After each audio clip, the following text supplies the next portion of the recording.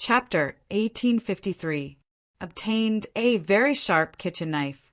Its grade is unknown. This is an emotionless kitchen knife. Because it used legendary grade forging techniques, it was inextricably linked to legendary grade weapons. So this is really a very sharp kitchen knife. So Dr. Gores, who had become nimble again, put the kitchen knife directly into his trouser pocket and then covered it with his clothes. "What are you looking at, Sneeve? Are you still dissatisfied?" It was like when Fat Tiger borrowed Xiao Fu's new remote control plane. Sneeve calmly looked back at Dr. Gores, then said indifferently, "I don't plan to continue to travel with you. The key is that I'm afraid you can't get rid of us so easily." Dr. Gores smiled faintly. "Don't forget, we have two here. No matter which one, they can suppress you." Nan Xiaonan leaving the team was fine. After all, she had defected from Wally's team. Gores didn't trust her at all. It was better for her to leave the team and act alone. As for the boss Luo, Gores couldn't keep him. However, Snakel's words made him feel that he did not need to be polite with this old fellow. Even though he knew that Snakel always had the intention to betray him and was a bomb that could explode at any time, it was still better to keep an eye on him at all times. "As you wish." Mr. Sneeve suddenly said indifferently, "I don't want to continue this game. It doesn't matter to me whether I can leave the chessboard or not. Even if I have to be trapped in this chessboard world in the future, I can keep me. If you are not afraid that I will drag you down, then do whatever you want." Dr. Gores couldn't help but open his mouth at this time. "Mr. Wally has come to the chessboard world as a servant. Don't you plan to take revenge on him?"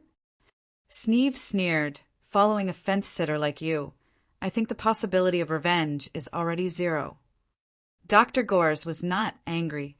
Instead, he said indifferently, "I wonder if the grass growing on the wall has always been living well." Sneeve didn't say anything. He walked to the side and leaned against the wall as he watched Gores and Tina. "Doctor, what do we do next?" Dr. Gores said without thinking, "There are Imperial guards outside. It's not convenient for us to move around. This family is just ordinary people. You go and control this family. We'll stay here for the next 2 days.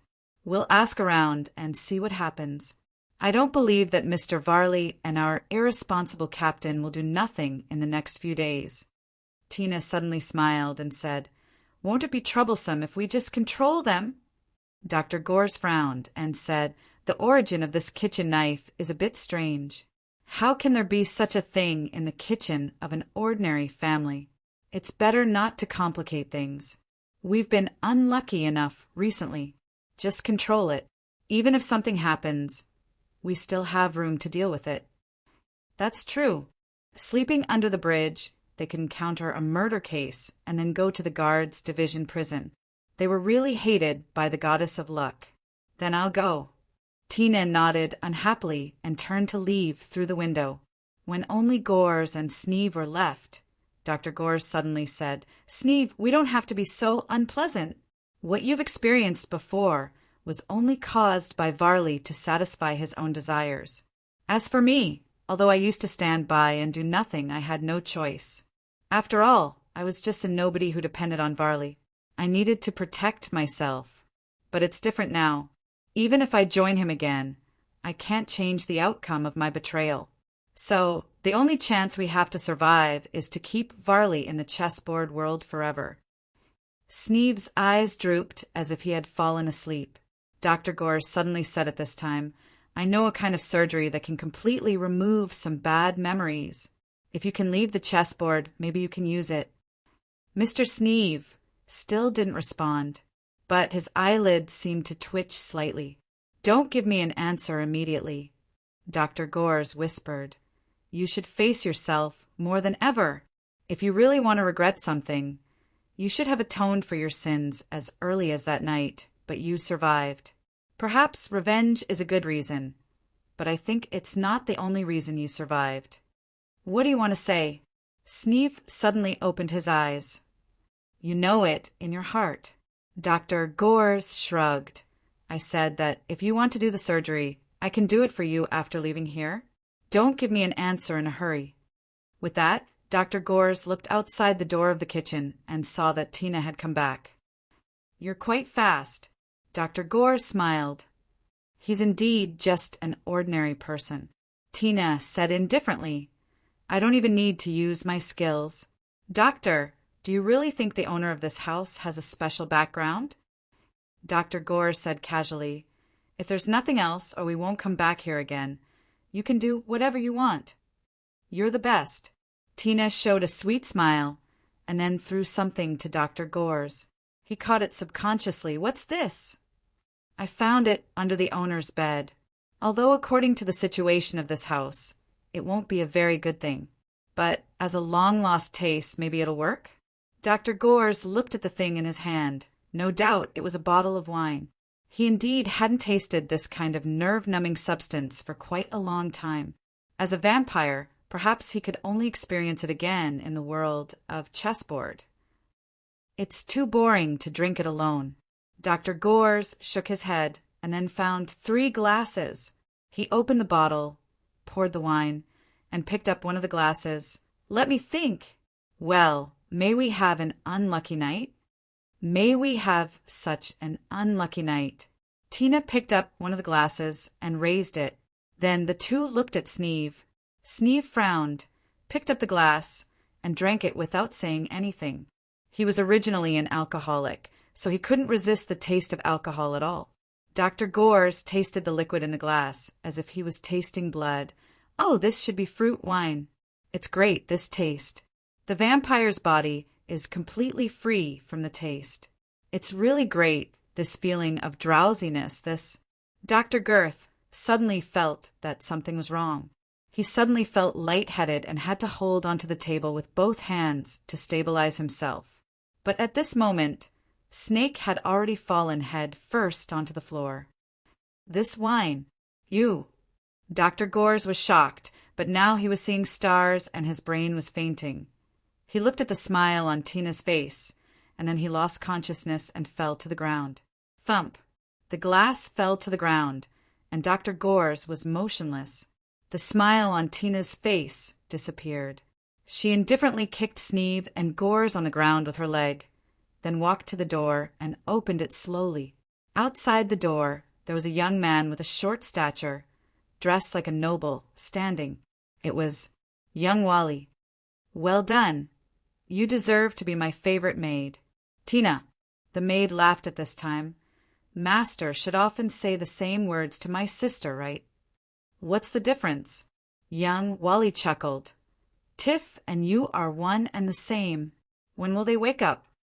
"If there's no accident, they will wake up in about an hour. Then I'll have to move faster." Young Wally narrowed his eyes and walked to Dr. Gores and Sneeve. He directly grabbed Gore's hair and lifted Gore's head. Gores can actually do a lot of things. Most of the research in my castle was done by him.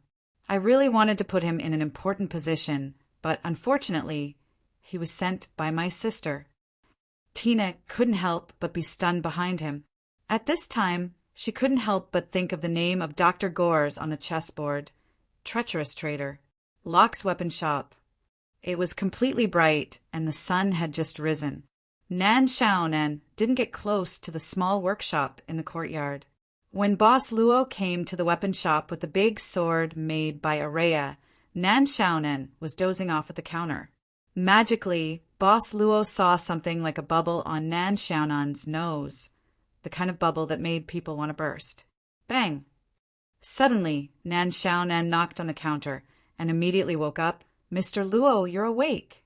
What time is it?" "About 8 or 9 in the morning." Boss Luo calculated the time. "I'm going out, Lady Nan. Do you want to come with me?" "I'm afraid you'll lose me," Nan Xiaonan said pitifully, "so I'd better follow you." "Then let's go." Boss Luo smiled. In fact, he got along well with Nan Xiaonan, but she was a cheerful, temporary companion. "Where are we going?" Boss Luo said. "To find the truth of Mr. Max's murder." Nan Xiaonan was stunned. Before she dozed off, she was still thinking about how to solve the crisis of the Kingdom of Elnis. But after she woke up, it suddenly became the truth of the murder, Wow, Mr. Luo, your thinking is really good, isn't it? Can I go wash up first before going out? Nan Xiaonan rubbed her face and said, I'm afraid I'll embarrass you if I walk on the street like this. Go, I'm not in a hurry. Luoqiu nodded and then said, But I believe that no matter who is around, Lady Nan, I don't think they will think so. Nan Xiaonan suddenly blinked and said, Mr. Luo, are you praising me? You think so too? Kind of. Boss Luo said casually. Usually the human's definition of ugly is relatively similar, not too different. She knew that she should stop before going too far, so she showed a happy smile and stretched. I feel that my luck will be better today. When the door of the room opened, Ji Lian rushed forward, but in an instant he was pushed back into the room by a gentle force. Ever since he was brought into the guards' division and interrogated, he was brought to this room. No one came to see him again. Aside from the food that would be sent to him regularly, he had no contact with the outside world during this period of time. Ji Lian, who staggered to the ground, quickly got up and saw the Minister of Peace between man and nature coming in with a small bag. Ji Lian said with some anger, Sir, why did you keep me here? I've said many times the thing was left by Uncle Zayart and the mask was also worn by him. This matter has nothing to do with Mr. Luo. Let him go quickly. Have you eaten anything? The Minister of Peace between man and nature put the small bag on the table.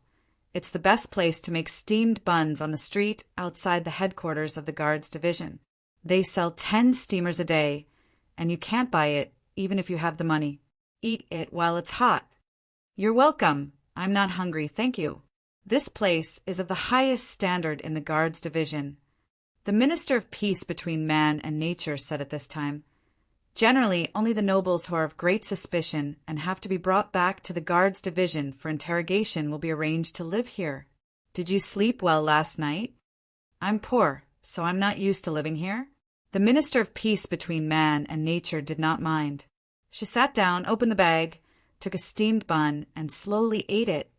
Yesterday's interrogation was a little incomplete. I'll record some questions. You sit down first. Ji Lian turned his eyes and looked at the door that was not closed. The Minister of Peace between man and nature suddenly said at this time, If you really don't want your Mr. Luo to suffer, it's better to cooperate.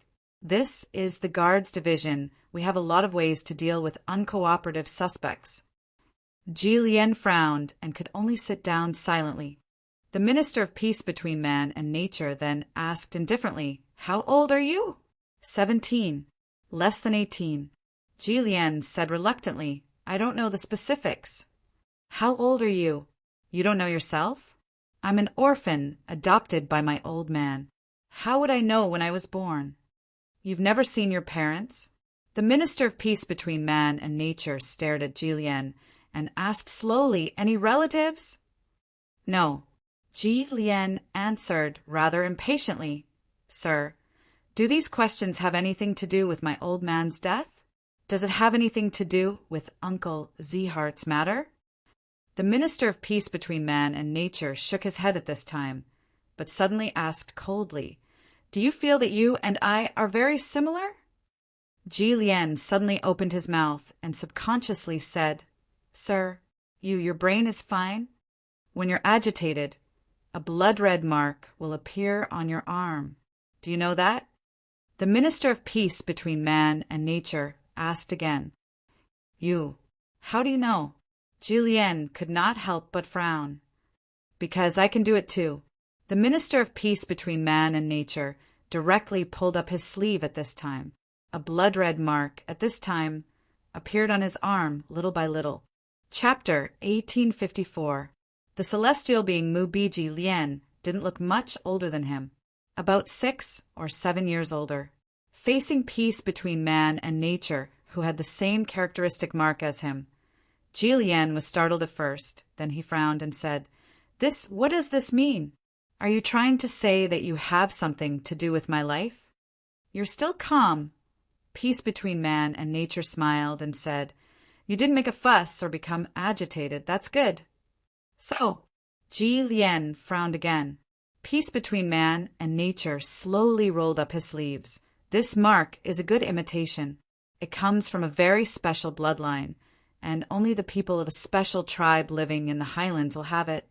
Highlands! Ji Lian carefully read the name of the place. Where is the highlands? In the west of the world. It's a place higher than the highlands. Legend has it that as long as it's night there, you can reach out and touch the stars. Peace between man and nature chuckled and said, "Of course, it's just an exaggeration. Don't take it seriously."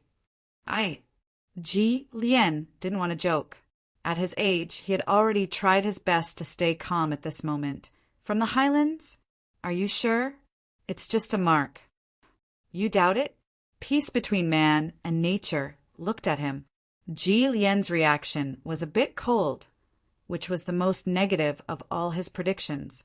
Ji Lian shook his head and said subconsciously, "No, it's just that I don't know what to do." He lowered his head and then said in a low voice, "I've already gotten used to my current identity. Perhaps in the past I had doubts and resentment about who I was, where I came from, whether I had any relatives in this world. Why did they abandon me, and so on. But now these are very far away from me and they're very strange. In fact, they're so strange that I'm a bit resistant." Peace between man and nature was silent for a while. "I'm telling you this not because you have to admit your identity. I'm just telling you where the origin of our people is and what kind of place it is. You don't have to look for it, but you can't not know its existence. This is our belief in the highlands." Ji Lian nodded subconsciously. Peace between man and nature had suddenly revealed his mark and told him that he was from the same race as him. From the death of his father Max to the recognition of peace between man and nature, everything had happened too quickly. He felt as if his world was undergoing an earth-shattering change. It was so intense that he was at a loss for what to do. How did all this happen?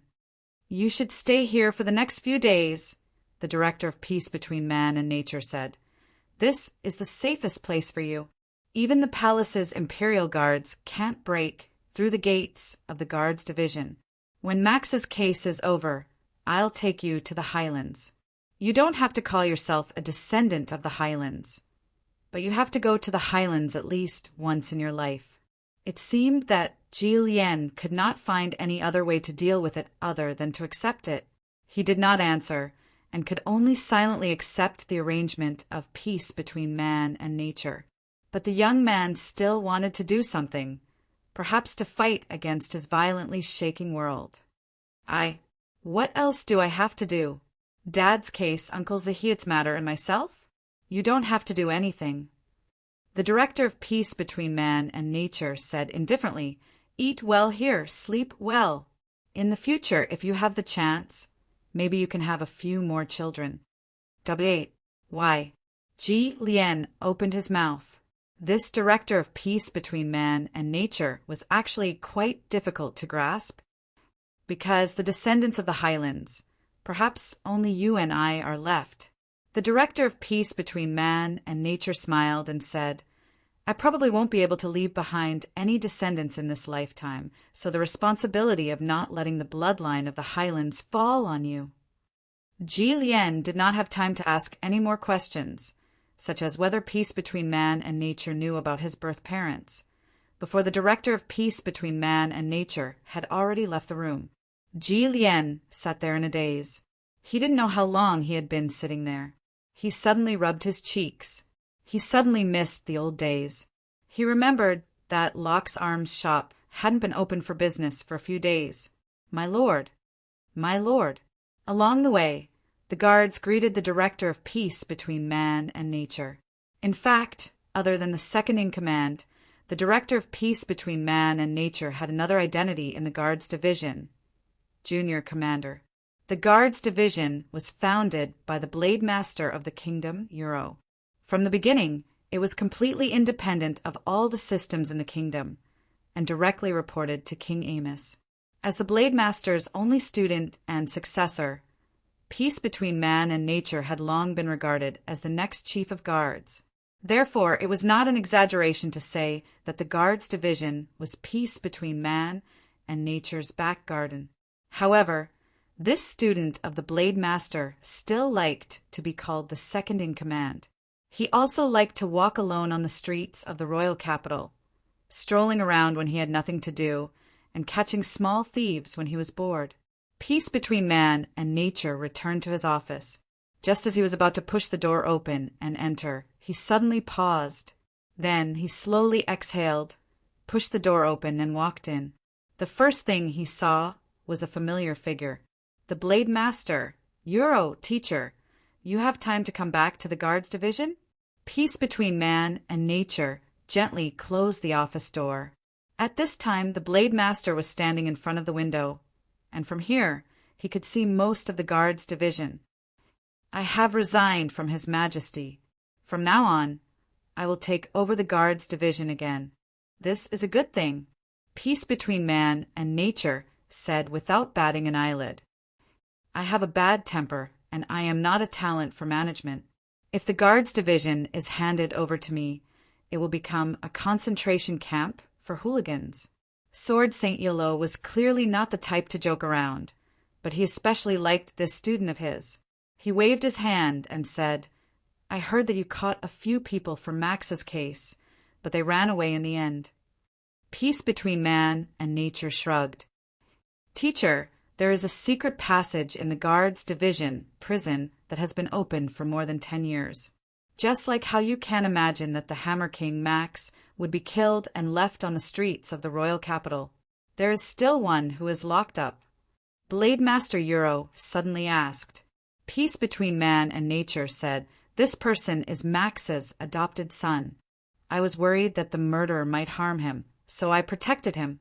After all, we still don't know why Max was killed. Blade Master Euro gave peace between man and nature a deep look, and suddenly said, How long has it been since we last practiced swordsmanship together?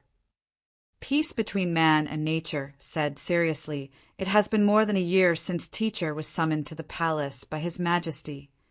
The Blade Master nodded, and then said, Now that teacher has time, let's test your progress in the past year. Then I will have someone prepare the training hall. Peace between man and nature said directly, No need. The Blade Master said indifferently, Let's do it here. You have reached the edge of the Saint Realm a long time ago, but breaking through is not something that can be done overnight. Let me see how sharp your sword has become. As soon as he finished speaking, a sharp feeling, as if it could directly cut a person in half, instantly spread from peace between man and nature. Faced with the Blade Master's sudden test, the Guard Division's vice-chairman couldn't help but sweat. A moment later, peace between man and nature collapsed to the ground, sweating profusely. Teacher, you're still as strict as ever. He panted heavily. The Blade Master stood with his hands behind his back, but his expression unconsciously became stern. Your sword is in disorder. You have the intention to kill, and this is something that happened in the past day. You haven't had the intention to kill for many years. In this world, there is only one person who can make you want to kill. Peace between man and nature was silent and only stared at the ceiling of the office with lifeless eyes. Blade Master Euro sighed at this time and said softly, It seems that I made the right choice in resigning. He glanced at peace between man and nature and saw that he had no intention of getting up, so he said indifferently, I haven't been back for a long time. I want to see how the guards are lax. Euro left the office, and peace between man and nature suddenly sat up, but said to himself, In the afternoon, let's eat buns. Royal Palace, Great Hall. King Amos had been listening to the discussion on the throne for most of the morning. The attack on the palace last night could not be concealed, not to mention that the Dragon Queen Hilda's Dragon King enchantment was still covering the whole King City. How could the lords and ministers sit still at home? They were already waiting outside the palace gate at dawn. It must be the remnants of the other countries. I have said before that we can't relax the pursuit of the remnants of the other countries. But look at the guys in the military department. They haven't fought for years. How lazy are they? Your Majesty, the palace has been attacked one after another. Isn't it the negligence of the intelligence department?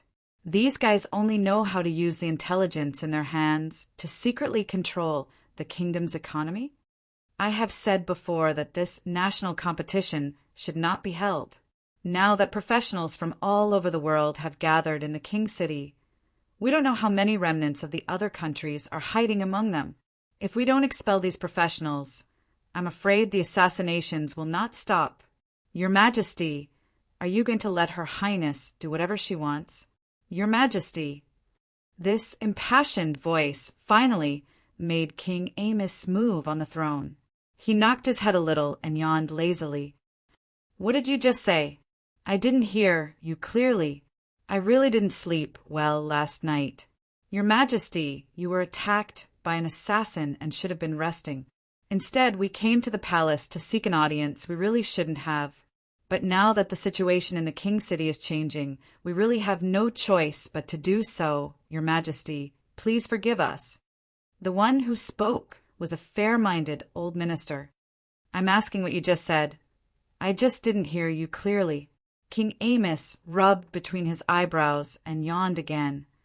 Who wants to listen to you? If you really feel that you are disturbing me, you can go to the prison of the Guards Division and stop your salary for this year as a supplement to the kingdom's finances. The old minister said excitedly, Your Majesty, as long as we can stop this ridiculous competition and expel those professionals with ulterior motives, let alone the prison of the Guards Division and the suspension of my salary. Even if you want me to die, what is there to be afraid of? Then you can go to hell. The head fell to the ground and blood splattered everywhere. The faces of the ministers were suddenly stained with a little bit of warm blood. They stared blankly at King Amos, who was coldly watching all of this from the throne. However, the one who made the move was obviously not King Amos. It was a figure who had appeared in the conference hall without anyone noticing. The Dragon Queen, and the only queen of the kingdom of Elnis, Hilda. Dragon Queen Hilda walked slowly into the conference hall. She walked past the head of the old minister and said calmly, The national competition is what Caro wants to see. If I say let it continue, then let it continue. If anyone has any objections, I'll make a necklace of human heads. The ministers felt a chill down their spines and didn't dare to raise their heads to look at the Dragon Queen. Queen Hilda looked at King Amos and said calmly, Amos, it seems like you're not very good at managing your own kingdom. Is this what you mean by listening to the voice of the people? King Amos smiled and said, Hilda, you have to know that they can't represent the voice of the people. Look, I've been dozing off for the whole morning, haven't I? Queen Hilda said calmly, No matter what, the national competition will continue as scheduled. Before that, as long as the Dragon King enchantment still exists, no one is allowed to leave the royal city, let alone expelling the professionals. I'll pay a visit to the nobles, who have a lot of voices. After saying that, the Dragon Empress turned around and left, leaving behind the officials who were all silent out of fear. King Amos walked down from the throne and asked calmly, Is there anyone else who wants to continue the meeting? The ministers looked at each other, and finally the conference hall became silent. King Amos nodded and pointed at the corpse on the ground and said, He's loyal, so he should be buried. Bury him. The national competition will continue as scheduled tomorrow. King Amos left the ministers. In the end, the ministers felt that it was pointless to stay in the main hall, so they could only leave without making a sound. Mr. Luo, what's the matter? On the streets of the royal city, it was obviously livelier than yesterday, but there weren't many merchants shouting. Instead, there were more voices of discussion. They were discussing the Dragon King enchantment that covered the royal city. The news of the Dragon Queen's arrival had already spread throughout the streets. Now the whole royal city was filled with an uneasy atmosphere. Nan Xiaonan followed boss Luo out and had been walking around for the whole morning. He said that he was looking for the truth behind Max's murder. But Nan Xiaonan felt that this Mr. Luo seemed to be walking around aimlessly. We've been looking for the whole morning. Do you have any leads? Nan Xiaonan had to force herself to ask, The case of Max's murder. Not yet, Boss Luo smiled and said. But the truth won't automatically fall to where you're sitting, right? If you walk around more, you should be able to find something. Probably. Huh. Ha ha. Nan Xiaonan shook her head and sighed, but at this moment her gaze suddenly froze. Mr. Luo, aren't they? She saw the trio from the castle walking towards her. Chapter 1855. The population of King City was now exploding. Among so many people, it was really a rare fate for acquaintances to meet each other. Of course, they should have been together. Kitchen knife? Listening to Dr. Gores and the other two talk about their experience after the prison break, Boss Luo was quite curious about the details of the kitchen knife. But Dr. Gores held this kitchen knife very tightly. Even when he took it out, he didn't let it go. It was this kitchen knife Boss Luo picked up on the street that day and met Jillian because of this kitchen knife. It was made by Max himself, so Boss Luo wasn't too surprised that it could cut open the shackles of the garrison division. Luocho didn't take the initiative to mention that he was working for the truth of Max's murder at this time. He was just curious about what the castle trio would do next. We plan to sign up for the competition. Tina said slowly, this is the only way we can get in touch with Princess Carol. However, it doesn't look good now. Today, the most talked about thing in King City is the arrival of the dragon Queen Hilda. Mr. Luo, we are all in the same team. You should find a way to win this game with us. Among the castle trio, Dr. Gores usually took the lead to speak. It was rare to see Tina as a maid leading the conversation. Perhaps it was because Dr. Gores didn't want to talk to Boss Luo anymore. Nan Xiaonan looked at the castle trio at this time, and then looked at Mr. Luo. She didn't think about it and stood on Mr. Luo's side. The witch of her subworld, who was used to big storms and big waves, didn't care about the time spent in the chessboard world. Her life had been long. The decades in her memory were really a blink of an eye. If Mr. Luo planned to stay here for a long time, she would be more than happy to see him. Only a long-term company could conquer a person's inner sanctum, perhaps as a true companion or as a close friend, or as two people with a closer relationship. She was the one who said that she was going to hug his thigh. No one could stop her. Miss Tina looks a little anxious. Boss Luo thought and said, did something happen? Tina nodded. Presumably, Mr. Luo should also know that Mr. Varley has come to King City. He is obviously with Miss Gong Lina's follower. Even we don't know how deep Mr. Varley's business in this chessboard world is. If we can't pass the game with Mr. Varley one step earlier, I'm afraid there will be many variables. There are still many things we don't know about this world. Okay, let's participate. So, to Wally's reality, we are like, what did you say? Boss Luo smiled. Okay, let's take part in the competition.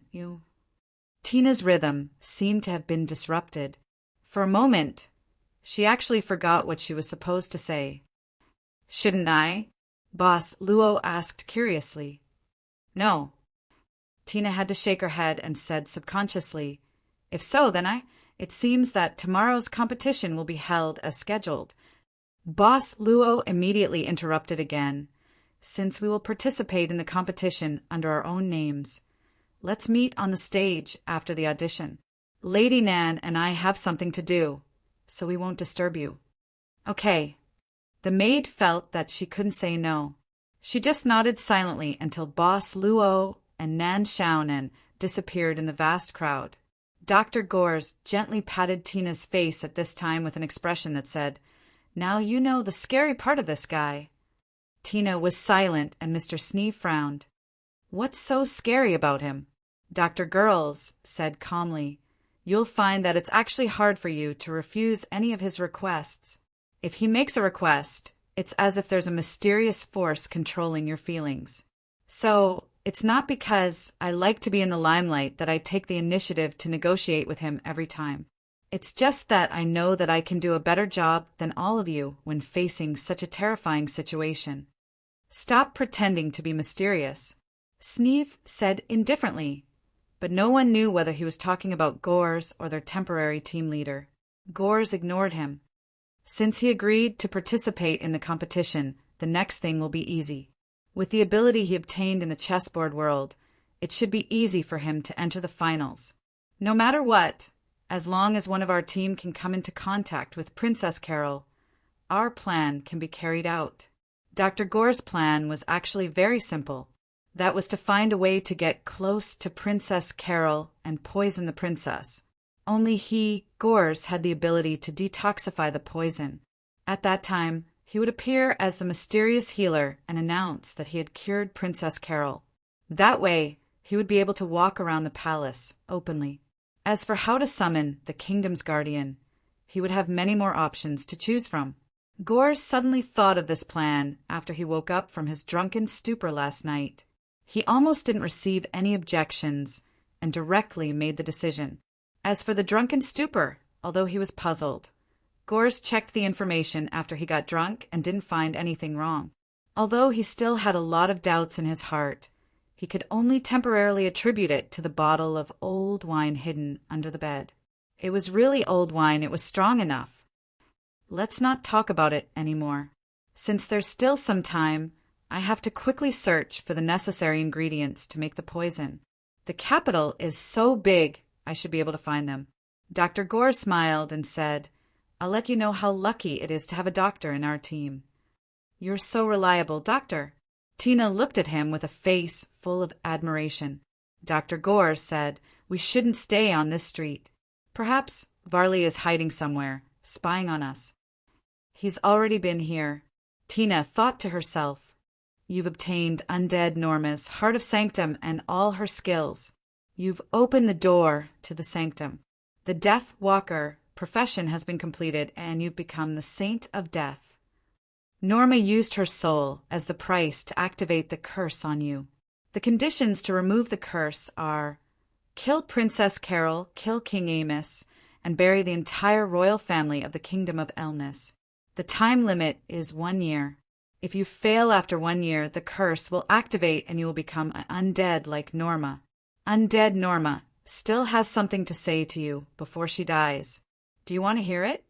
I don't King want to hear it. Tang Tianlin, who had just woken up from his muddle-headed state, was instantly filled with notifications from the chessboard. After removing a bunch of useless information, such as profession abilities and leveling up, he knew that he had been cursed. Old Tang was furious. Undead Norma was unable to say her last words. She died with regret. Oh yeah. Tang Tianlin opened his mouth, subconsciously. He looked at Norma, who had widened her eyes and opened her mouth slightly. She seemed to have something to say, but he couldn't find the words to curse. This guy was arranged to die just like that. He didn't even have time to say his last words. Wait, what did he want to say to me? Tang Tianlin couldn't help but frown and show a hint of anxiety. At least let me know what he wanted to say in the end. However, only Tang Tianlin's voice was echoing in the underground cave of the palace. There were no more notifications from the chessboard. After waiting for a long time, Tang Tianlin knew that he couldn't wait any longer. He looked at Norma, who had died with her eyes wide open and could only sigh. Then he buried Norma hastily and crawled out of the cave. What surprised Tang Tianlin was not that it was already dawn outside. It was that no one seemed to have entered the room he was in since last night. He tried to open the window and found that there were still Princess Carol's personal guards standing guard outside. It was the same ones from last night. What's the matter? Hearing the movement, the guard turned around and asked in a deep voice. Tang Tianlin said tentatively, it's dawn. I want to eat something. When it's time, a maid will bring you food. The guard said indifferently, if there's nothing else, stay in the room and don't come out. Tang Tianlin had to ask again, when can I be summoned by Her Royal Highness? The guard said indifferently, when Her Royal Highness wants to see you. After saying that, the guard closed the window directly. Tang Tianlin couldn't help but open his mouth. It seemed that he had been underground all night and hadn't been discovered. At this time, after learning about what happened to Norma, Tang Tianlin no longer had the initial idea of coming in contact with Princess Carol. Based on what happened to Norma, it was likely that the champion of the battle arena had been reduced to Princess Carol's plaything all along. If he wasn't played to death, then he was lucky enough to survive and become the princess's personal guard. Tang Tianlin had long felt that these guards were somewhat unusual. They seemed to lack emotions and were quite rigid in doing things. Let's see what skills the new profession has after breaking through. Sanctum? Tang Tianlin had to sigh. After inheriting Norma's power, how much his capital to survive in the chessboard game had increased. That's not right. Can the servant's profession continue to improve after reaching the upper limit? Tang Tianlin was startled at this time. Isn't this breaking the fixed rules? Tang Tianlin looked at his hands subconsciously at this time and muttered to himself, I always feel that even if I face Wally now, I can still. At this moment, the sound of footsteps came from outside the room. After breaking through the profession, Tang Tianlin found that his hearing had become extraordinary. He almost didn't think about it and instantly launched a new skill, aura elimination. This almost instinctive operation made him look sharp in an instant. Compared to yesterday when he defeated his opponent in the battle arena, he was a bit sharper, but it wasn't the appearance of a sanctum. At this time, a beautiful woman pushed the door and came in. The woman's face made Tang Tianlin lose his mind for a moment, but his mind had always been firm. Are you the new champion of the battle arena? The beautiful woman at this time said indifferently, The momentum is not bad, the limit of the profession. It seems that the battle arena has indeed sent a very good talent this time. You are Her Highness the Princess? Tang Tianlin asked tentatively. My name is Laura, the head maid of Her Highness. The beautiful woman. Laura at this time said indifferently, I came here to tell you that Her Highness the Princess will be meeting with Her Majesty the Empress in the next few days, so she has no time to meet you. So, now there are 2 arrangements for you. It's up to you to choose. Miss Laura, please speak. Laura said, First, you can continue to stay in the palace. Her Highness the Princess will find time to meet you after the national competition. Second, you can leave the palace and participate in the national competition as a seeded player. Perhaps you can win the favor of the princess as the champion of the national competition. I choose the second one. Tang Tianlin thought for a moment and said. Laura looked deeply at Tang Tianlin, then nodded and simply said, Someone will arrange for you to leave the palace. So be it. Miss Laura, please take care. Tang Tianlin said rather modestly. Not long after, a maid came and gave Tang Tianlin a token to directly advance in the national competition. Then she had 2 guards send Tang Tianlin directly out of the palace. This trip to the palace was completely contrary to his original intention. On the main street, Boss Luo suddenly stopped. In this regard, Nan Xiaonan struggled for a moment. She struggled whether she should pretend that she didn't notice and directly bump into Boss Luo, or whether she should follow suit. According to the practice of the scholarly ladies, there was no doubt that the first one was the correct way. So, the struggle instantly came to an end. As the saying goes, as long as you have the courage, you can have a maternity leave tomorrow. At this moment, the witch of the subworld's academic school suddenly took a bigger step and was about to bump into Boss Luo's back. She had to adjust the angle. It would be best if she could use her soft part to accidentally hit Boss Luo. Lady Nan, be careful. Ah, a burst of coolness. Nan Xiaonan at this time opened her eyes wide and subconsciously raised her wet head. She saw an old woman holding a basin and complaining, What are you looking at? Didn't you see the water warning downstairs? I just want to bump into Boss Luo, like a scholarly lady. There's a clothing store over there. Boss Luo comforted her. Let's go there. You'll catch a cold. Nan Xiaonan reluctantly nodded. At this time, Boss Luo suddenly said, It's better to buy a set of men's clothes. End of chapter. Chapter 1856. Without any hesitation, Nan Xiaonan, who had changed into men's clothes, walked into Boss Luo's sight. She completely agreed with the saying that changing clothes could arouse the opposite sex, especially when she violently tore open the loose men's clothes and exposed her body to the air. It would bring a strange sense of invasion. "How do you feel?" Nan Xiaonan straightened her chest and asked. She wasn't big, but it wasn't that she didn't have any. On the contrary, she was actually fleshy. It was just that she looked skinny, but the shape and feel were really good. When she first came to this world, she had already checked her new body. Almost there. Boss Luo sized her up. Almost there. Nan Xiaonan could not help but be stunned. Luoqiu handed her a palm-sized crystal at this time. Nan Xiaonan held it in her hand without thinking, and asked curiously, "What is this?" "Phantom crystal," Boss Luo said simply. "It's used to specify a person's appearance and then imitate it on your body. You can simply understand it as a disguise." And then, Nan Xiaonan was still a little confused. Luoqiu smiled and said, "Next, I hope Lady Nan can pretend to be Max and walk in the King's City." Nan Xiaonan blinked and said subconsciously, "Mr. Luo means you want to use this to lure out the murderer who once killed Max." Boss Luo nodded.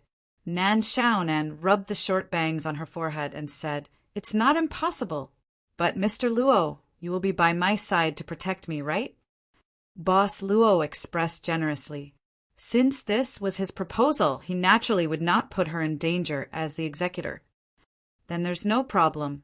Nan Xiaonan accepted the task without hesitation.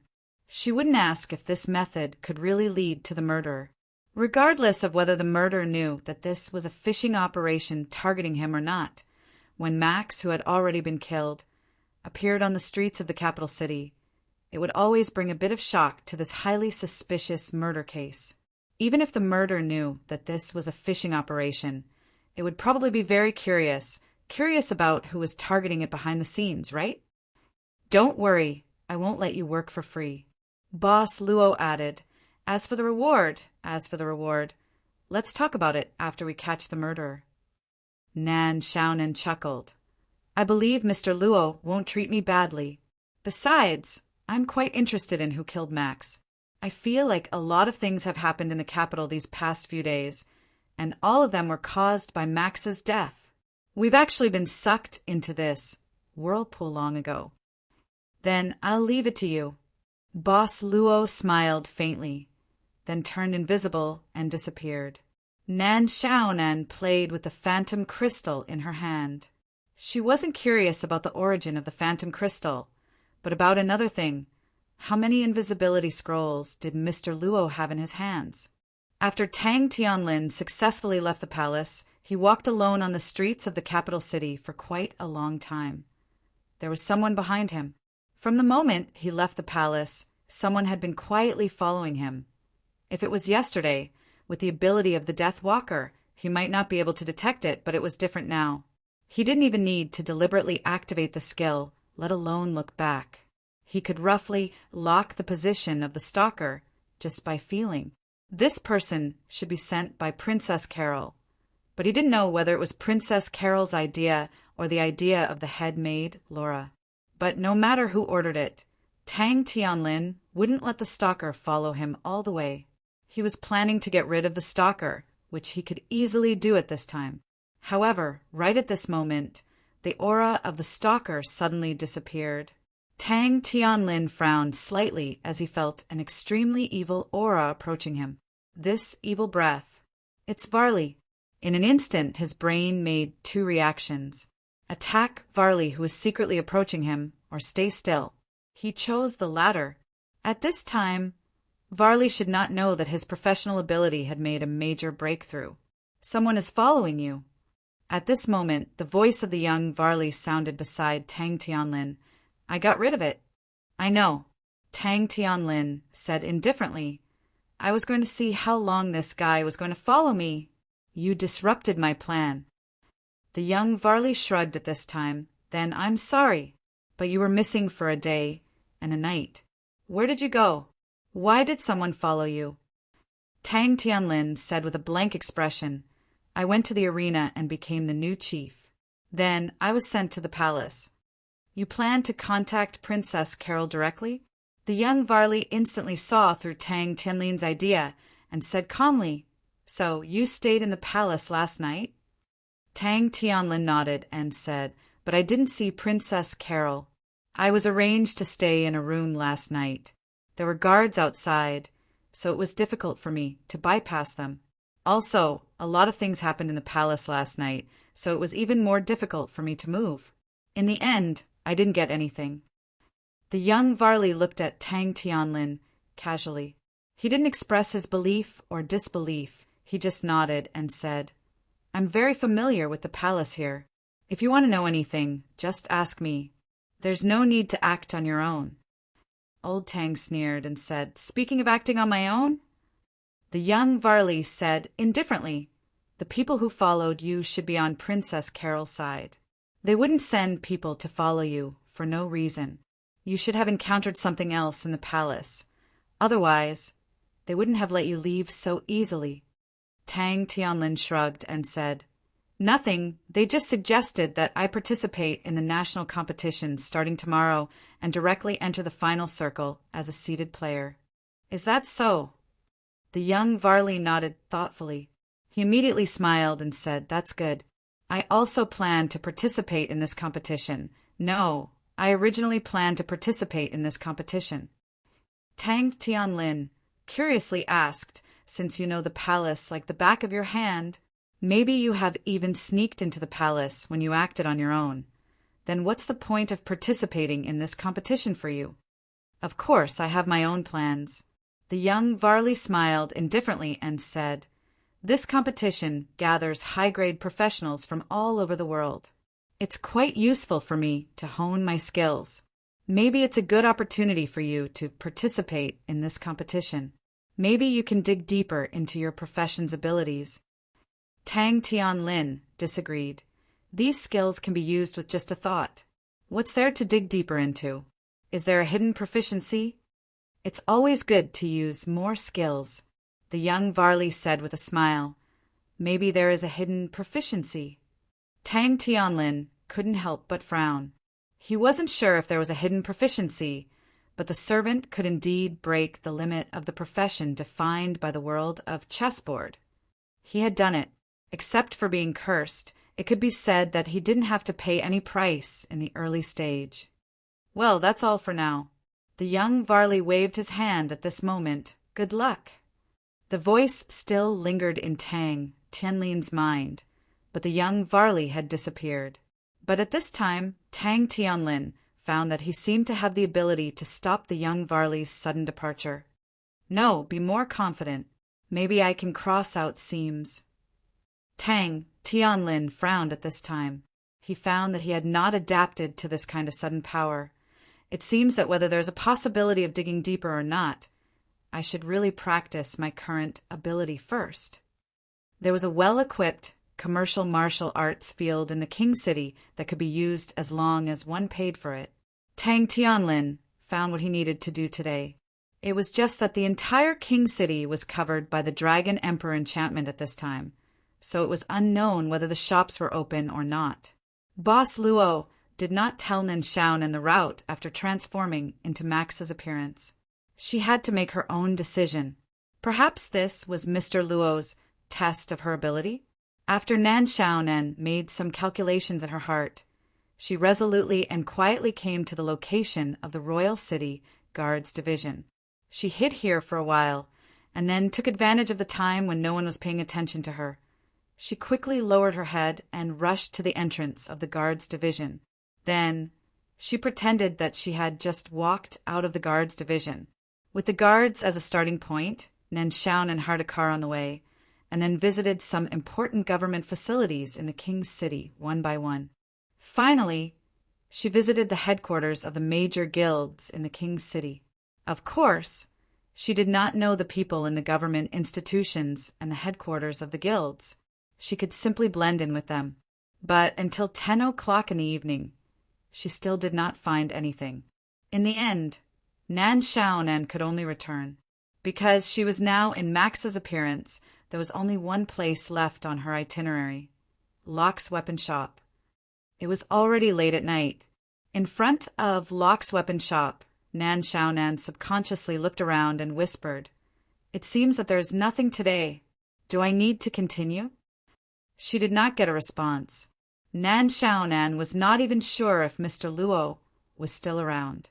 Wait, what if this plan was actually just a move by Mr. Luo to get rid of her? I was careless. Nan Xiaonan gritted her teeth at this time. I shouldn't be so easily deceived by his kind appearance.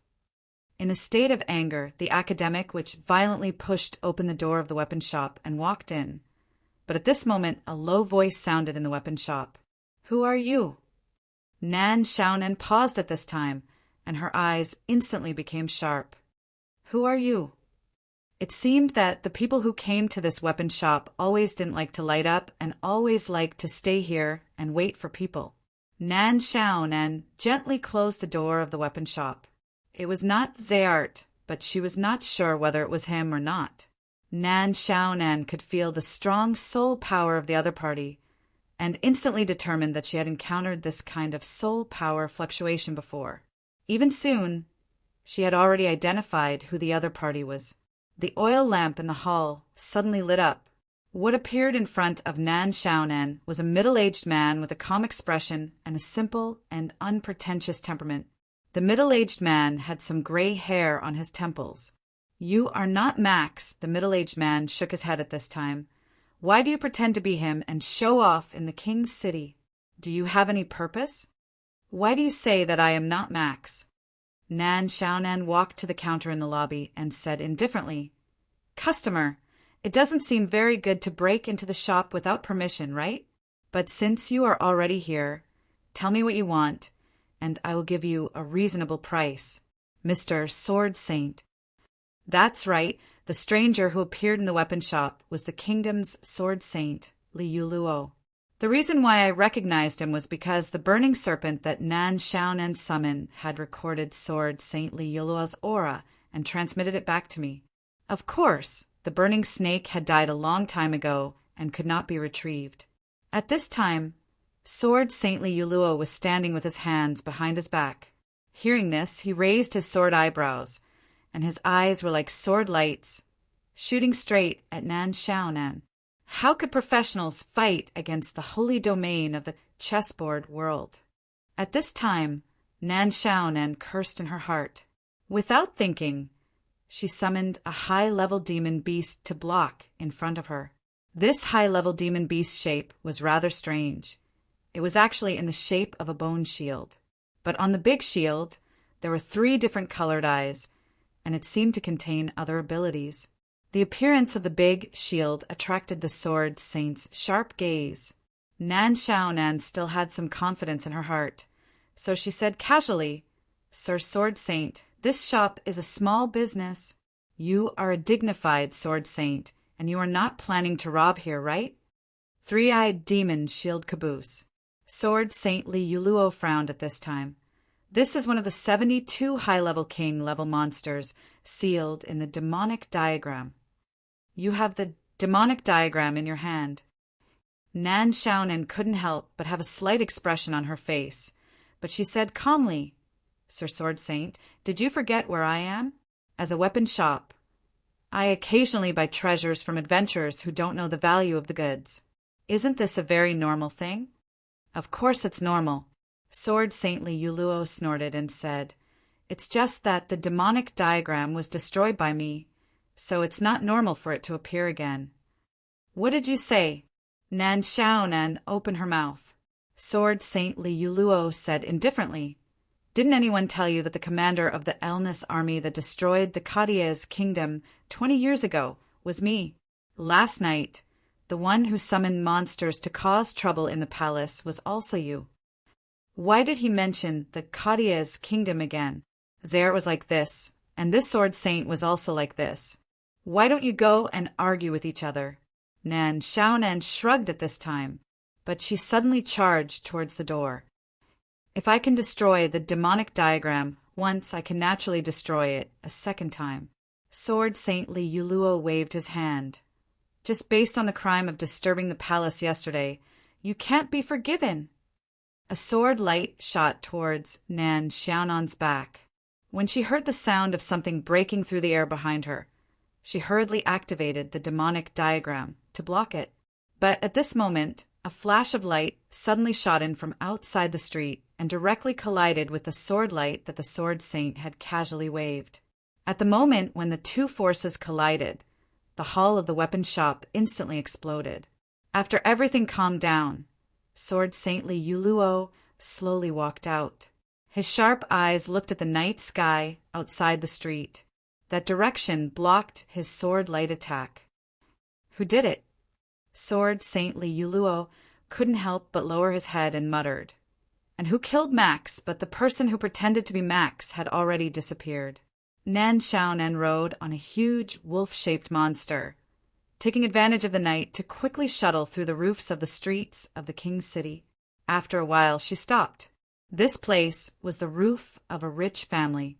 The reason she stopped here was that the person who helped her launch the attack from this place, he was several streets away, but was able to accurately rescue her from Sword Saintly Yuluo's sword light. Thank you for your help, sir. At this time, Nan Xiaonan stood beside the monster, looking at the guy in front of her with his back to her. He was wearing a dark cloak. In addition, his breath was faintly discernible, and even the fluctuation of his soul was faintly discernible. Max is already dead, and the dead shouldn't appear again. The black-robed man said indifferently. Nan Xiaonan instantly tensed up, her hand clenching the demonic diagram. Is it you who killed Max? No. The black-robed man suddenly turned around. But the one who will kill you will be me. The moment he turned around, the black-robed man's hand suddenly pulled a huge longbow. On the bowstring, there were 3 light arrows condensed by power. At this moment, Nan Xiaonan even felt that someone pointed a knife at her heart. She knew that she couldn't retreat at this time, because the other party had completely locked onto her. If it weren't for the restriction of the servant profession, if she could get back 1/10 of her body, no, even if it was only 1/100th of her ability, she would smash this broken chessboard world in minutes, okay? Mr. Luo, if you don't help me this time, where will you find a cute pendant like me? Whoosh! 3 light arrows were shot out at this moment. Nan Xiaonan's complexion instantly changed. She felt 3 streams of air brushing past her face. Her cheeks were even scratched by the streams of air leaving a cut. But the target was not her. Nan Xiaonan was shocked, subconsciously turned back, only to see that the 3 light arrows shot by the black-robed man had been broken at this time, falling to the ground, instantly turning into a stream of airflow and dissipating. Boss Luo was holding his sword at this time. He looked at Nan Xiaonan, smiling slightly. I think I didn't let you down, Lady Nan. I'm so King moved, okay? The witch of the subworld's academic school rolled her eyes, but she hurriedly ran behind Boss Luo. Let's have a good time first. Aurora's asked her. The black-robed man at this time put away the bow and stood still. The king is right. One of the 3 artifacts has fallen into the hands of you outsiders. It seems that you value this sword very much. Boss Luo thought for a while. I will return it to this world. When I leave, I will return it to this world. At present, I should still need it. Don't wait until then. The black-robed man at this time said indifferently, Let's do it now. As he said, he once again drew the bow at lightning speed and even put a real arrow on the bowstring. My swordsmanship should be very good now. Boss Luo shook his head. Stepping on air, shuttling through space, Aurora's Aster was already on top of the black-robed man's total annihilation, directly suppressing it. The tip of the sword lifted the black-robed man's hand that was pulling the bow, only to hear the sound of the bowstring. The long arrow had been directly shot under the roof of the big house. The black-robed man was shocked, but the tip of the sword went straight to his throat like lightning. The black-robed man instinctively stepped back a few steps, just retreating to a safe distance. But at this time, he felt that his hands were empty. His longbow, total annihilation, had fallen into the hands of Boss Luo at this time. I said, I will return it. Boss Luo said indifferently, together with this total annihilation. Change of owner. Chapter 1857. Total annihilation was taken away. After being shocked, the black-robed man instinctively wanted to take it back again. However, a few sword lights came at him and easily forced him back. This was probably something he didn't consider at all before he appeared here. You can go. Boss Luo put away the sword at this time. Go back and tell your king that I said I will return these 2 weapons, and I won't break this promise. The black-robed man didn't speak, but his eyes hidden in the robe emitted a faint green light. Boss Luo said indifferently, I think in the power system of this world, you should be at the top level. Although you took away this bow, if you really want to make a move, you can't avoid making some noise. The black-robed man still didn't speak. Boss Luo said, I don't mind if you are willing to let the sensitive dragon queen in the palace discover your existence. The black-robed man's strange eyes gradually calmed down, but he didn't have the intention to leave. My identity here is just like the outsider, you know. Boss Luo said indifferently. In other words, even if you want to kill, it's not impossible. Maybe it's a bit tough, but I'm willing to move around here with this identity. As he said, Boss Luo casually waved the sword in his hand. Speaking of which, I really haven't tried to use force to directly erase a real life. Are you willing to be my first experience? Of course, this won't be a death in vain. You will get something, maybe something you have always wanted. When people die, it's meaningless to get more. The black-robed man said calmly, You said so much just to let me leave and not to kill me. Maybe you don't have the confidence to kill me or keep me here. Boss Luo slowly sighed at this time and said softly with a voice that only Nan Xiaonan could barely hear clearly, Since it's only a world in the chessboard, it's not impossible to indulge a little here. Mr. Luo, Nan Xiaonan raised her head subconsciously. At this moment, she saw a flash of light. She couldn't even see Boss Luo's figure clearly, but when she regained her senses, Luocio had already appeared behind the black-robed man. Aurora's aster was slowly returning to its scabbard. Finally, it let out a ding sound. At the same time, the black-robed man's black robe was torn open from the middle. What appeared in front of Nan Xiaonan was a very special human face. It had no hair, and its ears were slightly long and pointy, but it was obvious that it wasn't an elf from the elven homeland. Its abnormally pale skin and sharp teeth made it seem like a beast. On the black-robed man's forehead, there was a thin sword mark. His pupils were already extremely wide open. Poof! In the next second, the black-robed man directly fell down. He fell to the ground, and his body had already lost all signs of life. After a while, when the cold wind blew, Nan Xiaonan bypassed the black-robed man's corpse and walked to Boss Luo, asking in disbelief, Mr. Luo, you really killed someone for the first time? Maybe. Boss Luo said indifferently, I've destroyed many souls, but none of them were as real as this one. I'm just saying casually. Was this a joke? This almighty who could easily control the will of a subworld had actually never killed anyone until now? If it was true, then compared to this Mr. Luo, Nan Xiaonan really felt that she was as unclean as a prostitute who had been ravaged by life thousands of times. I want to cherish these souls hidden in the skin as much as possible. Luocio glanced at Nan Xiaonan. So many times I'm reluctant to peel them off myself. Nan Xiaonan only felt extremely terrified. She saw that Mr. Luo's eyes were chaotic at this moment. It was more chaotic than any void scenery in any dimensional crevice she had ever seen. The fear from the depths of her soul made her unconsciously take a step back. Her soul was afraid, an unprecedented fear. She felt that she had underestimated this Mr. Luo. Maybe he was not just a powerful figure in the void, but an ancient giant who had existed in the dimensional void for a long time. "You're afraid of me," Luochio said indifferently. "Lady Nan has always wanted to follow me. If you're afraid, will you still think so?" I'm just. Nan Xiaonan's brain was spinning crazily at this moment. But whether it was this body or the broken soul, both showed that she was at the lowest point of her life. She couldn't think. She opened her mouth to speak, but she couldn't say it. Just what? He obviously wanted to know the answer from her mouth, or from her voice. Nan Xiaonan gritted her teeth. She felt that she was going through the most important gamble in her life. "I yearn for freedom."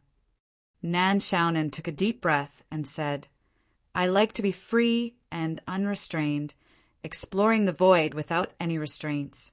But I found that I can't do it by myself. I tried not to let myself be contaminated by all the causes and effects in the dimensional crevice. I never fight with others. Even if I want to do something, I'll do it under the condition that there won't be any repercussions, and I'll leave immediately. I've tried so hard, but I still can't achieve the freedom in my heart. I lack enough power. So, to be honest, of course, I hope to get the power of freedom from Mr. Luo. You need to pay a price," Boss Luo said simply. "Freedom is priceless," Nan Xiaonan said seriously, "because it's priceless. If you want to get it, you naturally need to pay a huge price. Whether it's the living beings or the strong in the dimensional void, there are things in our hearts that we want to get." She began to be honest, at least for now. Boss Luo's face suddenly showed a trace of a smile. The chaos in his eyes also unknowingly became clear. "Tell me." Nan Xiaonan took a deep breath and said in a deep voice, "What do I need to do to be qualified to be your companion, to get the power I yearn for from you?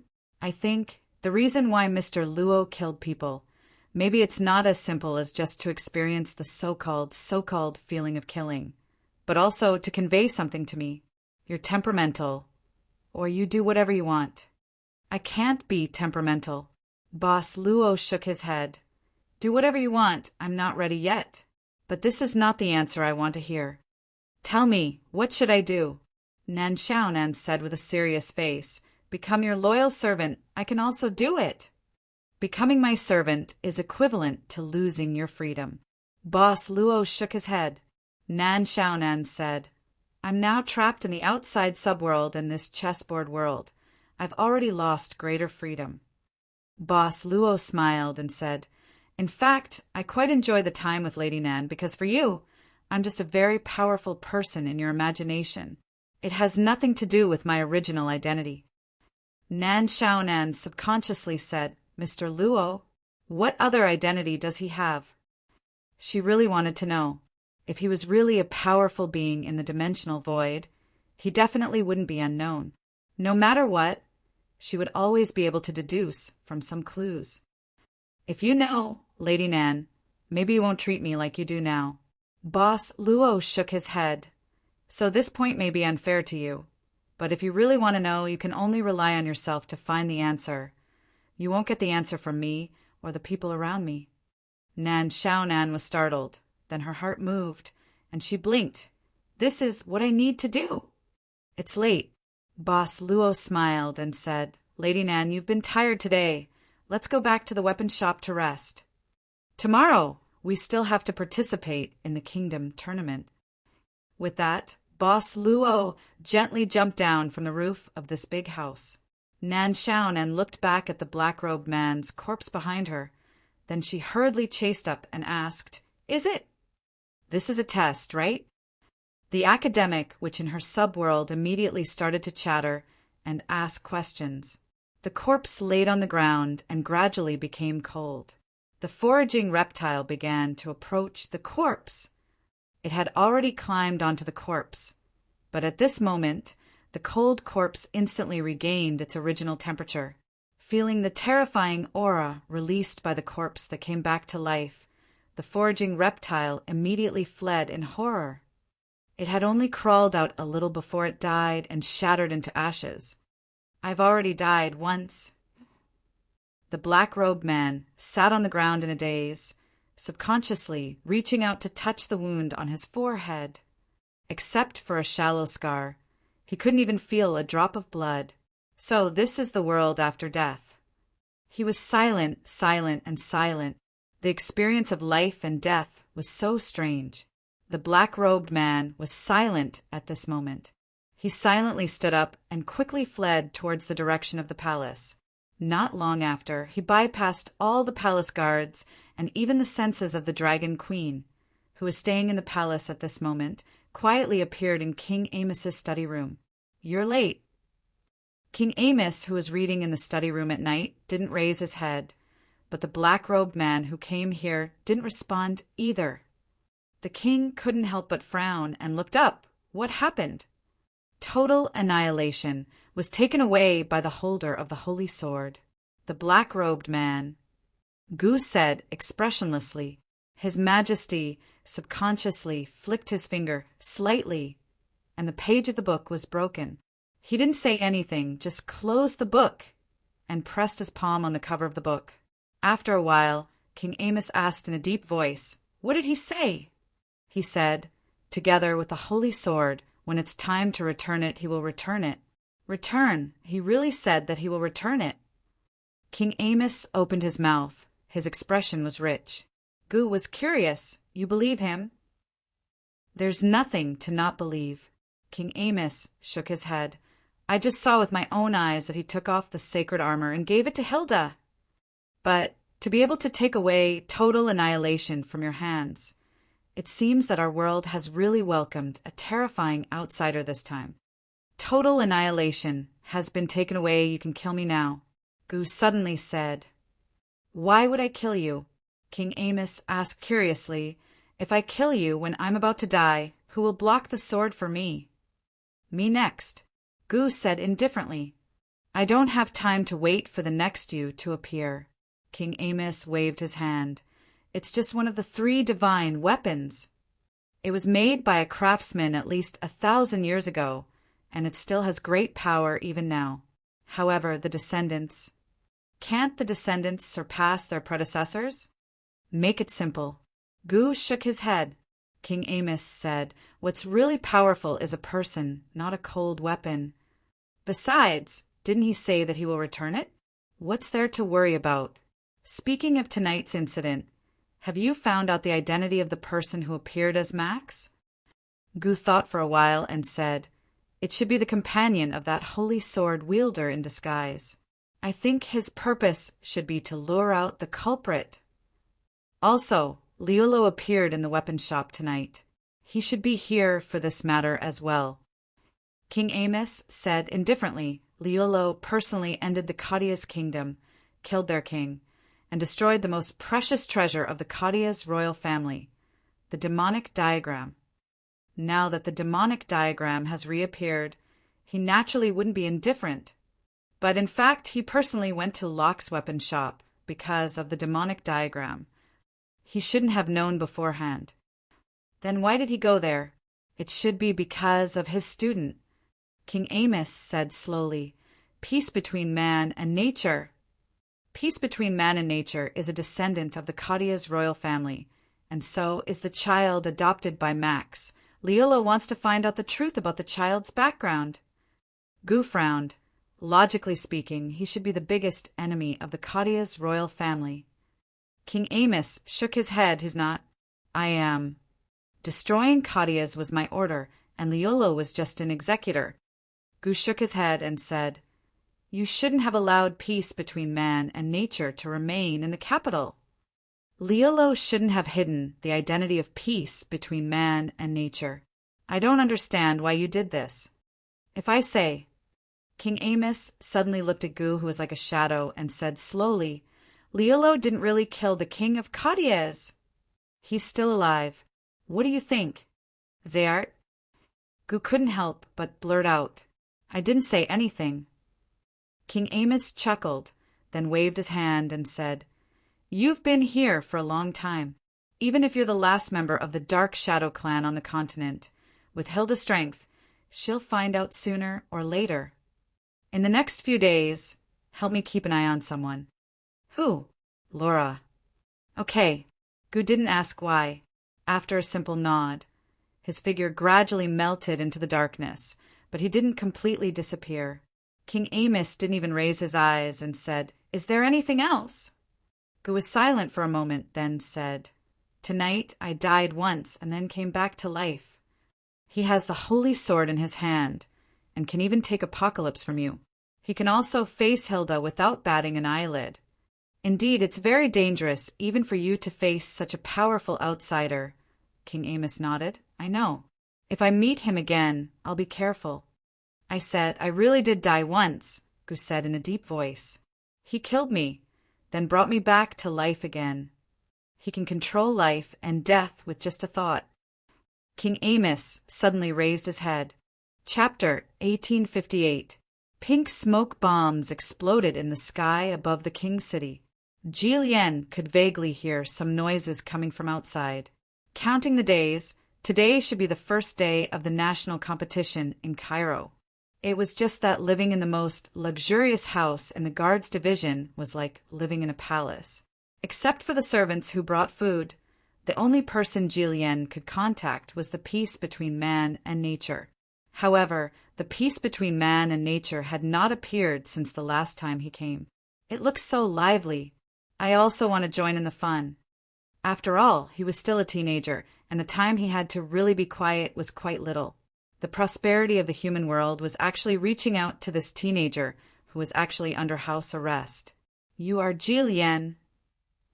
But at this moment, a man with a cold face appeared in front of the door. This was not the servant in charge of delivering food. Jillian could not help but frown when he saw this person for the first time. "Who are you?" The man with a cold face said indifferently, "Come with me. Someone wants to see you." "Who?" "You will know when you get there." The man with a cold face stretched out his hand. "Please." Inside the guards division, Jillian knew he had no ability to resist at all. At this moment, he could only let it be. But if it was the peace between man and nature who came to see him, he should not have done this. "I don't know what the peace between man and nature is doing," Jillian said intentionally or unintentionally. "Yesterday he said he would come to chat with me." The man with a cold face said indifferently, "I don't know if he promised you or not, but he will not come back to see you today. Cut the crap." With that, the man with a cold face directly pushed Jillian's back, as if he was escorting a prisoner. "Damn," he said. He had a high status in the guards division. Look, this iceberg did not give him any face at all. A moment later, Jillian followed the cold-faced man to a pavilion. What he didn't expect was that the guards division actually occupied a much larger area than he had imagined. He actually saw a small lake here. The pavilion was in the center of the lake, and there was only a stone bridge that led to it. The cold-faced man stood at the edge of the lake and signaled Jillian to walk towards the pavilion in the center of the lake alone. Jillian hesitated for a moment, but seeing that there seemed to be a person waiting at the pavilion in the center of the lake, she could only carefully walk over.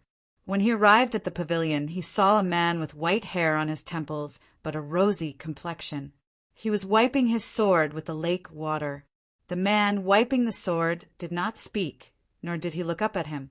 Jillian saw the cold light of the long sword in the man's hand and couldn't help but praise, "This is a good sword." The man stopped. "You know swords?" Jillian shook his head. "I don't know much about swords, but I have seen a lot of weapons, so I can still distinguish between good and bad ones. Although this sword is hidden, it vaguely reveals a trace of cold light, like the cold moon. Under the sunlight, there is a trace of red light. It must be a real weapon that once drank blood. It hasn't been stained with blood for almost 10 years. The man smiled and put the sword down. "All these years, I insisted on using the water in this lake to wash away the murderous aura on it, but it hasn't been completely washed away. How many people has it killed?" Jillian could not help but be secretly shocked, although he did not like being a craftsman, and his father's attitude towards him was almost free-spirited, never forcing him to learn any weapon forging techniques. He had grown up in a weapons shop since he was young. He was influenced by what he saw and heard, so he could be considered an insider. Sir, why did you invite me here?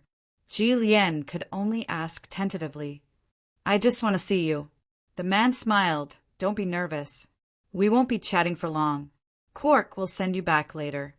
Quark. Ji Lian subconsciously turned around to take a look. The cold-faced man by the lake was holding his sword, standing motionlessly with his eyes closed. Quark is half a student of mine. The man said casually, he has been with me for a long time, even before peace between man and nature. However, his talent is not as high as peace between man and nature, but he wins in hard work. Among the younger generation, there are few who can match him. Lord Peace between man and nature. Your student? Ji Lian seemed to have realized something and blurted out, Could it be that you are? My name is Li Yulou, the man the kingdom's sword saint said with a smile. Lord Sword Saint. Ji Lian could not remain calm. In his more than 10 years of life, this was the person with the highest status he had ever seen. Moreover, he was the kingdom's sword saint that was praised throughout the continent. The people said that this Lord Sword Saint was the kingdom's pillar of protection. In the early years, he had followed King Amos to war all over the world. Many saints from other countries had died in the hands of this kingdom's sword saint. You and peace between man and nature are of the same race. Sword Saint Li Yulou said coldly, No need to be so polite. You can call me teacher like him. This. Ji Lian was startled at first, thinking that this kind of relationship was not enough to call him teacher. But he suddenly realized that this Lord Sword Saint already knew that he was from the Highlands. You look a bit like an old friend of mine. Sword Saint Li Yulou said slowly, I once promised him that I would take good care of his descendants. I heard that your adoptive father, Max, is already dead. In the coming days, you can stay in the guards division. You will be very safe here with me. Ji Lian opened his mouth and was about to say something. Sword Saint Li Yulou suddenly threw the sword that he had just finished, wiping to Ji Lian. Ji Lian could only grab the sword in a panic. You have never practiced swordsmanship before? Li Yulou asked curiously. Ji Lian subconsciously shook his head. Dad has always been against me going to the swordsmanship club to learn. He always said that learning was useless. Sword Saint Li Yulou chuckled. From today onwards, I will teach you swordsmanship. Yeah. Ji Lian said, Isn't it too late to learn now? The instructor of the swordsmanship club said that the best age to learn swordsmanship is from the age of 10. It's not too late. Sword Saint Li Yulou said indifferently, As long as you have the heart, it won't be too late even if you are 30 or 40 years old. Moreover, you are from the Highlands. As long as you are from the Highlands, it won't be too late. With that, Sword Saint Li Yulou suddenly reached out and grabbed Ji Lian before he could react. Then, he pulled Ji Lian directly into the lake. Ji Lian was shocked.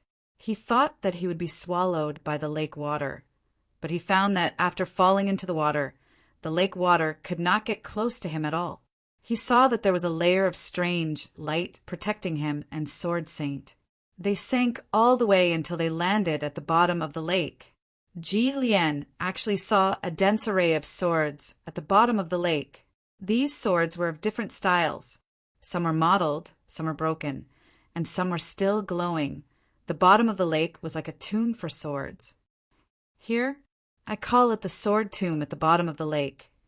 Sword Saint Li Yulou said slowly, The masters of the swords buried here were all defeated by me.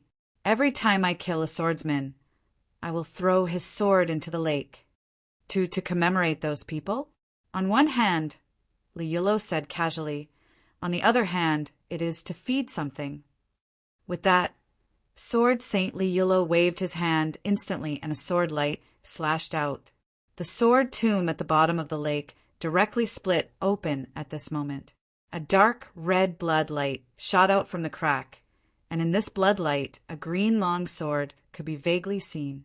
The moment Julien noticed the cyan sword, he saw that the place where the blade and hilt of the cyan sword met had actually split open. At the place where the sword had split open, a dark red eye had shockingly appeared. "What is this?" Julien was shocked. "Sword soul beast," Sword Saintly Yellow said slowly. "Under the heaven and earth there are many strange beasts. Some will take the appearance of the familiar devil beasts, but some will take the form of a devil beast, a beast, or a weapon. A few years ago, I obtained a dying sword soul beast and placed it here. I kept feeding it all kinds of broken swords containing the will of the swordsman. Finally, it gave birth to 2 cubs, and they have already matured for a long time."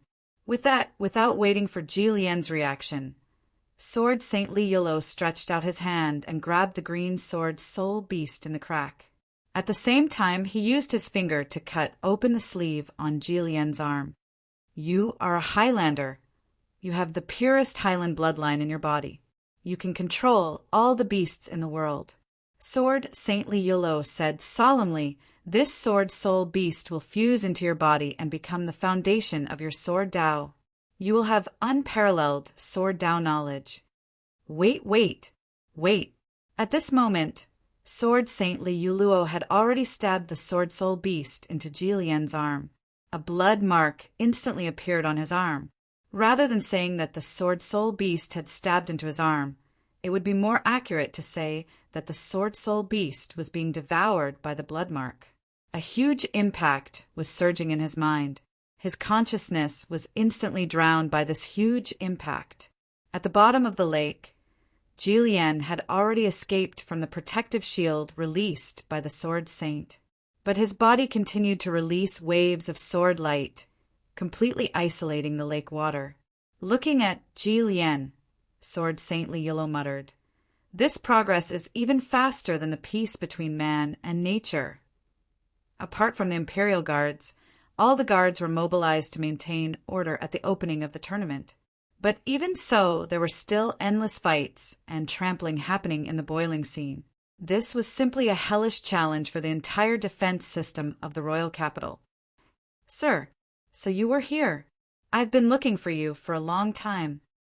On a tall building next to the National Square, the subordinates of the guards finally found the second seat sitting on the roof of someone's house, enjoying the scenery and eating buns. "What's the matter?" The head of the peace between man and nature seemed to have emptied his mind. "We're too busy."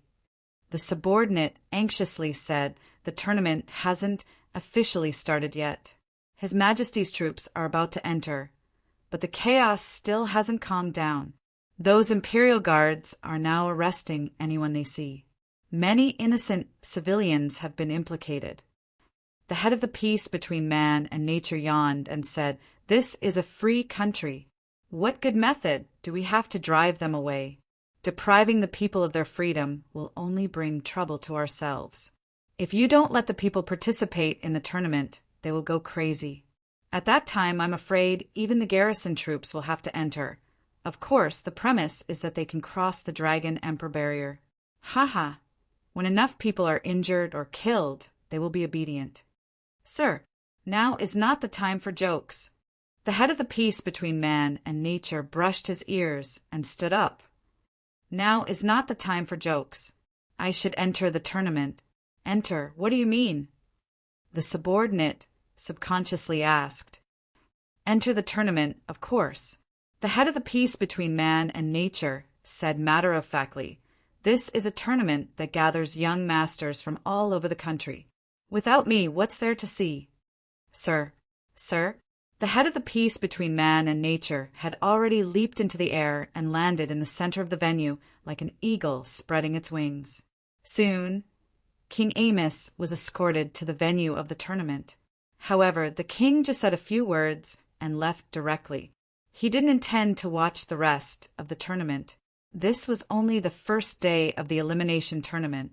For many people who were looking for talents at this time, it was not a good time. At the very least, the competition for the top 100 was something that the nobles began to look forward to.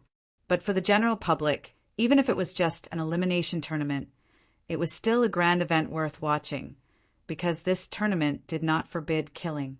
You could defeat your opponent and make him surrender.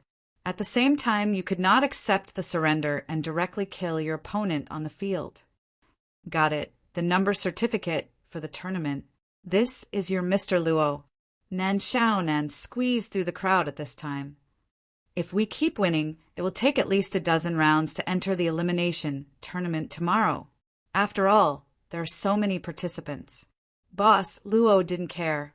He just smiled and put away the certificate. Nan Xiaonan shrugged and had to look indifferent. But at this time, the crowd began to stir. Go away. Go away. I am a seeded player recommended by the general. I don't need to participate in the elimination tournament. Go away. I want to observe the qualifications of this year's contestants. What kind of contestants are these? They are as thin as monkeys. Can they even hold weapons? Go away. At this time, a muscular swordsman with a big sword on his back was rudely pushing people away from the crowd, pushing and shoving. Seeing that the crowd was about to reach where she was standing, Nan Xiaonan rolled her eyes and shouted loudly to the contestants beside her to not push and shove her way towards Boss Luo. Ayaya, it's so crowded. Mr. Luo, it's so crowded. Let's go over there first. It's so crowded. Squeeze. Nan Xiaonan suddenly blinked her eyes. She did squeeze, but she was squeezed out by the crowd. What a waste of such a good opportunity. Nan Xiaonan shook her head. At this time, Boss Luo was also pushed out by the crowd. Nan Xiaonan quickly walked up to Boss Luo. But at this time, Boss Luo bent down and picked up something from the ground. What is this? The tall swordsman dropped something on the ground. Boss Luo picked up the thing and found that it was a token. Hey, this is the certificate of a seeded player. A warrior in the crowd exclaimed. In an instant, the crowd suddenly quieted down. Everyone squeezed harder, squeezing until there was an empty space. He is a seeded player. Chapter 1859. Get out of the way, I'm Mose, a follower of the general's family. Mose had always been proud of his height, strength, and excellent swordsmanship. Although he was arrogant, he was indeed the strongest follower of the general's family. Mose had long disliked these imperial guards, especially in the last 2 or 3 days. The imperial guards patrolled the city day and night, forcing many entertainment venues to close, making Mose and his brothers have no place to have fun. He was full of anger. He decided to give these imperial guards a show of strength. This was probably the reason why civilian martial artists were born to be at odds with the official soldiers. Please show me your proof. But the imperial guards held up their weapons and stopped in front of Mose, saying rudely, You can't pass without proof. Are you blind? Don't you know who I am? I'm Mose. Please show me your proof. The contestants who were about to compete in the competition all looked over. Mose narrowed his eyes and put his hand on the hilt of the big sword on his back without saying a word. A murderous atmosphere suddenly filled the air.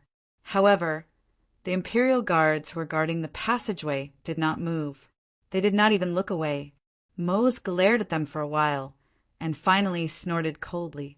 He reached into his pocket and began to take something out. You're just a few guards.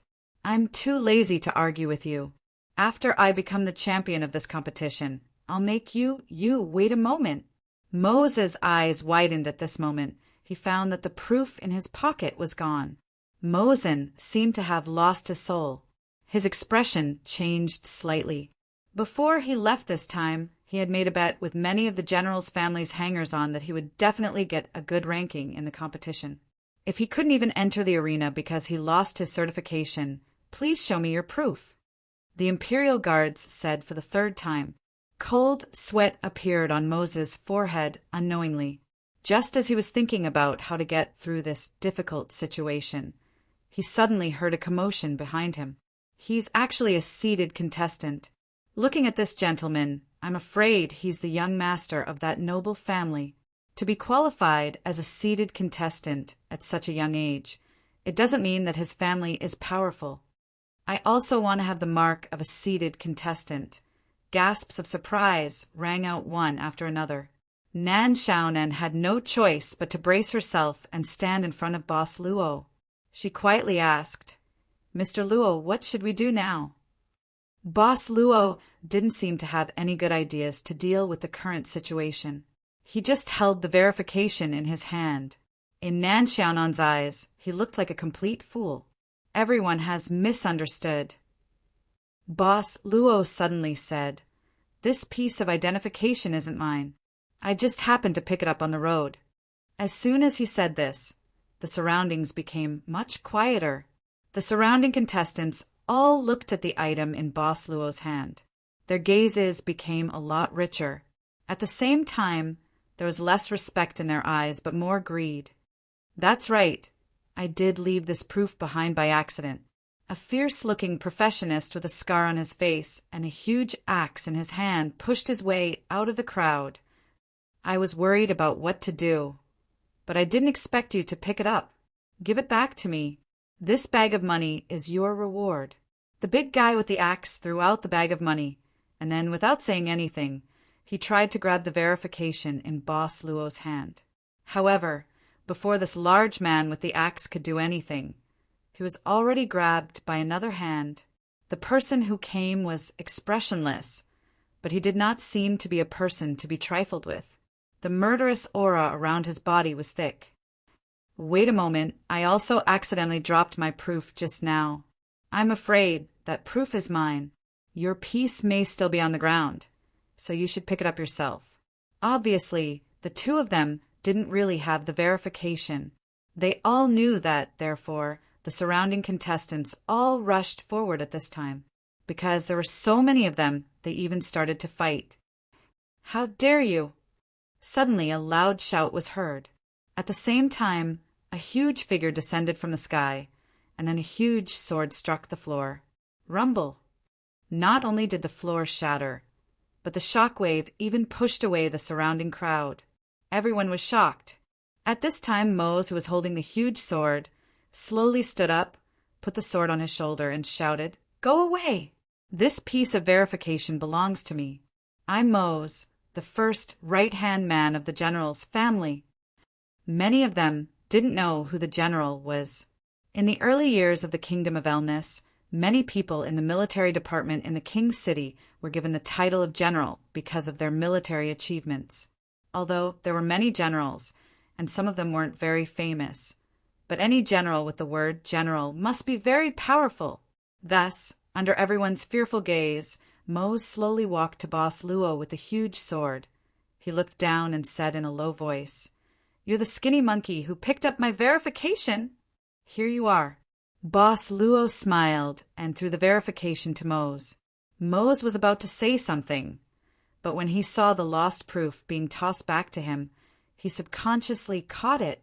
Mose frowned, but said with some surprise, "Are you really returning it to me like this?" "This is indeed what you threw down." Boss Luo's voice was not loud. "I saw it fall from your body when you pushed away the crowd. Be careful next time. It's easy to hurt others when there are too many people pushing and shoving." "Are you teaching me a lesson?" Mose opened his eyes wide like a bull's eyes. "Not really." Boss Luo shook his head. "It's just a suggestion. You can totally ignore it. After all, we don't know each other." "Kid." Mose snorted and walked forward. He was 2 heads taller than Boss Luo, so he looked down at him. "Do you know that even my mother doesn't dare to talk to me like this?" This was probably the type of person who had always been rude. Nan Xiaonan couldn't stand it anymore. Her eyes narrowed slightly.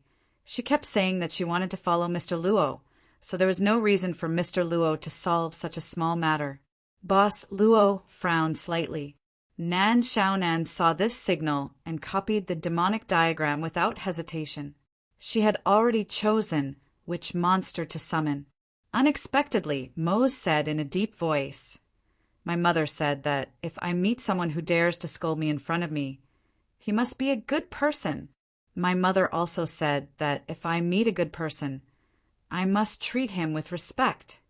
Oh, you're dead. This 1,000 soul-devouring insects beast will definitely make you. Nan Xiaonan opened her mouth. What's going on? I'm a good person?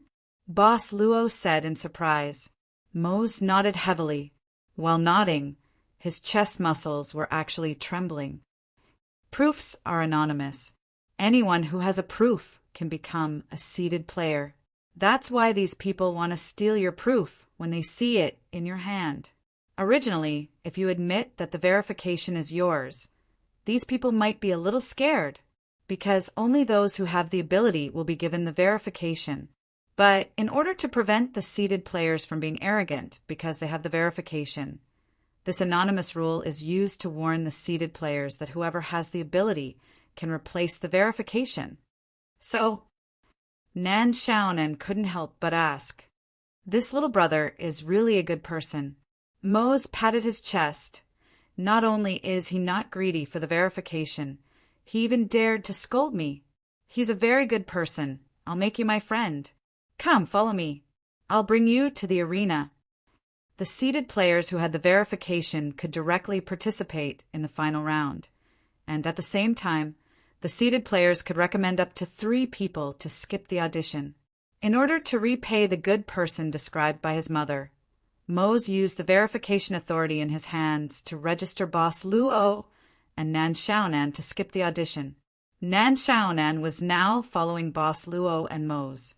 She rubbed the strand of bangs on her forehead and muttered, "Although we can't directly enter the final round, it's much more convenient to skip the audition. It's not unacceptable. Mr. Luo really perfectly explained to me what it means to be a good person. Bah, this is clearly the way to play Destiny's Child. He really knows how to play." She felt that she had seen through all this, so she followed behind Mose in boredom and observed the strength of the contestants. Although the servants could quickly gain powerful professional power, the creatures in chessboard had many strong ones who had been trained for a long time. In a short period of time, Nan Xiaonan had encountered several local holy ones who could kill her, so it was necessary to observe the strength of the contestants. For example, Mose. Although he was a bit reckless, he forced so many people to retreat with his sword just now, so his strength was not bad. At this moment, a figure suddenly fell from a field to Nan Xiaonan's side. It seemed that he was directly knocked down from the field. The defeated contestant spat out a mouthful of blood at this time. He struggled but couldn't stand up and soon fainted. Nan Xiaonan raised her head to look at the small tournament stage and saw a pair of inconceivable eyes staring at her at this time. Nan Xiaonan quickly waved her hand and greeted, "You're here too." The contestant on the small field frowned at this time and asked directly. This contestant was Dr. Gores of the Castle Trio. To the doctor's surprise, the 3 of them had been queuing outside the field since midnight last night in order to avoid the crowded opening in the morning. But there were many people who had the same idea as them.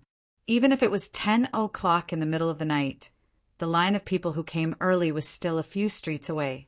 They didn't even have time to eat breakfast. They were busy entering the field at the beginning of the audition. Now they had played several games, but they were far from being qualified. It seemed that they would have to fight for at least another day.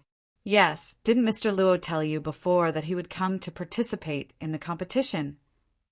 Nan Xiaonan nodded. "Yes." Dr. Gores nodded and looked forward. He did vaguely see the back of Boss Luo and secretly thought that the captain had indeed come. "Wait, isn't that the passage to the next stage of the field?" Dr. Gores couldn't help but open his mouth at this time. You finished the first stage of the audition?" Nan Xiaonan's eyes turned, and she briefly explained what happened outside with a smile. "That's it. We directly entered the next round with the identity of Moses' recommendation. I don't want to say any more. I'm going to lose you. Dr. Gores, see you inside." She showed a bright smile, waving her innocent arms, and then humming a little song like a small tale. She followed Boss Luo and Mose, who had walked away in front of her. "I knew it! I knew it!" seeing Nan Xiaonan's back gradually disappear, Dr. Gores walked down the small field step by step as if he had lost his soul. Suddenly, the doctor directly threw the participation certificate in his hand on the ground. "Why didn't you bring me to play?" Arbitrarily destroying the participation certificate. Looking down on the authority of the competition, 1 demerit will be recorded and 1 victory will be revoked. Contestant No. 9527, please prepare for the next game. Dr. Gores. The general is not in the royal city. Yes. Mose said at this time, although King Amos has pacified the countries, there are still remnants of the old kingdom in various places. They are hiding and waiting for an opportunity to make a move. If all of them are counted, they're not a small force. Therefore, for the sake of the kingdom, the general has always been wandering around and hasn't returned to the royal city for many years. While observing the contestants, Mose chatted with Boss Luo. Boss Luo smiled slightly and said, "Mr. Mose, it seems that you have a lot of respect for the general." Mose nodded. "It was the general who discovered me. If it weren't for the general, I might still be farming in the countryside. They all said that my brain is not good and that I only have brute force. However, the general said that this is not brute force but natural strength, and that I am a good candidate to be a warrior." As he spoke, Mose shook the muscles on his chest again. "The general trained me, so I must get a place in the competition to repay the general's kindness to me." Boss Luo smiled and said, "The national champion of this competition seems to have a chance to become the husband of Her Royal Highness. If you can win and become the prince consort of the kingdom, you will bring glory to the general." Mose said, "I am not here to become the prince consort. I am here for the prize of this competition. I don't care about being the prince consort. I just want to get first place, get the champion's prize, and enter the kingdom's treasury to pick something. It can save the general's mother's life." "Treasury?" "Yes." Mose said, "Oh, this information is only known to the seated contestants. I will tell you, but you can't tell anyone else." "I will." Boss Luo nodded. ######## PS1. Mose's image will be based on the image of Master Luo for me when 1234. There will be special effects. PS2. This is a character for PY transactions. That's all. PS3. The chapter name is wrong. It should be Chapter 103. Chapter 1860. Contestants were constantly knocked down from the stage and carried away. Many of them were already cold corpses. The competition didn't forbid killing during the competition. At this moment, one could feel the extreme martial atmosphere of the kingdom of illness. Now, most of the places in the audition were dyed red with blood. Congratulations, if you win one more match, you can enter the next stage of the competition. The little referee at the substage of the audition was giving a kind reminder to one of his contestants. This contestant had won 7 matches in a row, and he killed his opponent with 1 strike. He was quite powerful. "If I win one more match, I can advance."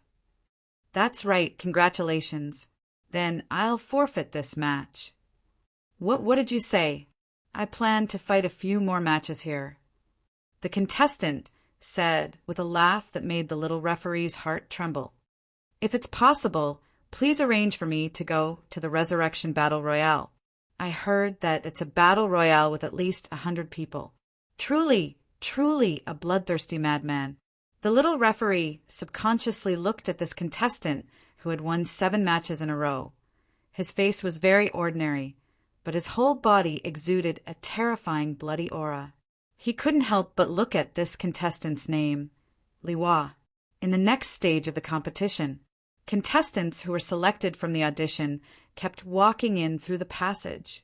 Of course, the number of contestants had decreased a lot. However, those who could pass the audition were already quite powerful for the professionals in the world of chessboard. From this stage, it's not a simple duel. Mose pointed at several huge buildings in the second stage and said, "From here, you need to pass the tests in these buildings one by one. Only the contestants who pass all the tests are qualified to enter the final round. Nan Xiaonan subconsciously looked. These buildings seemed to have been completed not long ago, and there were even some waste materials left in many places. What's in there? I don't know the details. Mose shook his head and said, After all, I don't need to participate in this stage of the audition, so I'm not interested in knowing. But I heard that the dangers in each building are different, and it's not easy to pass through with force. Boss Luo saw that some contestants had already walked into these buildings, so the audition and the second stage of the audition are held at the same time. Mose nodded and said, Because there are too many contestants, so it's set up like this. In fact, only in the final round of the third stage will people really pay attention to it. However, to the ordinary people, the first round of the auditions is more interesting. After all, it's a place where every punch hits the flesh. You can see where the killing takes place. It's not like this place where there are only a few large buildings. No one can see what happens inside. All right, little brother, I'll send you off here. I hope to see you in the final circle. At first, she didn't expect that because of this boorish man's help, she would be able to skip the first round of the audition. At this time, Nan Xiaonan was not stingy with her thanks. By the way, little brother, remember not to tell anyone what I told you just now. Mose mysteriously pulled Boss Luo to the side, even if you accidentally blurted it out in your sleep. Don't tell anyone that I told you. Luochio said casually, I don't have the habit of talking in my sleep. Mose nodded because he was a seated contestant. He could directly leave the second stage area, but he seemed to be worried and didn't leave immediately. Instead, he walked to the final round of the second stage area. Relatively speaking, the number of contestants at the final round was much smaller, in 2s and 3s. At this time, the first batch of contestants who passed the second stage of the audition had already arrived at the final round, waiting for certification and then directly entering the final round. These contestants who passed the second stage of the audition were the ones Mose planned to observe today. It seems that the test inside the building is quite difficult. None of these guys are weak, but almost all of them have some injuries. Mose silently looked at Boss Luo and Nan Xiaonan, who were still waiting to enter the first building, and muttered, Little brother, do your best. Mose, why are you here? At this time, a sloppy voice sounded in Mose's ears. Mose instantly frowned. He recognized the voice. It's you, the peace between man and nature. Why are you here? Shouldn't you be outside keeping order? There's no rule that says that guards are not allowed to participate in the competition, right? The second guard shrugged and said, Of course, the guards are poor. They didn't even get a seed certification, so I can only fight my way here according to the rules. Mose immediately cracked his knuckles. I'm looking forward to it. I'll beat you until you look like a pig. The peace between man and nature suddenly turned his head and asked, Mose, what's your relationship with the two people you just brought here? Mose subconsciously frowned and said, What relationship do I have with them? And what relationship do I have with you? Why? Are you planning to attack my friends? Friends? The peace between man and nature suspiciously looked at Mose from head to toe. What's the problem? The peace between man and nature shook his head. Nothing. You stay here. I'll go to the next area first. That's all, Big Head Mose. I said, Don't call me that. Mose was stunned at this time, and then he became angry. I hate it when people call me a big head. Mose clenched his fists, his chest muscles trembled, and his eyes were as wide as a bull's. He pulled out his giant sword and said angrily, No need to wait for the finals. Let's duel. The peace between man and nature. I'll definitely defeat you this time. Menacing. He was really menacing. The peace between man and nature narrowed his eyes at this time, and his body quickly retreated. And he suddenly threw a bun. The bun landed on the spot where Mose was going to step next. Then Mose's body slid, and the giant sword directly hit the ground, and a huge crack suddenly appeared at the edge of the area. Everyone was shocked. This guy's brute force is really... The peace between man and nature muttered at this time, and took advantage of the commotion to leave without saying anything. Mose suddenly lost the trace of the peace between man and nature, and he was so angry that he cursed. Who cleaned this place today? This floor is slippery. It's really slippery. This Moses brute force is really a bit... The great sword had almost split the second stage of the competition into two. This was something that couldn't be hidden. The dust that rose into the air could probably be seen even from the outside of the competition grounds, not to mention the commotion that it caused. Nan Xiaonan was a bit speechless. She could easily distinguish whether it was the power of the skill or the manifestation of pure force. This Mr. Moses' strength is more than that. Boss Luo said, casually at this time. Nan Xiaonan came forward and said, Mr. Luo, I found a problem. It seems that the more complicated the people are, the more likely they will gather around you. Boss Luo smiled casually. In fact, this was not bad. He could now freely close the shop to the outside world, which was why he was in such a free state now. But even so, it was indeed as Nan Xiaonan said. And Nan Xiaonan suddenly changed the topic at this time. No matter what purpose they have in mind and what their origin is, they will naturally make things convenient for you. Lady Nan, what do you want to say? Nan Xiaonan blinked and said, Didn't you ask me to find out your true identity with my own ability? Then at least you should allow me to make some guesses, right? I admit that I don't have the ability to give the answer directly. Then what are your guesses now? Boss Luo was quite curious. Nan Xiaonan smiled and said, Mr. Luo, you want me to hand in the answer sheet so soon? Boss Luo shook his head and then said indifferently, making things convenient for others also makes things convenient for oneself. I think no one likes to encounter some troublesome things such as this. Such as this? Nan Xiaonan was startled and subconsciously looked around. At this time, some players who were about to enter the first building suddenly came together. There were a total of 5 people, and the 5 of them were stained with a lot of blood, which should be from fighting in the audition field. But there were no obvious wounds on their bodies. Obviously, it was the blood of their opponents. For example, like this. Do you want to see trouble or convenience? Boss Luo smiled casually. Nan Xiaonan subconsciously said, So what if it's trouble or convenience? Then feel the trouble first. Boss Luo smiled casually.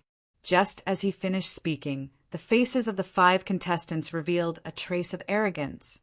The leader of the group said loudly, The 2 of you, it wasn't easy for you to pass the audition. The second stage of the test is full of difficulties. We should help each other. I found a few like-minded friends, and I plan to pass the test together. I wonder if you 2 are interested? Nan Xiaonan looked at Mr. Luo at this time, and then looked at the contestant who spoke. She thought for a while and said, If we agree, you will use us as a shield during the test, right? You think we're weaker and easier to bully, right?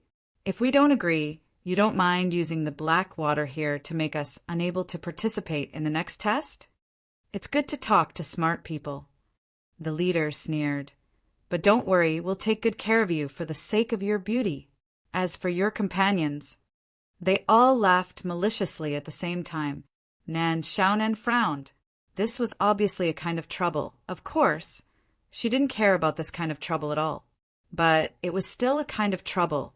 When the trouble came, she had to deal with it. Well, the next situation is just to teach these reckless guys a lesson and complete the most common and old-fashioned face-slapping. Nan Xiaonan looked at Boss Luo and said helplessly, What if it becomes convenience? Just do it again. Boss Luo smiled and said, What? Nan Xiaonan was startled. Do what again? Do it again. She even had a feeling of being pulled away. It was as if nothing had happened. When the contradictory feeling of being pulled away from reality instantly disappeared, it was as if she had returned to the starting point. Nan Xiaonan's eyes suddenly turned into astonishment. Guys, it's not easy for you 2 to pass the audition. The second stage of the test is very difficult. we should help each other. I've found a few like-minded friends, and we plan to pass the test together. Are you two interested?" She had heard these words once, but this time these words were not said to her or Mr. Luo. These words were said to the other two contestants who had just passed the audition. The target was changed. This was doing it again. But time, what about time? Time seemed to be stolen and also seemed to flow backward. What happened and what didn't happen, the past and the present. For a moment, Nan Xiaonan's brain was about to explode. She looked at Boss Luo subconsciously. Luochio said casually, "No matter whether you admit it or not, similar things will always happen, no matter how ridiculous or stupid you think it is. Stories can always find a more ridiculous prototype in the reality. So, the seemingly ordinary journey is just because you completely pulled yourself out from the absurd reality," Nan Xiaonan muttered. "Although it looks ordinary, if you really look at it from your point of view, this will be the real level of indescribable existence." Indescribable existence! Boss Luo was surprised. What a special adjective. Nan Xiaonan shook her head subconsciously. "Because I can't find how to describe it or even describe this kind of existence, the relationship between living beings, so it's indescribable. In the void of the dimension, there have been existences with similar abilities. There are some guys who are older than some of the ancient giants in the current void." Nan Xiaonan suddenly looked at Boss Luo and said slowly, "No one knows their names and everything about them. But in order to better remember these guys, we still habitually gave them a special name. Indescribable existence. In other words, there are guys who can do something like this." Boss Luo nodded and smiled. Lady Nan is really knowledgeable. She didn't care about this kind of praise, she just widened her eyes. "What do you mean by something like this?" "It's our turn to go in." Boss Luo smiled and said, "I'll go in first." But seeing Mr. Luo leave leisurely, Nan Xiaonan began to draw a public notice in her mind. Could it be? Indescribable existence, ancient giant void power. What's that? Nan Xiaonan was confused. That's out of my league. Chapter 1861. Next. In front of the first building, in the second stage, there was a long queue. One by one, the contestants of the second stage began to walk into the building in an orderly manner. Of course, the number of people who walked out of the first building was far less than the number of people who went in. Those who didn't walk out had failed the test of the first building in the second stage. Nearly 90% of the contestants were eliminated in the first stage. The elimination rate of the second stage is nearly 60%. Even so, there are still a lot of people. No wonder the first stage and the second stage are held at the same time. Dr. Gores was muttering, "Speaking of which, how many people have come to this national competition? I'm afraid all the successful guys in the world have come." He had successfully entered the second stage for some time and was currently waiting for the arrival of Sneeve and Tina. About half an hour later, the other two members of the castle trio arrived. So slow. Dr. Gores looked at the two of them with some dissatisfaction. Sneeve didn't speak, but the servant girl said quite innocently, "Even in the first stage, there is the possibility of encountering difficult opponents. Doctor, aren't you looking down on this competition too much?" "Let's not talk about this." Dr. Gores shook his head. "In order to wait for you to pass the first stage, I have given up more than 30 places. By the way, I just saw our captain and Mr. Butler's follower. They have entered the second stage earlier than me. I'm afraid they have passed the first stage. If we don't hurry up, I'm afraid we can't catch up with their progress." "I don't think we need to catch up with them." The servant girl shook her head at this time. Dr. Gores couldn't help but be stunned, and then he seemed to realize something and suddenly turned back. Boss Luo was walking towards them with Nan Xiaonan at this time. "You guys?" Dr. Gores opened his mouth at this time. "You guys are?" At this time, Nan Xiaonan stretched out her hand, at this time with a card between her fingers. After shaking it twice, she smiled and said, Yes, we have passed the second stage of the test. Next, we will enter the next stage. Doctor, you guys are so slow. Why are you only here now? It's definitely that kind of face. This kind of smug, mocking face of the villain. Dr. Gores moved his lips and took a deep breath. Then he said in a deep voice, "Tina, Sneeve, let's go in. Don't waste time here." Unexpectedly, the maid asked, "Mr. Luo, have you really passed all the tests in the second stage?" "Yes." Boss Luo nodded. "I understand." The maid said seriously, "In this case, can Mr. Luo announce the tests in these buildings?" "What are they?" "It will be convenient for our next action. Since we are all in the same camp, I think Mr. Luo won't mind giving us this help. We also worked very hard to complete the strategy for clearing the level. You guys don't have to do anything and can just sit back and enjoy the fruits of our labor. Isn't that a bit too cheap?" Nan Xiaonan loved this part of the game the most, the bargaining part. "If we suffer any losses at this stage, it won't do anyone any good," Tina said indifferently. "I think that when we're facing the final guardian, one more person means one more strength. Even if we're not strong enough, I think we can still be cannon fodder at the very least." "You even used cannon fodder. What a humble excuse. Since we have said this, it's really unreasonable if we don't share the walkthrough." Nan Xiaonan narrowed her eyes. "But if I'm such a wicked person, what can you do?"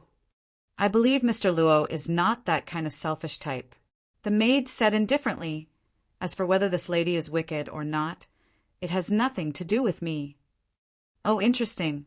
Nan Xiaonan chuckled and was about to continue.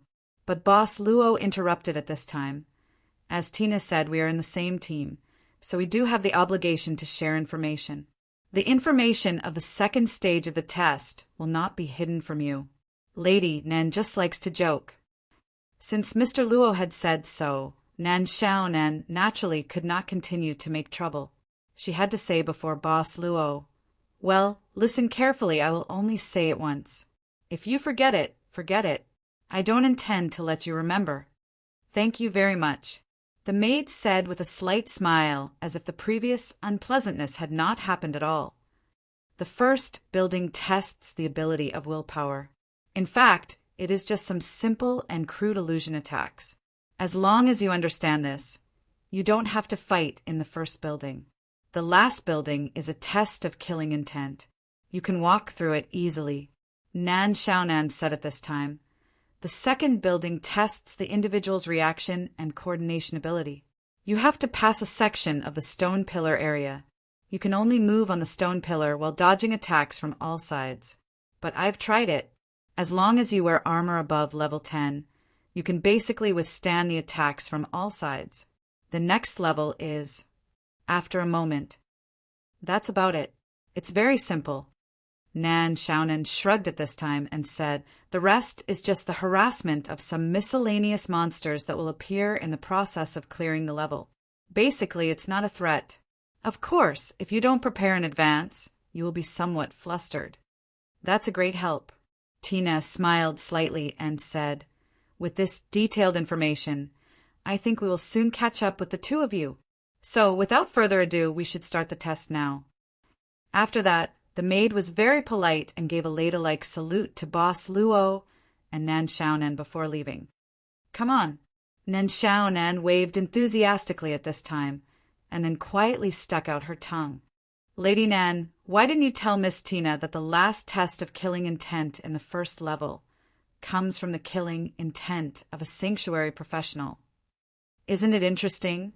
Nan Xiaonan said playfully at this time. "Mr. Luo, you have your own way of finding fun, but so do I. Besides, I didn't lie to them, right? I've already told them roughly what we've been through. Besides, Mr. Luo didn't add anything just now." Boss Luo didn't say anything. In the distance, a tall figure carrying a big sword was running towards them. It was obviously Mose, who had been waiting at the end of the second stage. Little brother, you really made it out successfully. You're really amazing. I knew it. Do you really believe that woman's information?" Inside the first building, the group of three was walking in a dim hall. Here, They could only see a few meters around them, and the rest was darkness. However, the pillars supporting the hall were so densely packed that they could not help but be dazzled. The strange thing was that they had been in this hall for quite some time, but they had not completely walked out of this hall. Judging from the outside, they should have walked back and forth through the first building several times. The problem was caused by Dr. Gores. "Doctor, you don't want to believe it?" Tina asked back. Dr. Gores shook his head. Whether it's true or not, it can only be used as a reference. But according to the current situation, at least we haven't encountered the so-called illusion that tested willpower in the first stage. What's that sound? Rumble, rumble, rumble. The sound was getting louder and louder, which meant that something was approaching quickly. They looked ahead, and finally, a huge black shadow appeared in front of them. It was a huge round stone which was rolling quickly from the center of the pillars on both sides. There were even a lot of flesh and blood on this round stone, which was obviously caused by the players who entered before it. Wait, is this just an illusion? Dr. Gores frowned at this time. If they knew it was an illusion, the most direct way was to do nothing and let the stone roll over them. Then nothing would happen. But if it was an illusion, they would lose a lot of HP if they let this huge stone roll over them, right? At this time, Sneeve turned his palm, and a cold light suddenly shot out. A palm-sized flying knife directly pierced towards the huge, rolling stone. With a tinkling sound, the flying knife drew a spark on the surface of the round stone and instantly turned to another direction. It's true. Sneeve frowned at this time. Wait, if it's an illusion, maybe it has been here since you attacked, or even before. Dr. Gores said quickly, "Don't judge too early. Let's try to avoid it first." It's too easy to avoid this kind of connection. With this, Dr. Gores directly flashed to the center of the second row of pillars. But in an instant, Dr. Gores's face changed slightly, because in the middle of the second row of pillars, there was also a huge round stone that was rolling over. There's also one here. All of them. The pillars were arranged in a straight line in the hall, which meant that there were many passages. However, at this moment, there was a terrifying huge round stone in each of the passages. Let's climb to the top of the pillars first. Wait for these rolling stones to roll over, and then continue to move forward.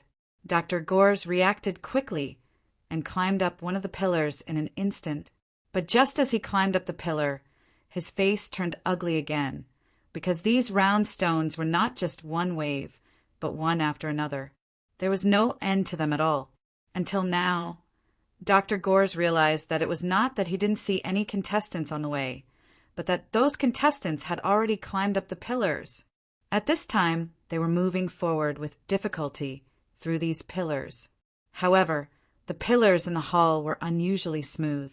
Some of the contestants who were able to grab onto another pillar in time instantly fell to the ground, and then were directly crushed by the huge rolling stones. Perhaps they had withstood the first boulder, but before they could get up in time, they were met with the second and third boulders. In the end, they were crushed into meat paste. It's just an illusion, just an illusion. Dr. Gores took a deep breath at this time. Don't be afraid, it's just an illusion. Ah! At this time, a shrill scream suddenly sounded in front. A bunch of huge flames suddenly flashed. The pillars that the contestants were holding began to burn at this time. The flames rose rapidly from the bottom of the pillars in a spiral shape. It's just an illusion, just an illusion. When the flames instantly burned on his body, Dr. Gores couldn't bear the burning pain and couldn't help but cry and fell down from the pillar. Dr. Gores, who was burning, crazily rolled on the ground, but still couldn't put out the flames on his body. But seeing the huge stone rolling on his body, Dr. Gores was frightened and covered his head with his hands. Ah! Doctor, wake up! Doctor! Dr. Gores waved his hands at this time, but his hands were quickly grasped by something. He opened his eyes wide and saw Tina's pretty face. Dr. Gores won, and subconsciously looked at himself. Looking around, he saw many contestants on the pillars and on the floor who were still crying in pain or constantly rolling on the ground. Some were even motionless. It's really just an illusion, but it's too realistic. Dr. Gores shook his head hard to wake himself up. That damn woman. She said this level of illusion was very rough. By the way, how did you wake up? Tina said quickly. This time it's all thanks to Mr. Sneeve. He used some anti-illusion functional medicine in advance, so we woke up early. Sneeve. Dr. Gores frowned, and then felt something strange in his mouth, and stretched out his hand to wipe it. What's this in my mouth? Is it also an anti-illusion functional medicine? Why is it sticky? You've been tricked. It's just a waste to resist. Sneeve said indifferently, I let you eat horse dung. As long as you wake up, the effect will be the same. You actually... Dr. Gores's face couldn't help turning pale. Now is not the time for internal strife, doctor. Tina had to mediate. Don't forget our purpose. Now that we're awake, let's pass this test cleanly. Otherwise, we may fall into the illusion again. Dr. Gores took a deep breath, only to smell the horse dung in the air. He couldn't help but feel hopeless. But at this moment, a sharp murderous intent suddenly came from the road ahead. The approaching murderous intent made the three people in the castle tense up instantly. Murderous intent is actually similar to a mental attack. I knew that damn woman was not a good person. So I put on all the equipment that could resist mental attacks and even drank 2 bottles of mental potion. This level of murderous intent is not affected by it. Dr. Gores snorted coldly. She's just Narson's cook. After I get out, I'll teach her a lesson. Suddenly, the murderous intent in front of them increased tenfold. Chapter 1862. The killing intent instantly woke up many of the contestants from the illusion, and they fell to the ground like corpses. Faced with this terrifying killing intent, the trio in the castle gritted their teeth and crawled forward in the hall. Dr. Gores was sure that even in the face of such difficulties, the captain should be able to easily pass through. But what about Nan Xiaonan? How could she easily resist such a terrifying killing intent? Damn it. If he had known this would happen, he wouldn't have failed to pick up more things from the temporary captain when he went to the elven homeland. In the past, Dr. Gores felt that it wasn't right for him to pick up too many things, but now he only hated himself for being too slow. On the top floor of the first building in the second stage, an old man with long white hair was sitting cross-legged on a high platform. Below, the killing intent that shrouded the group of contestants was released by this old man. This old man was one of the 2 sanctuary masters in charge of guarding Princess Carol's palace, the one who had been directly slapped into the ground by the Dragon Empress. Of course, while being slapped into the ground seemed to be a big deal, it was actually just a flesh wound. It was the heart that was hurt. Looks like you're planning to vent all your dissatisfaction on these young fellows. Not long after, the other sanctuary master slowly walked over. At King Amos' request, and perhaps also because of the deterrence of Queen Hilda, these 2 sanctuary masters left their original positions today, which was rare for them, and were now in charge of eliminating the contestants who didn't pass the second stage. It shouldn't be time to change shifts yet, right? I'm just here to see you. After all, that hit from Queen Hilda was quite heavy. All right, I just wanted to ask, did you find any good seedlings? They're all just average, and they couldn't even withstand half of my killing intent. If this continues, I even suspect that none of the contestants will be able to pass this stage. But before I came in, I saw quite a few young fellows who had already passed all the tests in the second stage. I'm not a martial artist like Li Yulou. Releasing killing intent wasn't something that could be done accurately from the start. Those guys who passed before, I only released a little bit of my killing intent. I was afraid that if I released too much at once, it would directly shock them to death. They were lucky. All right, after this batch is done, it's my turn to take over. This is actually the most difficult part of the second stage of the test. The ones after that are relatively easier. At this moment, the sanctuary master in charge of releasing the killing intent suddenly exclaimed softly, "What happened? There's a guy who can easily take on less than half of my killing intent. This is finally getting interesting. Wait, this guy is also releasing his killing intent. He's killing people." In the hall of the second stage, a figure was casually wandering among the contestants who had fallen into chaos due to the illusions. With a cruel smile on his face, he killed those contestants who didn't know what was going on. That bone sword easily pierced the hearts of the contestants silently. "Stop." At this moment, a deep voice sounded in front of the bloodthirsty addict. It was the voice of the sanctuary master who had come to take over. "What are you doing?" "My lord, what do you think I'm doing?" "Bastard, you dare to kill people indiscriminately under the eyes of a sanctuary." Holding a bone sword, but his face was quite ordinary, looking like he was in his 20s or 30s. He was quite calm in the face of the sanctuary master's anger. "My lord, I remember that the rules of the tournament have always allowed killing. But there's no rule saying that I'm not allowed to attack other contestants in the second stage, is there? These guys are all going to be my opponents, so it's beneficial for me to get rid of some of them first." "What's wrong with that? They're trapped in an illusion as if they're defenseless, and yet you're killing them. You're not a hero." "It doesn't matter, hero or murderer." The person holding the bone sword chuckled. "I'm just reasonably protecting my own interests under the rules of this tournament. My lord, if you don't like it, you can ask His Majesty to change the rules of this tournament." "No need. I'll disqualify you from the tournament right now." The sanctuary master snorted coldly, "and arrest you for indiscriminate killing. You're just a puny contestant. This old man still has the power to control you.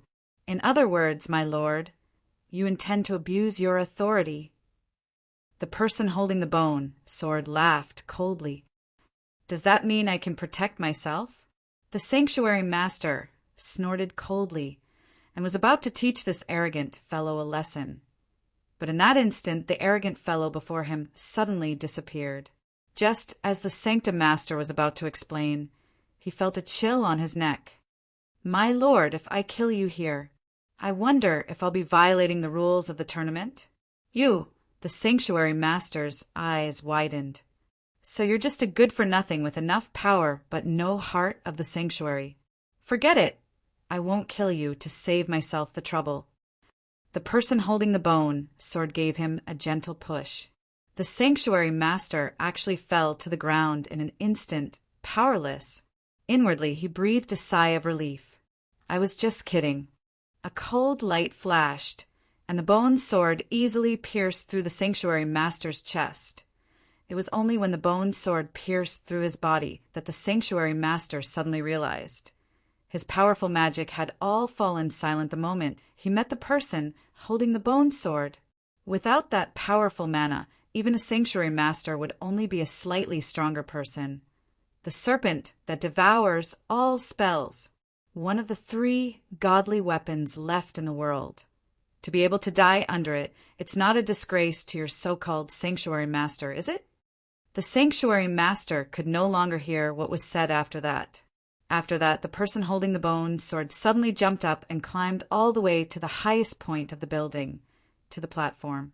The white-haired sanctuary master, who was still releasing his killing intent, was slightly startled. "Who are you?" "My lord, I'm here to take over.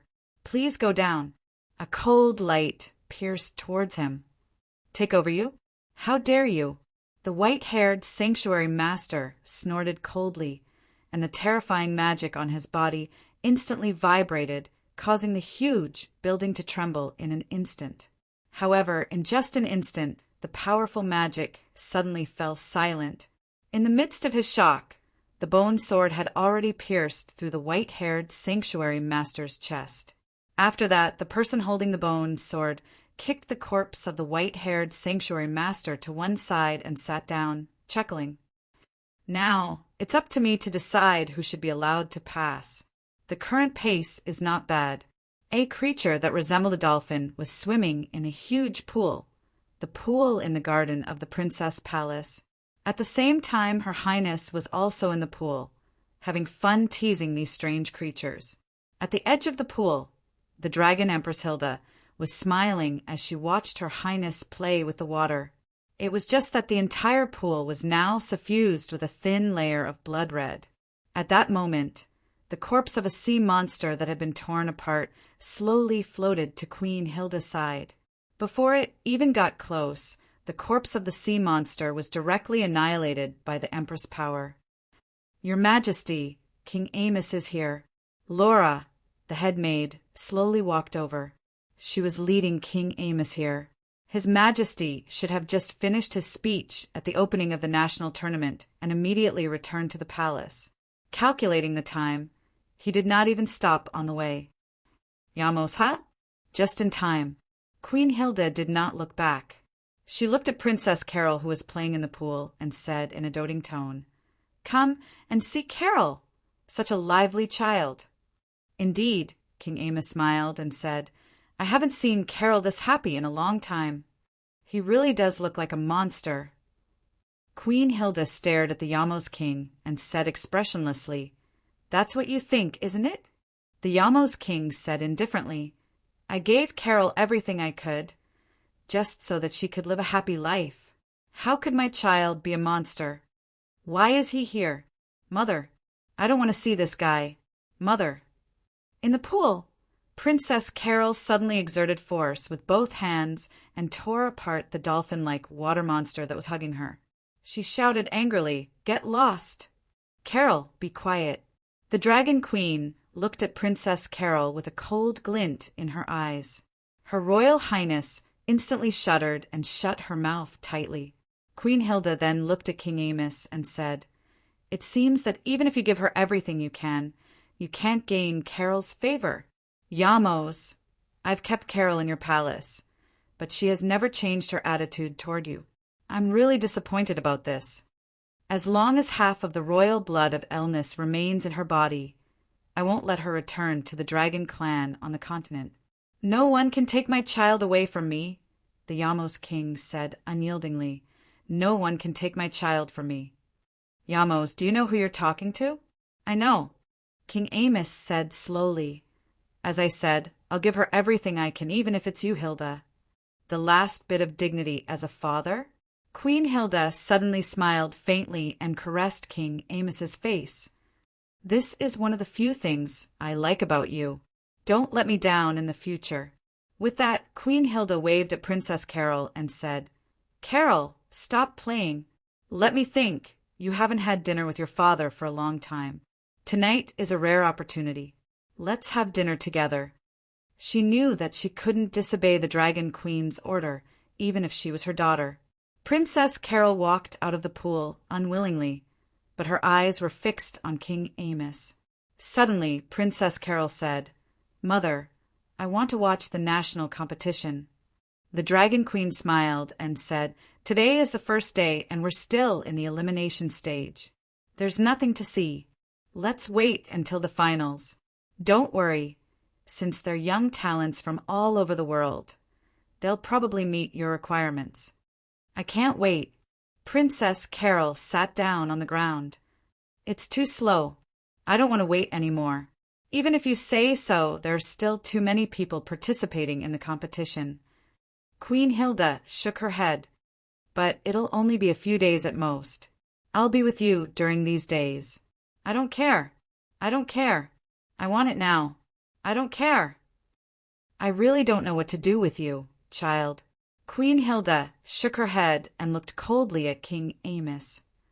"All right, Yamos, think of a way to coax this child. The competition's schedule has been set, and it's already started." King Amos thought for a moment and said, "But if Carol feels bored, I can order some of the seated contestants to fight first. Carol?" Queen Hilda looked at Princess Carol as if asking for her opinion. "I want to see the birth of the real champion." Princess Carol didn't give up and even rolled on the ground, throwing a tantrum.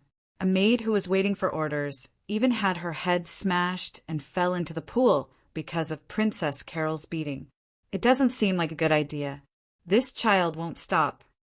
Queen Hilda shook her head and pondered for a moment before saying, "Okay, I know what to do."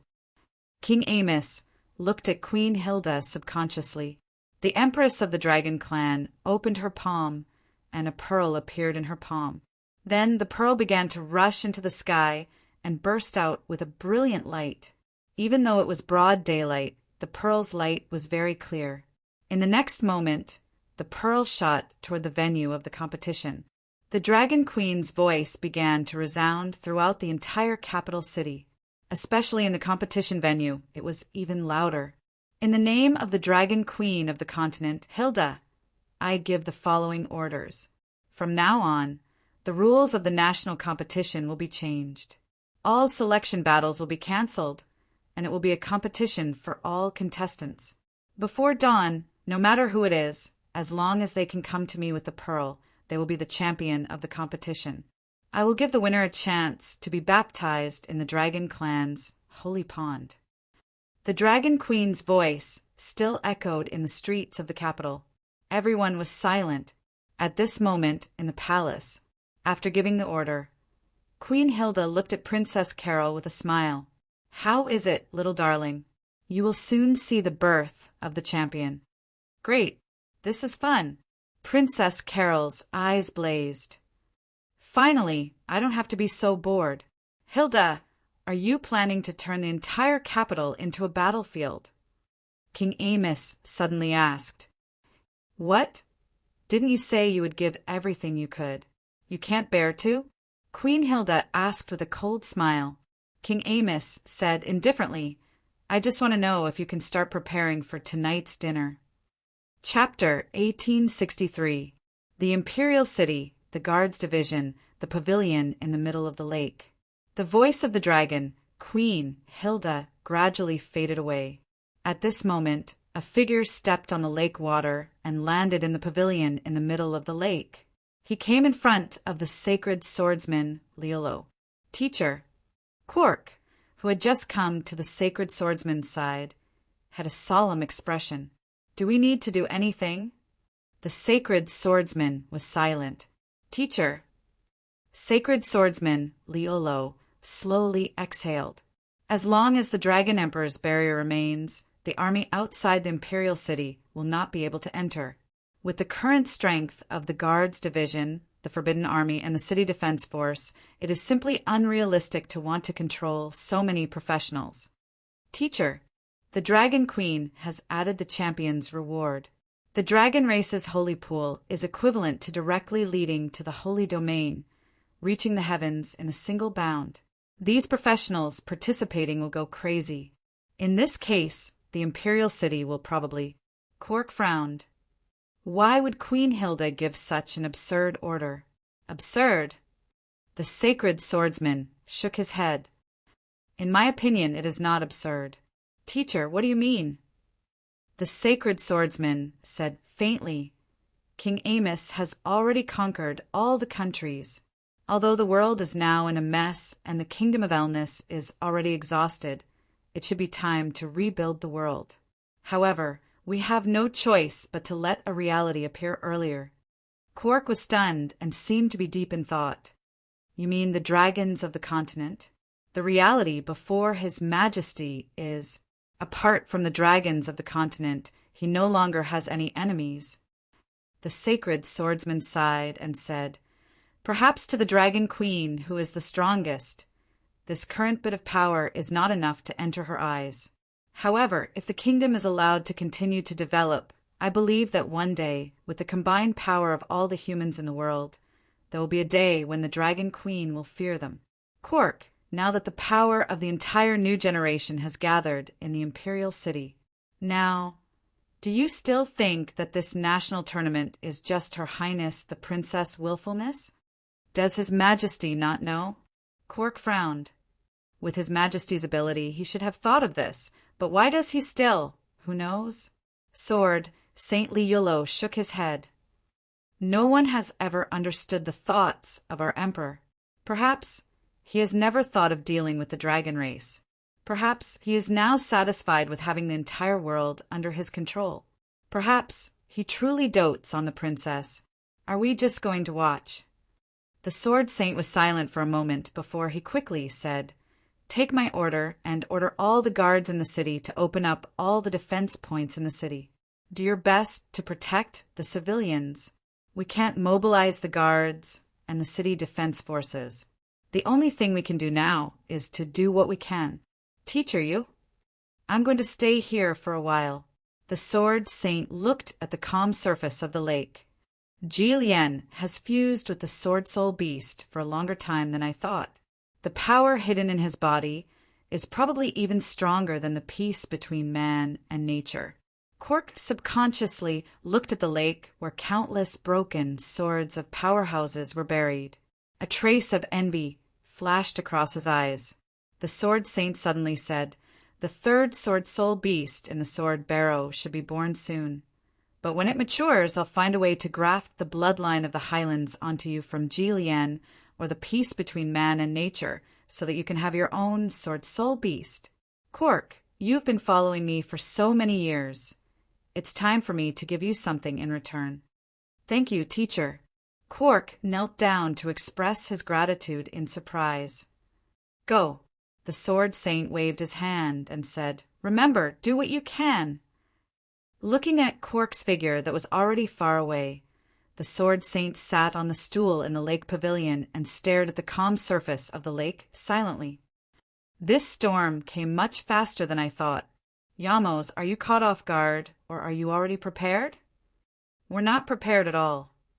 At the venue of the tournament, at the exit of the first building in the second stage of the tournament, Dr. Gores furrowed his brows. He looked at the pale-faced Sneeve and Tina beside him. The three of them had crawled out from the examiner's killing intent attack in the end.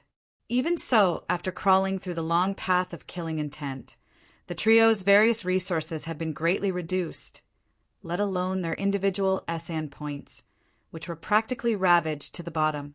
Originally, after clearing the first building, the contestants would be given some time to rest so that they could continue with the following challenges.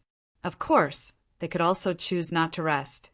As for Dr. Gores and the other two who chose to rest first, they had not even sat down for more than a few minutes when the Dragon Queen's voice of changing the rules of the tournament rang out.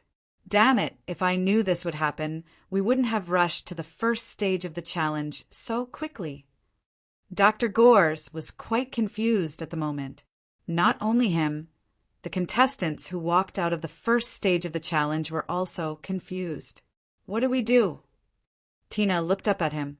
Dr. Gores gritted his teeth and said, "Forget it. Let's find that Luo guy first. The storm is about to start. Fighting alone is not good for us." On the platform of the first building, holding a bone sword, the ordinary-looking young man glanced at the white-haired sanctuary master who had rolled off the platform and whose corpse had long since turned cold. Then he slowly stood up. "You're really reckless, Hilda." He smiled faintly and slowly walked down the steps of the platform.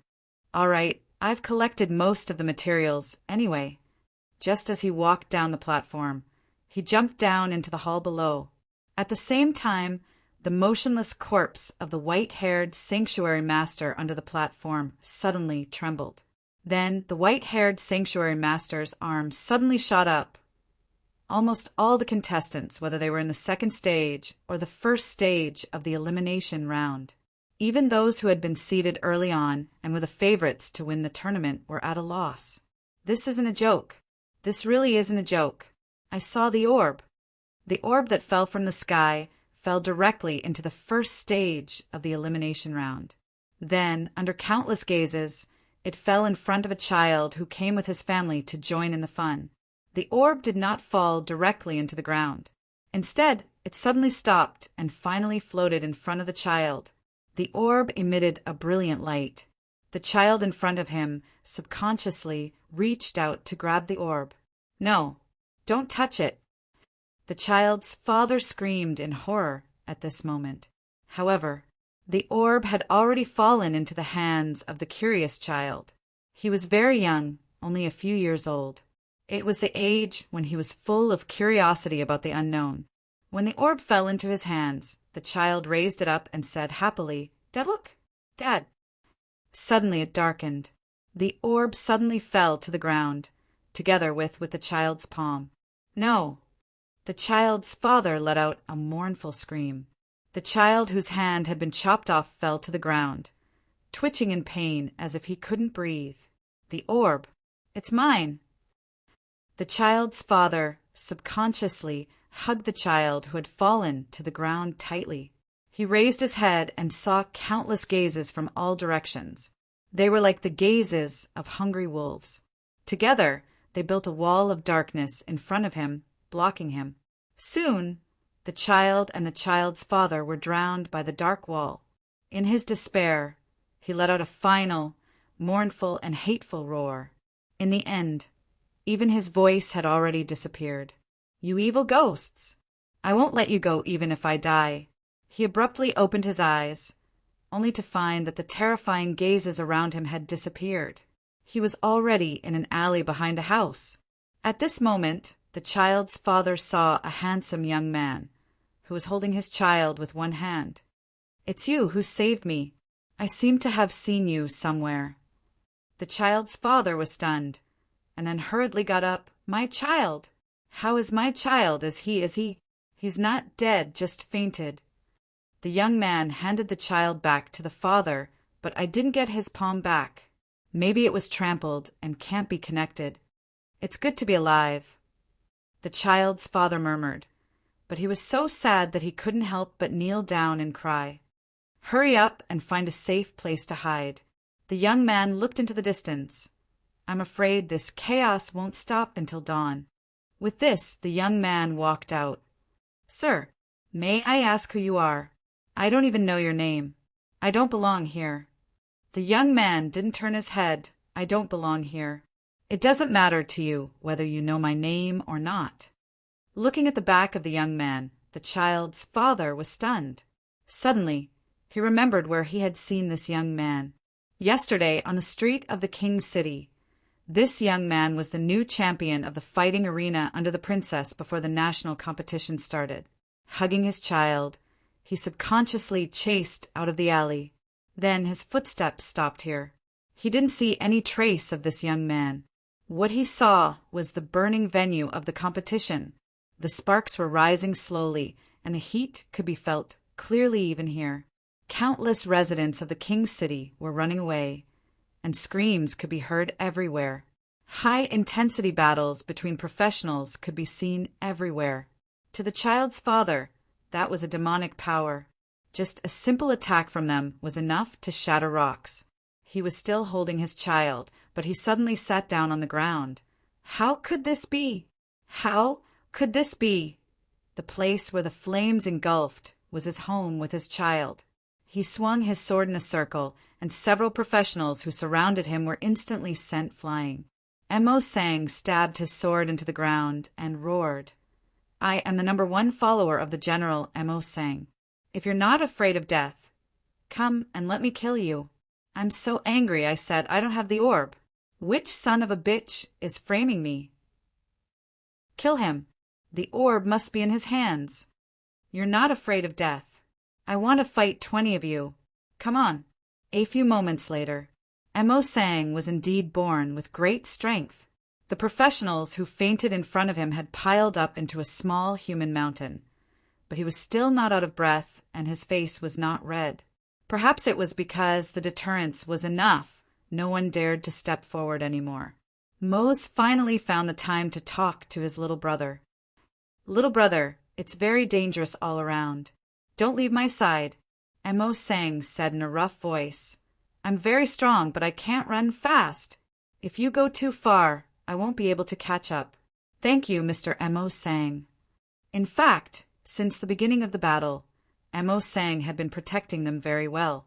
Even though the battle gradually became fierce, Boss Luo and Nan Xiaonan were not affected at all. Perhaps this was what Mr. Luo meant by convenience. With a bodyguard like Mo Sang, Mr. Luo's easy mode, Nan Xiaonan thought.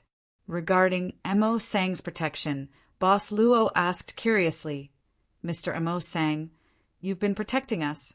Aren't you afraid that we'll harm you in the end? My mother said that people who ask these questions are usually good people who think for others.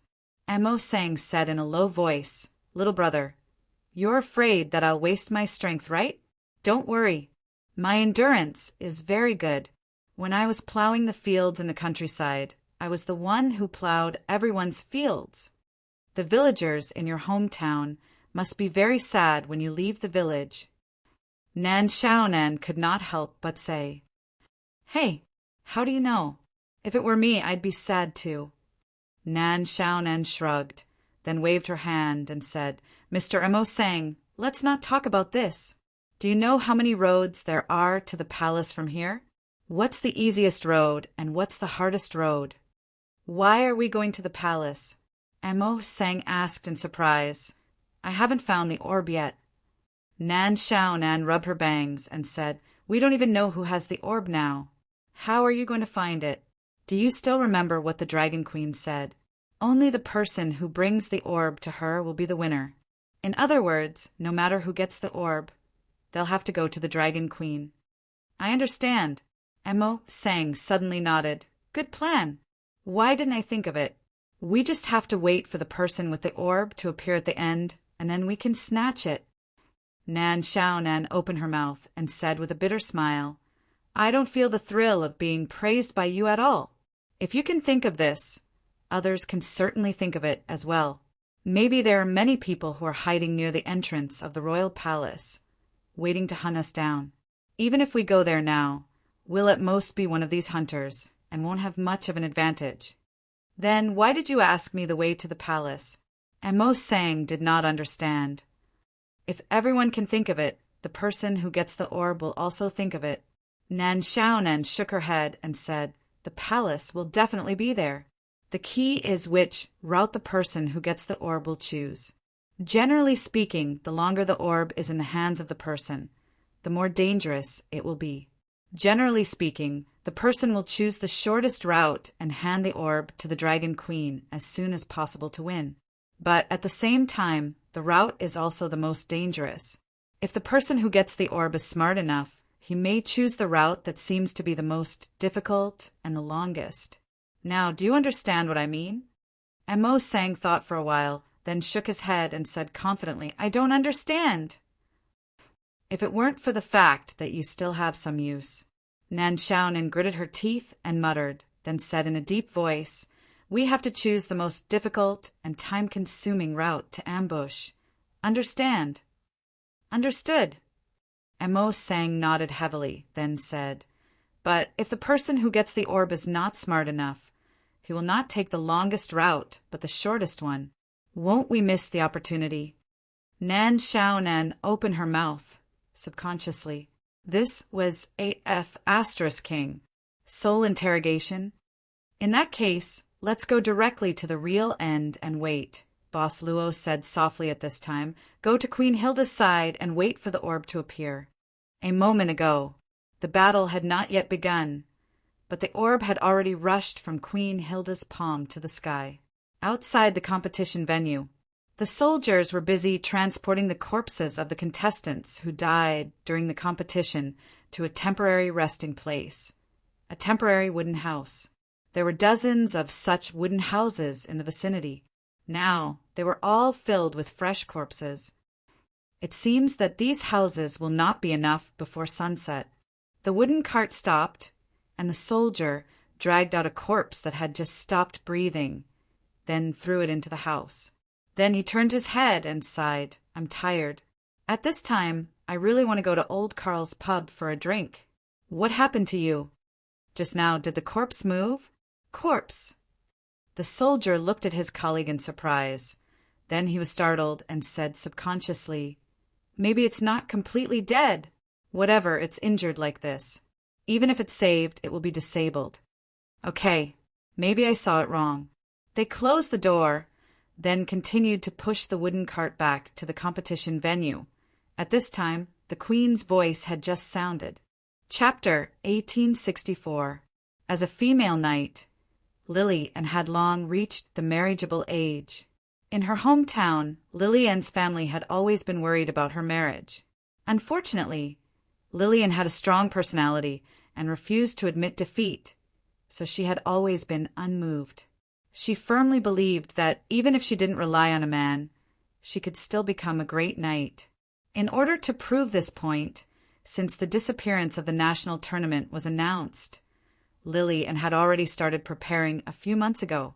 She had set off from her hometown thousands of kilometers away to the capital of Elna's kingdom, and she had also taken the time to hone her martial arts on the road. How could this be? Finally, today, she had successfully stepped onto the stage of the national tournament. She was about to pass the auditions of the kingdom tournament and enter the second stage of the test. It shouldn't be like this. Lily Ann's results in the auditions were very good. She wasn't in a hurry to enter the second stage of the test. Instead, she took the time to pass the auditions one after another, striving to take the next step to complete her knighthood. This isn't what I want. Everything was proceeding in an orderly manner. She was slowly getting closer to the goal in her heart. This isn't the kingdom tournament, this isn't it. This kind of difficult but fulfilling feeling made Lily Ann fascinated. She enjoyed the sweat that spilled out from the competition. Together with the afterglow of the setting sun, they formed little spots on the stone platform. It was the most beautiful painting in the world.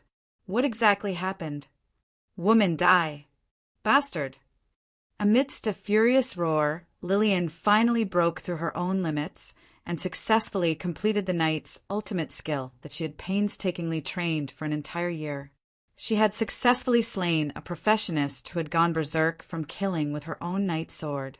The severed head rolled on the ground, leaving a trail of dark red. The burning flames swayed around Lily Ann. Her left hand was already hanging down. In the past battles, this left hand had already been destroyed, and she had long lost the ability to lift it again. The feeling of exhaustion began to spread throughout Lily's body. Facing this terrible situation, Lily suddenly retreated. In horror, she wanted to escape from this murderous purgatory in front of her. Not long after she escaped, the scene of slaughter in front of her made her quickly hide. Several professionists had obviously joined hands and blocked this checkpoint, ambushing and killing quite a few contestants. After that, the professionists who worked together began to search the corpses, killing and looting. Almost instantly, Lily saw through their intentions. There was the birth of such groups. Soon after the chaotic battle began, a large number of such groups had appeared. They had simply grouped together and had no intention of competing for the Dragon Queen's jewel. Instead, they had set their sights on the adepts who were alone or the rich people in the capital. The purpose of these temporary groups was very clear. They did not intend to compete for the championship, but only hoped to gain enough wealth in this sudden, chaotic battle. Since King Amos's crusade against the various countries, most of the wealth of the whole world had been concentrated in the kingdom of Elnas, and this plundered wealth was mostly stored in the prosperous capital of the kingdom. In Lily Ann's hometown, although her family was a local small feudal family with a title of nobility, however, such a small noble family had to send their children to hunt in the mountains or work in the fields every day for the sake of food. Lily Ann also wanted to win a considerable amount of prize money through this competition. She would take the prize money back to her hometown to improve the environment of her family, and at the same time prove to her parents that, even as a woman, she was absolutely not worse than the 7 contestants before her. As one of the 8 women of a small feudal lord at the border, Lily Ann had a long-term goal. Oh no! They found me. Lily Ann abruptly reacted and subconsciously retreated. But just as she took half a step back, her body naturally bumped into something. She bumped into someone. A female knight? TSK, where are you running to in such a hurry? Lily Ann suddenly waved the knight sword in her hand. But the person behind her seemed to have anticipated this and punched Lily Ann's injured left arm without saying anything. After a few fierce fights, Lily Ann's physical strength was almost exhausted. At this time, She did not have the strength to resist at all and was instantly blasted away by the person behind her. She fell to the ground and rolled forward. She only felt a sharp pain, and at the same time the world was spinning. As soon as she stopped, her hands and legs were directly pressed to the ground by several professions. Haha, another one came. And a good female knight. A pair of thick hands began to rudely grope Lily Ann's legs, tearing open her pants under the skirt armor. She wanted to resist, but her head was directly pressed to the ground by another person. He began to use his weapon to violently pry open her breastplate. This woman is too poor. She is useless except for some beauty. Kill her. Don't do that. I've been in the royal city for more than a month, and I've almost forgotten the smell of women. In this lousy place, the price of an ordinary prostitute is equivalent to a month's worth of my earnings from fighting for my life outside. The prices of this lousy place are simply too high. Idiot, I don't have time to wait for you to finish, and I won't help you when you're doing it. I haven't played with a female knight yet. I don't want the rest. This woman, when I'm done, I'll directly kill her. I won't bother you. Saying that, a pair of rough hands directly reached out and directly broke Lily Ann's other hand, then grabbed her hair and directly dragged her into an empty shop by the street. Seeing that Lily Ann had been directly dragged into the shop by the burly man, and hearing her miserable scream, one of the professions frowned. Since no one is coming, I'll go in and take a look. Damn it, this bunch of trash. The leader of the professions immediately frowned. This team was temporarily put together by him, and they did not know each other, but put together for the sake of the immediate benefits. But he did not think that he would have such bad luck to actually team up with such trash. At this moment, a trace of murderous intent flashed in the eyes of the temporary leader, and his hand quietly reached for his weapon. But at this moment he suddenly turned around, his whole body on alert. What happened? Another temporary partner at this time asked nervously, while at the same time looking straight ahead. It was empty in front of them. Except for the corpses that they had not had time to deal with, there was no living thing. I seemed to feel something approaching. The temporary leader frowned, and then carefully walked up. Suddenly he shouted, "Who is it? Come out." Everyone instantly drew their swords and was on alert. At this time, behind the wall, a person with terrible wounds all over his body, as if he would fall at any time, walked out with difficulty. Seeing this, everyone breathed a sigh of relief. A guy who was seriously injured to this extent was obviously not dangerous. At this time, the temporary leader also slowly breathed a sigh of relief, then turned back and waved his hand. Find someone to deal with this guy, and search his body for any good stuff. Okay. At this time, a bandit swung his knife, walked past the temporary leader with a grim smile, squinted his eyes, and walked in front of the wounded man. He licked the tip of the knife, then sneered, "Sir, do you like the heart or the throat?" "I prefer the throat." With that, the bandit's dagger directly slit the throat of the seriously injured man. The knife pulled across and instantly cut the throat of the seriously injured man. But the skill seemed to be a little poor. Only half of the man's head was cut off, and half of the man's head was still connected. At this time, the bandit shrugged and did not care at all. Seeing that the seriously injured man was still standing at this time, he subconsciously reached out and pushed the man's chest. At this time, the seriously injured man's hands suddenly grabbed the bandit's arm. The bandit was shocked to see that this guy who had half of his head cut off could still raise his head at this time. More than half of his cheek had been bitten clean by something. What is this? The thief sucked in a breath of cold air, but at this moment the heavily injured man suddenly opened his mouth and bit his neck. "Ah, dash!" The screams of the bandit's companions instantly alerted several professionals who were dealing with the bodies of the victims at the back, including the temporary leader. They turned around at the same time, only to see the bandit trembling all over and then sliding to the ground bit by bit. At this time, the seriously injured man looked at them with his mouth full of flesh and blood. There's more," There's more dash. Behind the temporary leader, a swordsman at this time pointed forward in horror, pointing behind the seriously injured man. At the place where the seriously injured man walked out, people with similar appearances walked out one after another. They were men, women, and even old people. They all lowered their heads, and their bodies seemed to be very stiff, but their movements weren't slow. In just a moment, more than a dozen of such guys had walked out. At this time, these guys seemed to be stimulated by something at this time. They suddenly raised their heads and then rushed toward the professionals crazily. Get ready to fight. The forest guard leader shouted at this time. Something seems to have happened outside. I'll go and check it out. Don't break this woman. I haven't done it yet, but it'll be soon. Lily struggled desperately. Her equipment, clothes, and even the last loincloth were already in the hands of the bandits. She could only desperately clamp her legs together.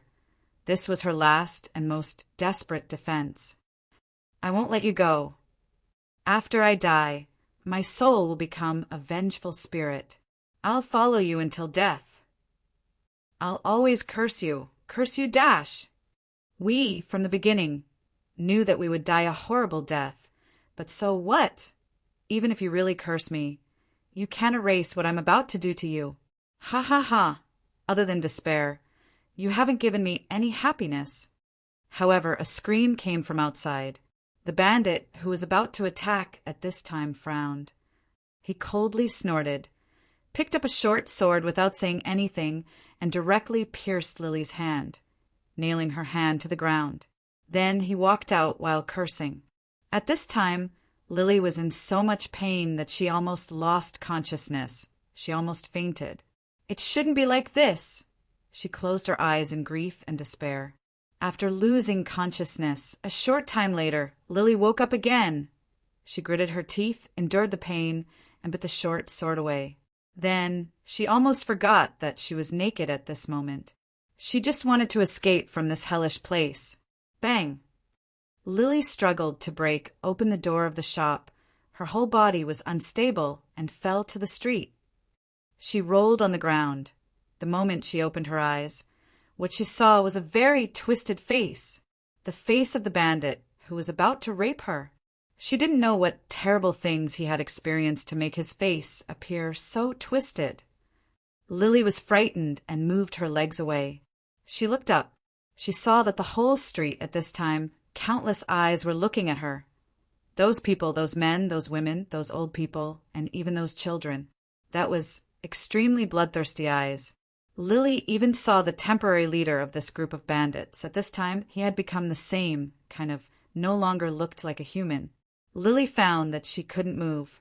She sat on the ground in a daze, staring blankly at these fellows as they slowly surrounded her. She suddenly laughed out loud, a tragic laugh. What unknown horror are we experiencing? Forget it, let's leave it like this. Lily slowly closed her eyes.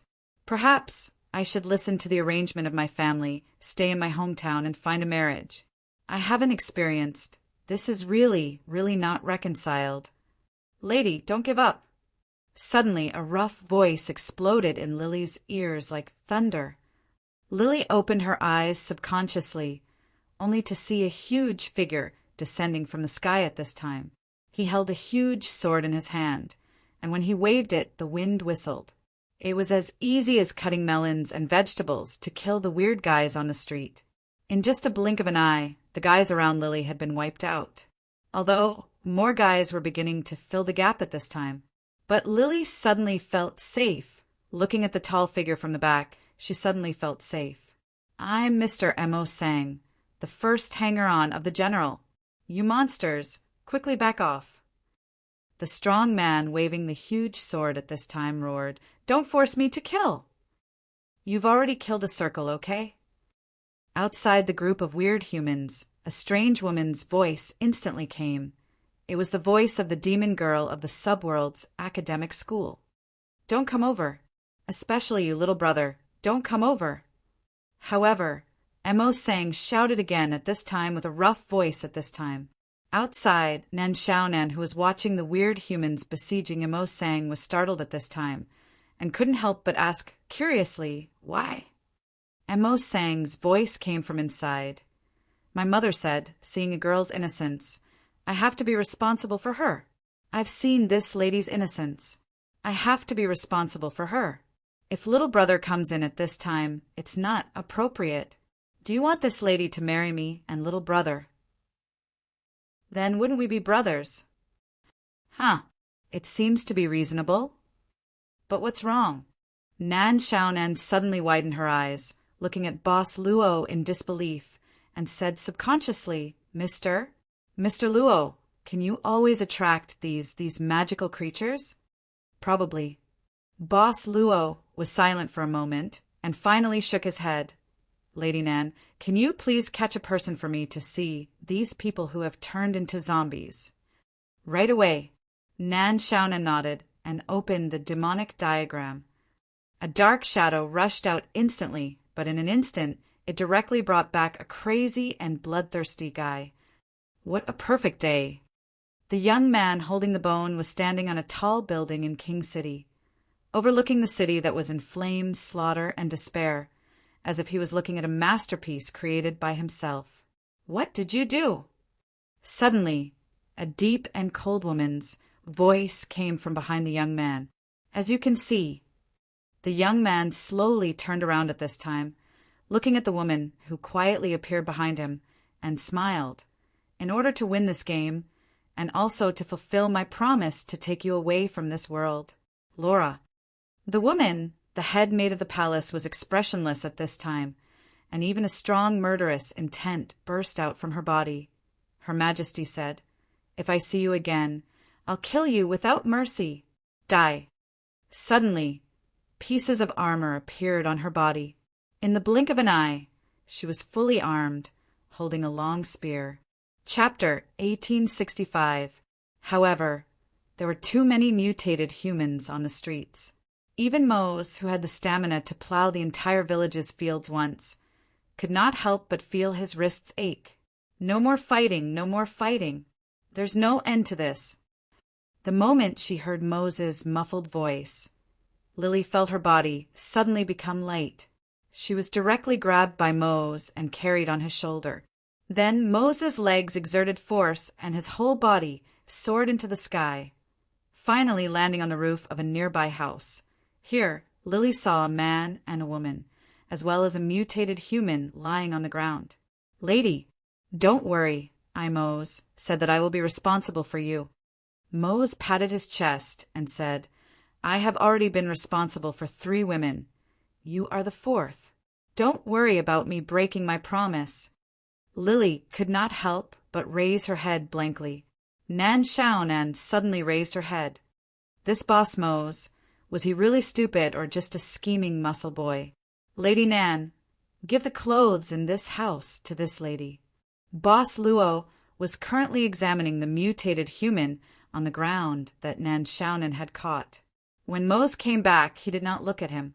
Now he did not even raise his head and waved his hand to give Lady Nan a new set of clothes. Lily's body was now lying on Mose's shoulder. Because of the shame and anger, she did not dare to move. She felt like a big fat pig. Put it on first.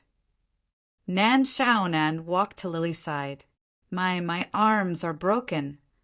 Lily's face was pale as she said. Nan Xiaonan frowned and could only helplessly say, Let me give you a simple treatment. Go to the side first, so that this big guy won't take advantage of you, and also so that you won't take advantage of others. Lily's first sentence was easy to understand, but she did not understand the second half of Lily's sentence. She was already in this state. Who could she take advantage of? However, the gentleman who gave her the clothes was very gentlemanly. Little brother, what are you doing? While Nan Xiaonan took Lily to hide behind the water tank on the roof for a simple treatment, Mose directly went to Boss Luo, squatted down and asked, How did these guys become like this? Are they sick? Sick? Luo Chiu looked at him curiously. Why do you think they are sick? Mose said matter-of-factly, If they are not sick, how can they become like this? My mother said that when people are sick, they will turn bad. Bad people are sick because their hearts are sick. It is very difficult to cure them. It's not people who are sick. Boss Luo said casually, it's the world that is sick. Moses, Moses, Moses, Moses, S's ants. Let's see if there is a need to cure it. Boss Luo smiled casually, then clapped his hands and stood up. He looked around, thought for a while, and said, it seems that the situation is spreading quickly, but because of the Dragon King enchantment, these mutated humans cannot leave King City in a short time. Really? Mose patted his head and said, this disease is contagious. Didn't we see on the way that after people are bitten, they will change? They are back. Boss Luo turned around at this time. Nan Xiaonan had already helped Lily out from behind the water tank. The female knight still looked pale, but her broken arm had been reattached, and the other injured arm was simply bandaged. Lily was wearing a simple light yellow dress. The female knight probably did not wear this kind of dress many times after she became an adult, so her face naturally showed an unnatural expression. She was a little shy. Sorry, I only have this kind of dress. Boss Luo smiled slightly. Lily shook her head and said in a low voice, in this case, I can't ask for too much. This is already very good. Thank you. You. What are you going to do next? Mose patted Lily's shoulder and said, my little brother and I are going directly to the Dragon Queen and wait for the orb to appear. You should follow us. It's not safe for you to stay here. You want to go directly to Queen Hilda's side. Lily could not help but exclaim. After experiencing so many things, Lily was a little disheartened. She even wanted to escape from this hellish King City and leave as soon as possible to return to her hometown and reunite with her family. Although she was very grateful to Mose for saving her, Lily chose to stay and find a safe place to hide, waiting for the end of this chaotic battle. After all, in her opinion, even if she forced herself to follow with her injuries, she would only be a burden. Mose reluctantly found a cellar in a nearby house and hid Lily inside. Mose kept saying that he would take responsibility for her, so Lily did not know whether to laugh or cry. If Mose did not already have several women, actually it was not that bad. The tall figure that fell from the sky and saved her from the abyss of despair had directly carved into the deepest part of her body at that moment. The physiological, chemical reaction and the emotional changes in her heart reached the peak at that moment. No wonder it was said that daughters in troubled times were always easier to get along. You should be careful. Lily finally said, don't force yourself. In this kind of environment, being able to survive is actually a victory. I know that men are always more eager to achieve than women. But even if you assume that there is still someone here waiting for you to come back safely. Mose touched his head at this moment, looking troubled. You don't want to. Lily could not help but frown. In fact, intense emotions came as quickly as a storm, but also cooled down quickly. Mose shook his head and said, no, it's just that I can't promise you this. My mother said that if a man is going to war, never tell his woman that he will definitely come back. Why? Lily could not help but look surprised. Mose said, because my mother said that this is called the flag of death. Usually when a man gives this kind of promise, he will not come back in the end. My father was like this. When he was young, he knocked up my mother and then ran off to war, saying that he would come back to marry her after the war. In the end, when I was 3 years old, his ashes were sent back. Anyway, I will be waiting for you here. Lily took a deep breath and shook her head. Besides, I really can't move in my current state. This guy's mother, maybe she is easy to get along with? Lily suddenly thought, it's not a pathological infection? Nan Xiaonan could not help but say in surprise. Outside the cellar, Boss Luo nodded. Biting and devouring living people should be the reason why the savagery hidden deep in the body is aroused. The most important reason is the qualitative change in the soul, which led to the appearance of bloodthirsty madness. Of course, to a certain extent, this also makes them numb to pain and greatly excavates the body's potential. Nan Xiaonan rubbed her bangs and frowned. When I was traveling the world, I once saw a race like this in a world. After they went crazy, they were like this. They were not afraid of death and would not stop until they died in battle. They called this kind of warrior the berserk barbarian. It probably means berserker. But if it's not a pathological infection, how did they infect others? It should be through the erosion of the soul. Boss Luo opened his palm at this moment. In his palm, a dust-like black light spot gathered here and did not disperse. This is something dispersed from their soul. It is very easy to adhere to the human mind and then directly erode the soul in a short time. These things will not appear for no reason, which means... Nan Xiaonan thought for a while and said, "Someone is behind this. It is highly likely that it is Wally. But is this practice allowed?" Gores just said that he wanted to spread the virus in this world and was immediately punished by the chessboard. Once this mutation spreads, this chessboard world will probably enter the destruction mode, right? Will the chessboards will allow this? How many possibilities do you think of? Boss Luo asked curiously.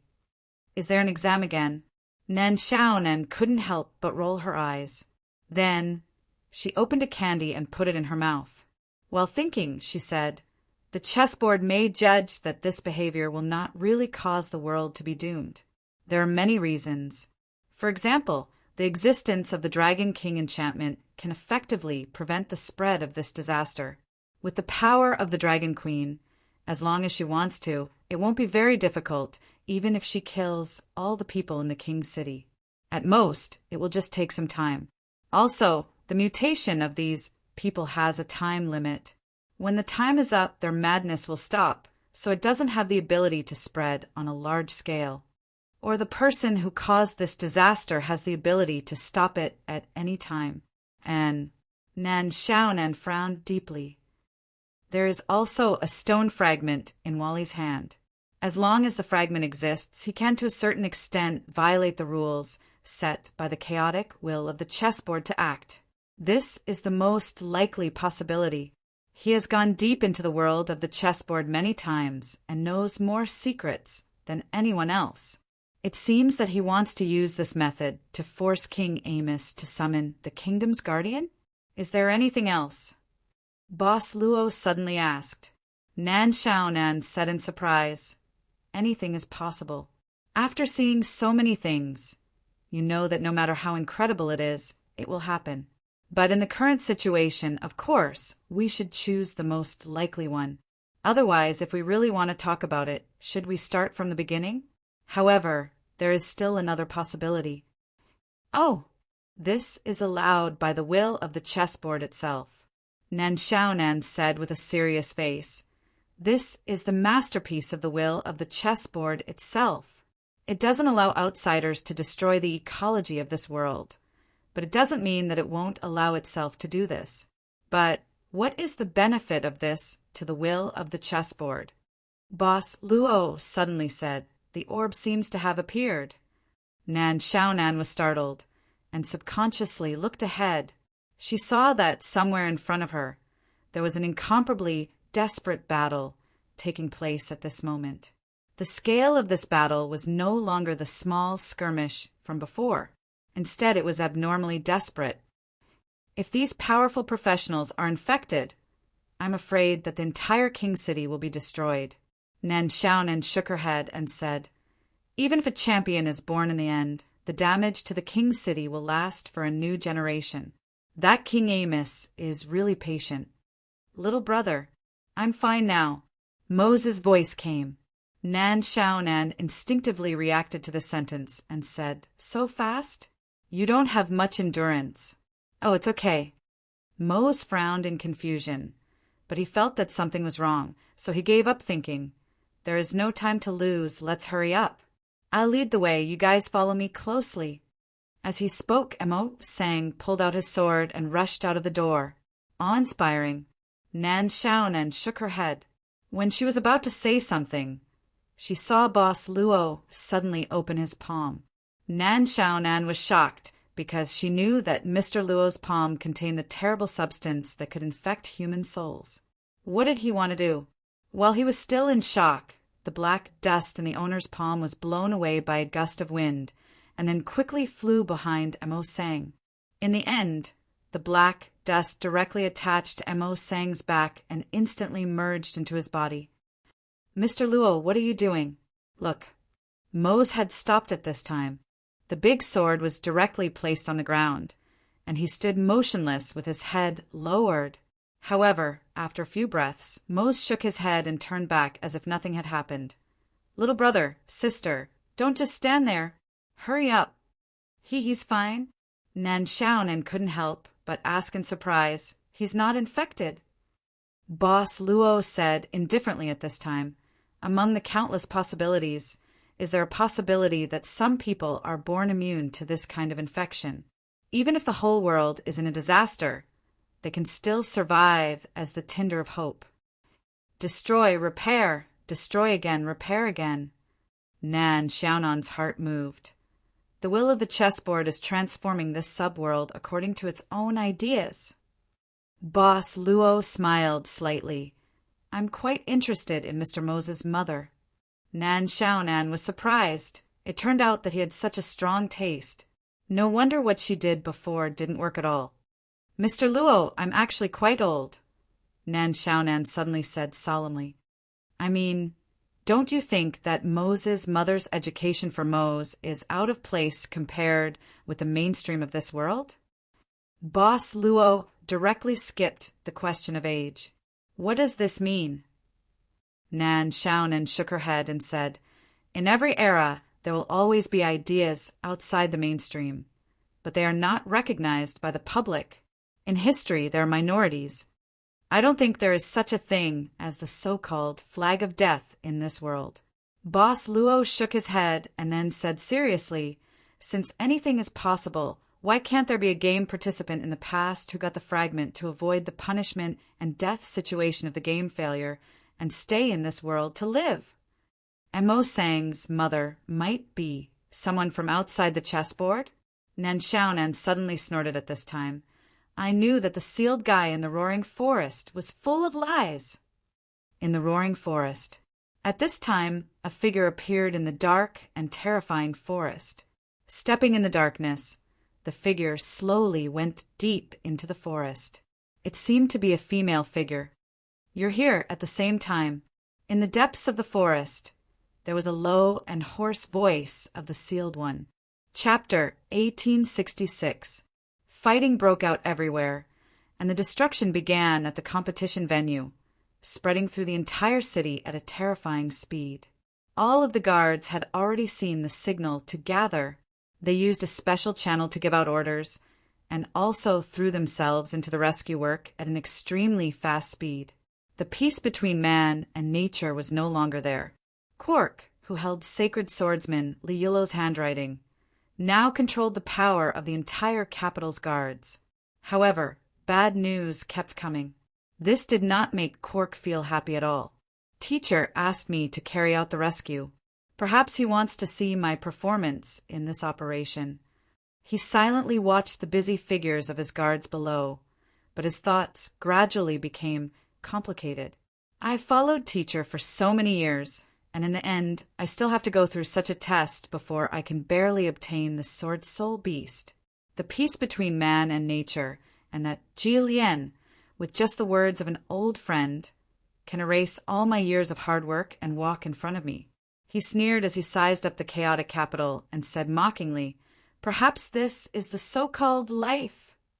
"My lord, the 3rd Avenue, the 7th District, and the Karim River, East District, West District, and Central District, there are professionals and civilians who have gone berserk. They attack madly as soon as they see a living person, and they are not afraid of pain. The guards have already started a war with these berserk humans on the 3rd Avenue. What did you say? Berserk humans?" Quark turned around abruptly. "How did this happen? Can you find out the reason? It's too sudden. There's no way to investigate." The subordinate said in a panic, "Once you're attacked and injured by these berserk people, You'll become like them. I only found that the guards didn't know at first and suffered losses. A large number of soldiers have also been infected. They've started to evacuate from several main avenues and are currently converging in the direction of the palace. What about the city guards? Don't mention it. A group of professionals broke into the city guards' headquarters amidst the chaos. The city guards' governor was assassinated, and they also lost a few high-ranking officers. Now, the entire city guards' command system is in chaos. In addition to the killings in the capital and the sudden and terrifying spread of the disease, they can't even take care of themselves and have even started to withdraw. Now only our people are left, still trying to evacuate the civilians. But, my lord, the shelters in the city are almost full. The chief wants us to save as many people as possible. Quark said in a deep voice, "Pass down my orders. Open the garrison compound and take in the fugitives. Requisition all the buildings within a 100-meter radius from the main street of the garrison and send men to guard the 4 corners. Since there aren't enough shelters, let's create a temporary shelter street. If that's the case, I'm afraid we don't have enough manpower. Along the way, there should be some scattered soldiers from the city defense team. Try to temporarily incorporate them as much as possible." Quark quickly said, "In the name of the sacred swordsman, it's a time of calamity now. Let's not bother about the problems with the system. If there are any troublemakers, charge them with treason during wartime and execute them before reporting." Then Quark issued a series of orders until his subordinates left with their orders. Only then did he hurry back to the pavilion in the middle of the lake in the courtyard of the guards division. What happened in the Imperial City was completely out of his control. The danger of the situation had even exceeded everyone's expectations. At this moment, Quark knew he could only discuss it with Sword Saint Leuro. Even though this might lower his teacher's evaluation of him, if he did not know his limits, it would only make things worse. He was afraid that his teacher's evaluation of him would only be lower. However, Sword Saint Leuro was not in the pavilion in the middle of the lake at this moment. When Quark returned again, "Teacher is not here?" Looking at the empty pavilion in the middle of the lake, Quark could not help but frown. He could not even find any information left behind by the sacred swordsman. In other words, sacred swordsman Leuro had suddenly left without telling anyone? Perhaps it was because he was in too much of a hurry? Quark could not help but feel a little heavy in his heart at this moment. He subconsciously looked at the surface of Remnant Sword Lake. Since Ji Lien started implanting the Sword Soul Beast, there had been an obscure presence coming from the bottom of the sword vault. But now this presence had disappeared. Ji Lien was obviously no longer in this Remnant Sword Lake. Perhaps he was taken away by the sacred swordsman? But where did they go? And why didn't they inform me? Quark thought about it and paced back and forth restlessly in the pavilion in the middle of the lake. Finally he walked in. The calm lake water was right under his feet. As long as he took another step forward, he could easily fall into the lake. He lifted his foot slightly. The 3rd Sword Soul Beast will mature soon. I'm just going to take a look. I don't plan to do anything, he muttered to himself. The 3rd Sword Soul Beast is going to be mine soon. So what if I take a look? Gritting his teeth, Quark jumped and directly jumped into the lake water. Among the younger generation, his combat strength could be said to be the strongest. It allowed him to easily separate the lake water and sink into the sword vault at the bottom of the lake. However, when Quark stood in the sword vault at the bottom of the lake, he was completely stunned on the spot. Countless broken swords were originally buried here, emitting there that lasted for a long time. But now, these broken swords that contained strong wills were dim and lightless, as if they had exhausted everything. Quark's expression changed drastically. A hint of fear flashed across his eyes.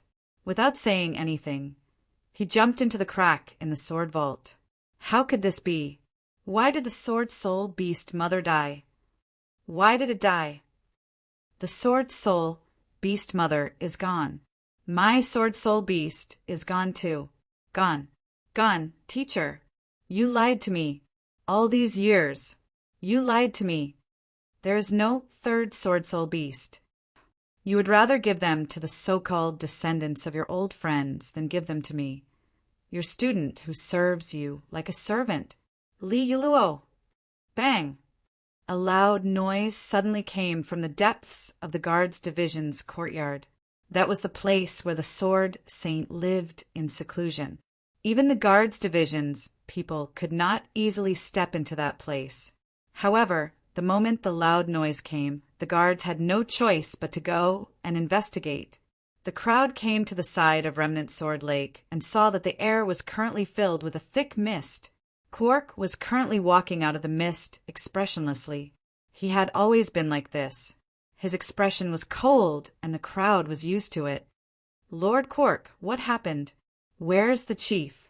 Teacher had something to do, so he left at the last minute. Quark said expressionlessly. Before he left, he temporarily handed over full authority of the guards' division to me. Let's continue with what we should be doing. Who can tell me? How's the construction of the guard line outside going? Soon. Our people are guiding the fugitive residents in the city to retreat here. I'll be there to direct the command. All of you, follow me, Quark said and walked in front of the crowd. A subordinate suddenly came up to him and asked softly, My lord, the chief isn't here and the Imperial City is in such a state. What we need to do urgently now is to invite the young chief of the peace between man and nature back to take charge of the situation.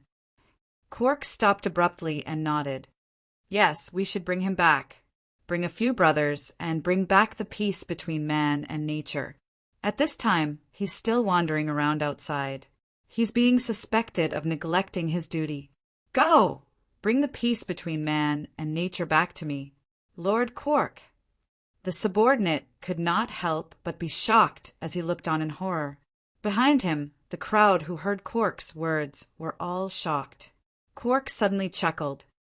I mean, if you don't use such a harsh tone, how can you make the peace between man and nature return willingly? Don't you know our young chief's personality? I just want to scare him and make him understand his own laziness. I see. The subordinates immediately heaved a sigh of relief. I understand. We'll bring the young chief. Bring him back as soon as possible. Let's go too. The Imperial City is too big. With a few more people, it'll be more efficient.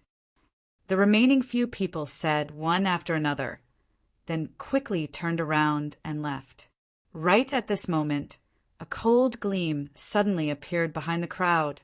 In the blink of an eye, these few veterans of the guards' division fell to the ground instantly. There was a thin line of blood on their throats. In your hearts, is there only one peace between man and nature? Quark walked past these corpses coldly. Have you all forgotten that I'm Yulo's first student? He swung the long sword in his hand. The long sword slashed on the rock, drawing a line of sparks. Then, with a flick of the long sword, the sparks flew out and landed directly on the corpses of the few veterans of the guards' division. The fire was burning. Without the sword soul beast, the only chance I have to become a saint is perhaps. At this moment, Quark's eyes shone in the direction of the palace as he muttered, the Dragon Clan's sacred pool bestowed by the Dragon Queen. The spear was as fast as lightning, and it constantly blossomed into silver spear flowers around Wally. Behind them were collapsing buildings. The head maid of the palace, Laura, seemed to have the intention to kill at this moment.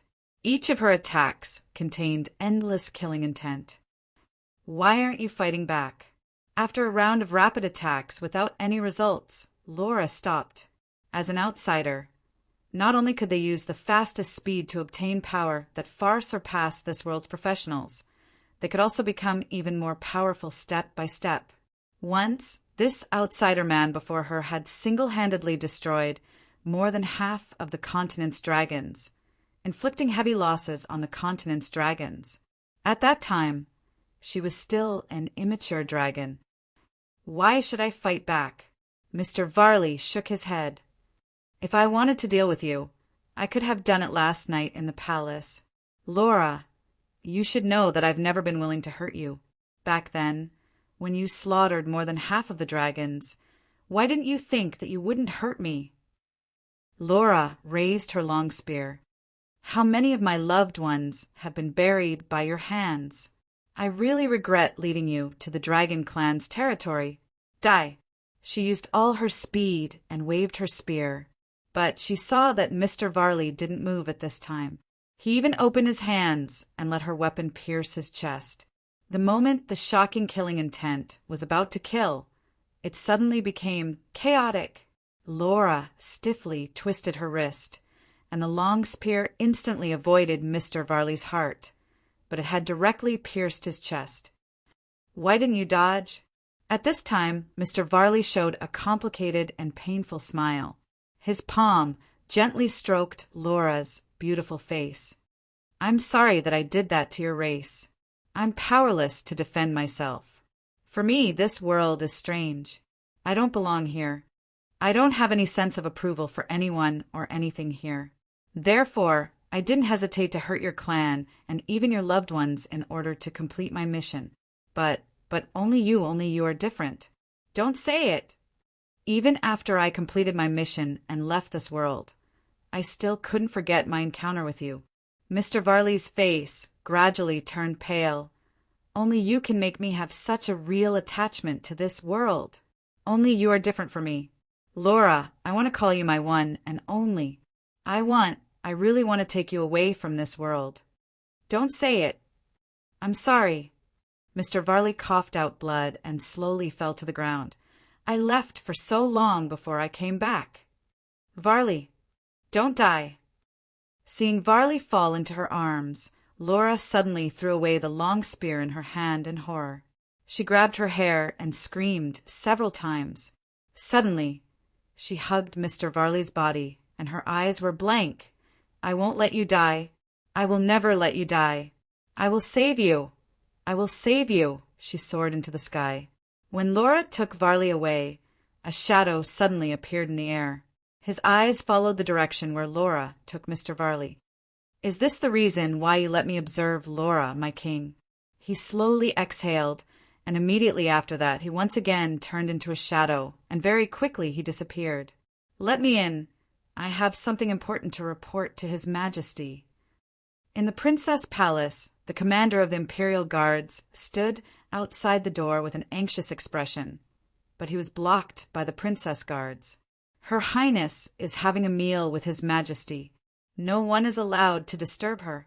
If you have something to say, wait until after the meal." "Damn it! Do you know what happened outside the palace? What terrible things happened in the king's city?" The commander of the Imperial Guards was furious at this time. "You dog! You dare to block my way! I am the commander of the Imperial Guards. In theory, you are also my subordinates. Get out of my way or die." A silver light flashed out. The commander of the Imperial Guards stared in disbelief at this time. He didn't expect that the Princess Guards would directly attack him in front of the public, and it was a cold knife.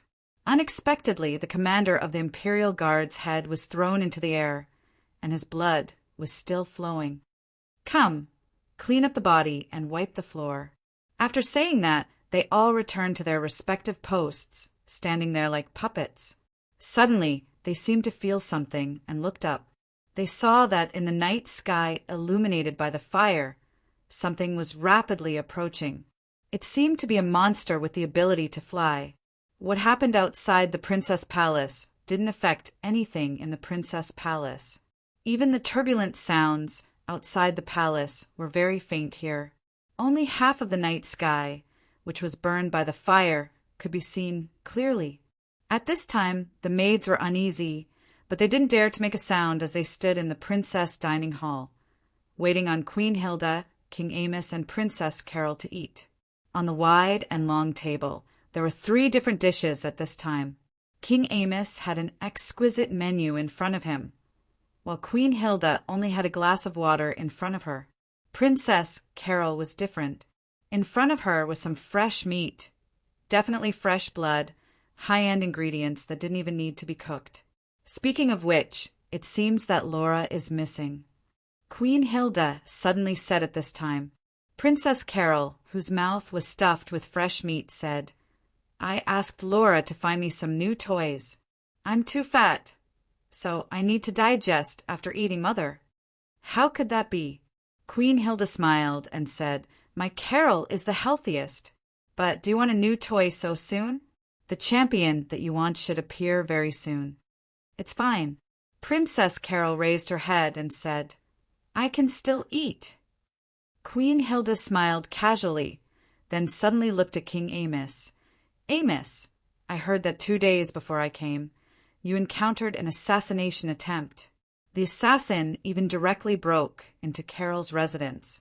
This assassin and the one I met last night shouldn't be the same person, right? The first assassin who tried to assassinate Carol was masked the whole time, so no one knows his origin. King Amos put down his knife and fork, wiped his mouth, and said casually, But since you're here, I don't think that assassin would dare to appear again. Right at this moment, a maid hurriedly walked in and said in fear, Your Majesty the Empress, Your Majesty the King. Just now, a member of the personal guards reported that a monster is quickly approaching the palace. The monster seems to be carrying a few people. Oh, Queen Hilda said with interest. So soon? Someone has already obtained the orb and brought it to me? I want to see what kind of person can become Carol's new toy tonight. After saying that, the Dragon Empress stood up. Seeing this, Princess Carol swallowed the food in her mouth, wiped her mouth a few times, and hurriedly stood up. Mother, this is my toy. I won't allow you to take it away. I know. Queen Hilda smiled casually but said, But if it's really outstanding, it's hard to say. Mother, how can you be like this? Princess Carol immediately shouted. Queen Hilda walked slowly out of the dining hall with a charming laugh, and Princess Carol followed, closely behind. King Amos. At this time, King Amos picked up his knife and fork again, cutting the meat, and said indifferently, Dinner isn't over yet. Come back after seeing the people. There was no one in front of him now. King Amos moved a piece of meat he had just cut to an unused plate, and then pushed the plate to a seat on the side. Then he forked a piece of dessert and put it on another empty seat on the side. Is it good? If it's good, then eat more. It was as if someone was by his side, accompanying him like a family member. Chapter 1867. They couldn't find him. Until now, they still couldn't find that guy. Facing the increasingly chaotic situation, Dr. Gores and the other two had to choose to hide in a building with a good geographical location. Although they were much stronger than ordinary professionals and had a lot of resources in their hands due to the accumulation, picking up, of treasures in the early stages of the game. But the resources were prepared for the final battle against the gatekeeper, not for the professionals in the Kingdom Tournament. We're in a passive position now, Dr. Gores said in a deep voice. In this game, we've lost all the information we should have. Even because of the empiricism brought by the information we originally knew, we had no choice but to fall into an information crisis. Listen, we can only rely on ourselves now. We need to treat this game as a brand new game that we've never experienced before, a challenge. Come, give up all the empiricism and tell me what we should do in this situation. Doctor, do you plan to brainstorm at this time? The maid couldn't help but ask curiously. This is called brainstorming, Miss Tina, Dr. Gores said seriously. Sneeve poked his head back from the window. We can't stay here for long. We have to move to another place. Also, I don't know why there are so many. Many of those failed things in your laboratory outside. Failed things? Dr. Gores frowned subconsciously, then pushed Sneeve away and poked his head out to see the strange situation on the streets of King City. Sneeve, who was pushed away, didn't get angry. Instead, he sneered. Yes, just like those ghouls that you modified but failed. They have no intelligence and can only bite people indiscriminately. I know very well, after all. I've helped you deal with a lot of these corpses under the garden in the castle courtyard. They're not ghouls. Dr. Gores shook his head and frowned. The modification of ghouls can't be separated from a special substance in the blood of vampires. There are no vampires in this world, but what? Sneeve asked coldly. Dr. Gores quickly said, but if this is man-made, who do you think is more likely? Sneeve and Tina looked at each other. The maid hesitated. It's Wally. Mr. Wally? Miss Tina, I'm glad that you're aware of the fact that we've betrayed Wally and are consciously going against your long-standing habits. However, you don't have to call him Mr. Maybe you should just call him by his name. That will make you more determined, Dr. Gores said in a deep voice. Let's talk about the original matter. The maid said angrily, Doctor, when did you start to pay attention to such insignificant details? Dr. Gores said seriously, I'm sure that Wally did this to force the king to summon the guardian of the kingdom. He couldn't wait any longer. He wanted to deal with the guardian first and then pass the level. Do you know what this means? It means that Wally doesn't have the confidence to defeat our team in a head-on confrontation. It means to defeat the captain of our team. The maid shook her head and poured a basin of cold water on him. Whatever. Dr. Gores raised his voice. Wally is not willing to face our team head-on. It's already a fact. So what? Sneeve suddenly said. Wally's servant failed in the elven homeland. He didn't get a tool to fight against the guardian. Even if he successfully summoned the guardian, how could he defeat it? On the contrary, if the guardian can appear in this case, it's even more beneficial to our team. After all, the dagger of Promo's here. I said. Dr. Gores raised his voice again. We now need to ignore our previous experience and treat the current situation as a new game. We need to be skeptical of any information that we already know. So, is it true that only by getting the goddess blade in the elven homeland can we defeat the guardian? Sneeve couldn't help but frown. Miss Tina was also thoughtful. Dr. Gores sneered. Historically, every time we participated in the game, Wally got the important tool in the roaring forest, and then easily passed the level. As far as we know, it's always like this. If you doubt all of this, you will find that maybe this is the way Wally deliberately let us know about the final level of the chessboard game. You mean the goddess blade can't really fight against the guardian? Sneeve couldn't help but be startled. No, the goddess blade should be able to fight against the guardian, but it's not the only way. What Wally needs is just to let us know about this only way and believe in it. To destroy a person, you must first make him crazy. To make him crazy, you must first make him inflate. There's no doubt that from the moment we obtained the goddess blade, we started to become arrogant. We believed that we could win this battle and that this was the best time to fight against Wally. We even believed that our captain was so strong that even Wally felt unconfident. What are you trying to say? Dr. Gores took a deep breath and said solemnly, since we met Mr. Luo in different places, all kinds of incredible things happened to him and his incredible luck. Maybe it's just an illusion arranged by Wally. Impossible. His servant has been sacrificed. Even he had to be recruited by Gonglina to save his life and was forced into this game. Sneeve shook his head. Don't forget how the young master of the Bohemia family died. Dr. Gores sighed. He was pressing step by step and even had an absolute advantage. But he still lost in the end. At that time, we were so sure that the loser would be Wally. You were the one who was sure. Sneeve sneered. I just dealt with the body of this guy's servant. I wasn't even allowed to watch the game at that time. Whatever, Dr. Gores said. For Wally, the most important thing is the game experience. Don't forget he is the owner of the chessboard. In the case of winning, he only considers how to improve his enjoyment during the game. I'm afraid that we are all in his plan this time. Sneeve suddenly snorted. Is this the reason why you want to rebel again? Doctor, you want to rely on Wally again? The servant girl couldn't help but tremble. Remember, we don't really have a falling out with Wally. Dr. Gores emphasized. Our captain's strength is just an illusion that Wally planned behind the scenes. The purpose is to make us believe that he is really in a disadvantageous position this time. When we really go against him and confront him, maybe this is what he is really waiting for.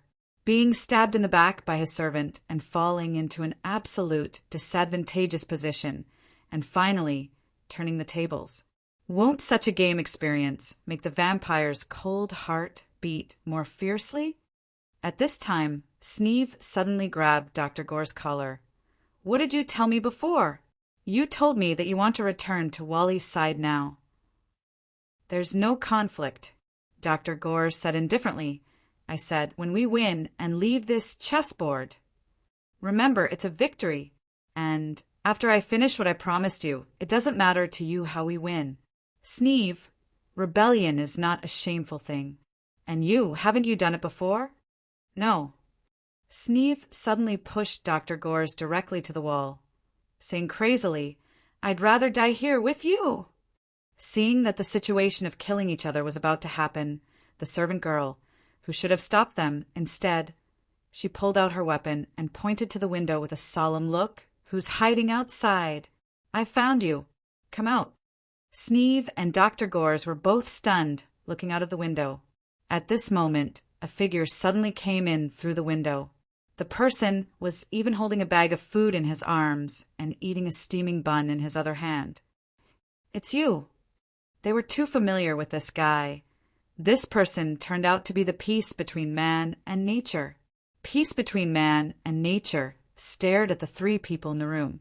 After swallowing the bun in his hand, he said slowly, "Sorry, I didn't mean to interrupt your quarrel. It's just that the garrison division has lost a prisoner, so I can't ignore it. Of course, I seem to have heard something interesting outside."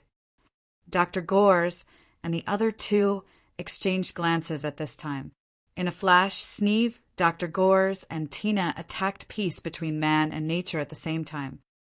It seems that the lesson last time wasn't enough. You three little thieves. Peace between man and nature shook his head, his body fluttering like a leaf in the wind, easily dodging the attacks of the three people in the castle. "Go," Dr. Gores suddenly shouted.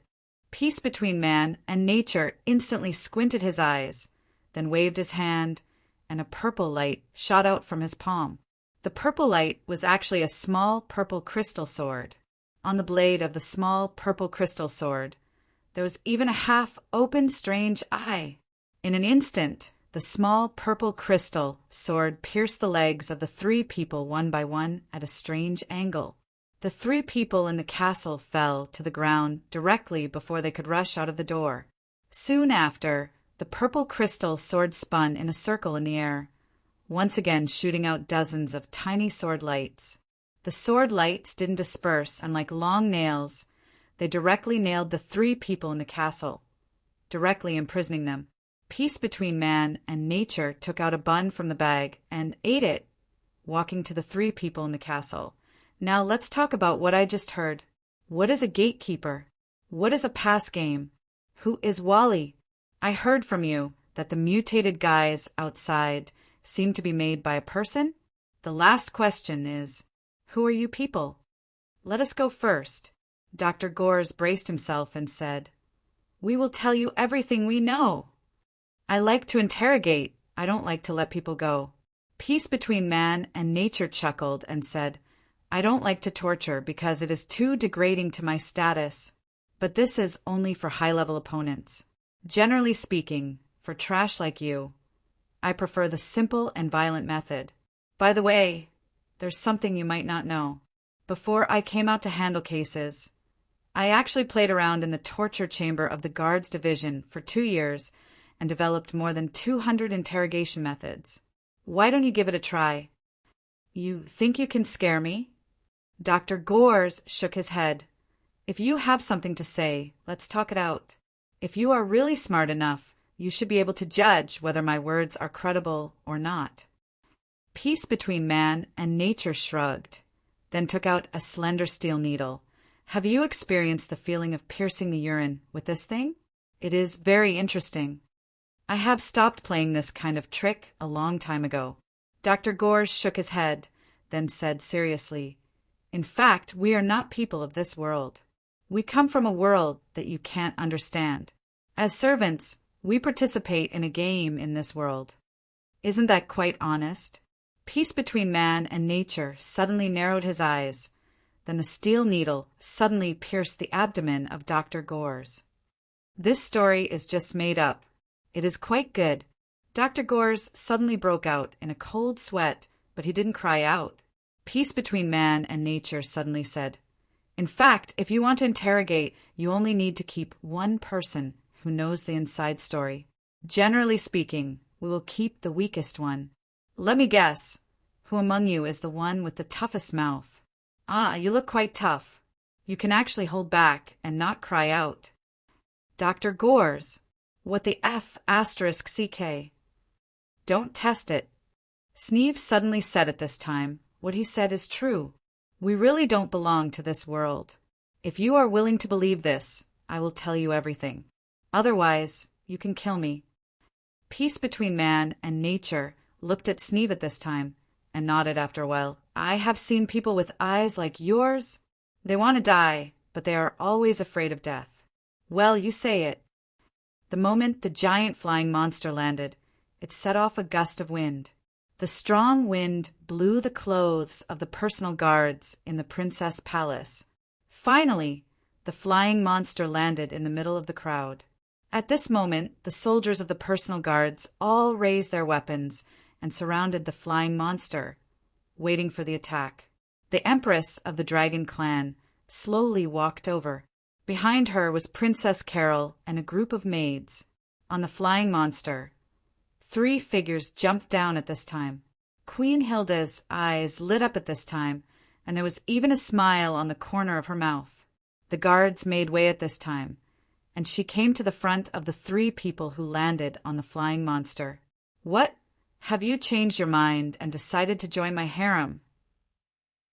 Queen Hilda smiled at this time, and her charming eyes were like silk. Chapter 1868. In the pool, there was a constant release of light, like the beating of a heart. Laura's hands were pressing on Mr. Varley's wound, continuing to release power, guiding the healing power in the pool. He slowly opened his eyes. Laura, who had been paying attention to Mr. Varley's situation, quickly said, "Don't speak. This is a place built by Yamos to treat the dying soldiers who have rendered meritorious service." Mr. Varley slowly exhaled, but he gently held Laura's hand. "Why did you save me?" "I don't want you to die too easily," she directly said, then bit her lip. "I saved you, and then I will torture you for 1,000 years at least. Then I have to exercise more physical strength." Mr. Varley laughed. It seemed that his injury was affected, and he couldn't stop coughing. "I told you not to talk," she said sternly and coldly. "If you don't want to die." "I haven't talked to you like this for a long time." Mr. Varley gently shook his head. "Why do I always wear a hypocritical mask? If I could talk to you like this from the beginning, how good would it be? I'm not a little girl." Laura suddenly sighed. "Sweet words are useless to me. I saved you, but it doesn't mean that I won't kill you." He directly ignored the treatment, propped up his body, and vigorously hugged Laura into his arms, whispering, "Laura, I will leave this world eventually. Even if I die, my soul will be forcibly sent away. If you kill me, I don't know when I will be able to come again. Tell me, what should I do to keep you by my side forever?" She looked up and closed her eyes, as if she couldn't breathe at this time. She didn't have the slightest thought of pushing him away. "I'm really sinful." Laura slowly sighed and trembled.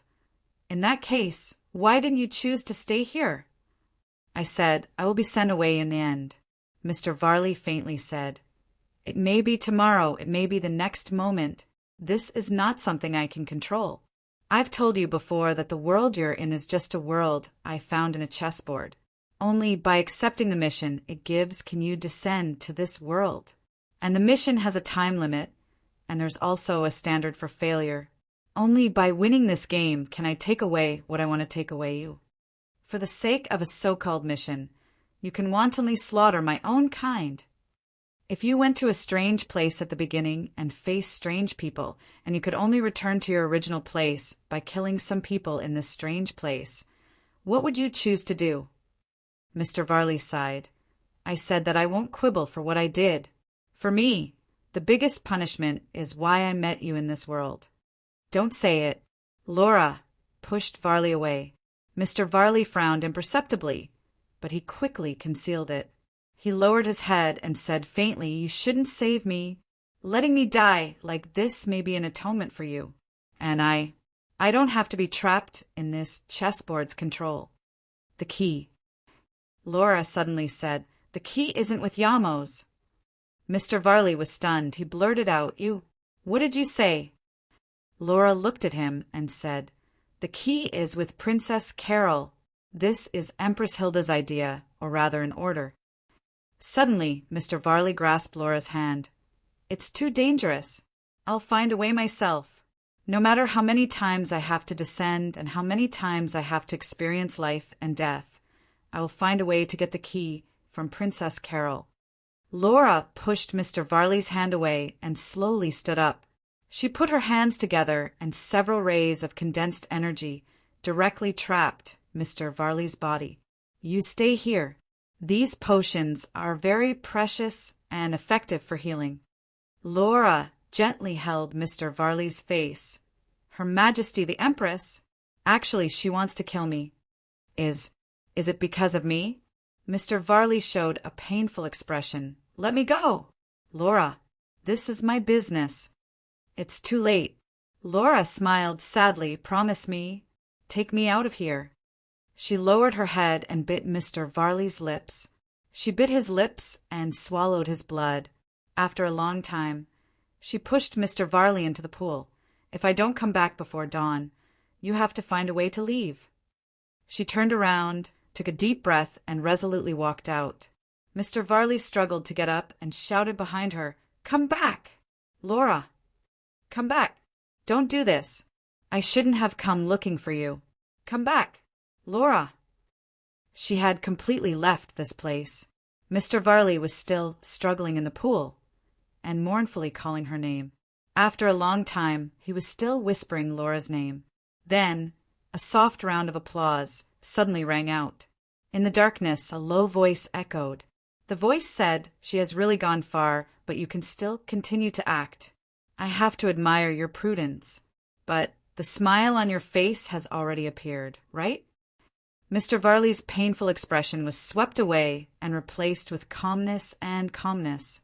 His hands shook, and the energy rays that wrapped around his body instantly collapsed. Mr. Varley stood up and rubbed his wrist. Let me think, which side do you belong to? You shouldn't be Hilda's people. Otherwise, with the Dragon clan's hatred towards me, you wouldn't have allowed Laura to treat me. No, I am loyal to Empress Hilda. The voice indifferently replied, I didn't stop you from healing because I wanted to see if Laura would betray the Empress. Now that I've obtained what I wanted to know, you won't be of any use to me. He slowly walked out from the darkness. It was a masked man wearing a black robe. Goo. You said that you are loyal to Hilda, that's it. Mr. Varley chuckled.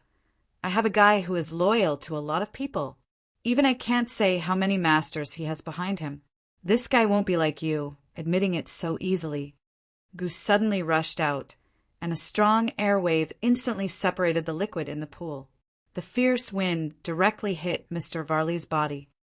Outsider, damn it. As soon as he made his move, he displayed his powerful strength. Even without the 10 direction annihilation, one of the 3 legendary divine weapons, he was still an out-and-out human sanctuary that was unknown to the world. He was a mysterious power that was hidden by the side of the Yamos King. Mr. Varley couldn't tell which side this guy who suddenly exposed his killing intent came from, but he wasn't afraid. A gray light flashed in his hand. In an instant, Gu felt as if all the strength in his body had disappeared. Caught off guard, Gu did not have time to be surprised as he saw the grayish-white light slash across his body. A line of blood, starting from his forehead, slid down vertically. His mask had been torn, revealing a beast-like face. This is one of the 3 divine weapons. Gu knelt on the ground, his pupils dilated, and before he could finish his last sentence, he directly collapsed on the ground. The snake that devours all spells, one of the 3 ultimate divine weapons created by Locke. Mr. Varley chuckled at this time. It has a lot of special abilities. In addition to the most important attribute of breaking the dragon, it also has the attribute of silencing all the power of the opponent. Of course, the silencing attribute is too powerful, and it can only have an effect on the same target once. But it doesn't matter, after all, you don't have a second life. Mr. Varley approached at this time, kicked Gu over, and flicked the tip of his sword a few times on Gu's body, then said indifferently, "It's not bad to have one more sanctuary-level puppet. Don't wake up so soon. When I need it, I will wake up your restless soul." With that, Mr. Varley put away his weapon with a strange smile and quickly left the healing place. A moment later, in the healing place, the faint light of the pool still illuminated the entire healing room. Beside the pool, Gu's heart suddenly jumped. He suddenly sat up, like a drowning person, and took deep breaths. Gu subconsciously stroked his heart, murmuring, "I am alive again." Suddenly, Gu seemed to feel something and directly looked at the potion pool in the healing room. He saw that above the pool, lines of words slowly floated out.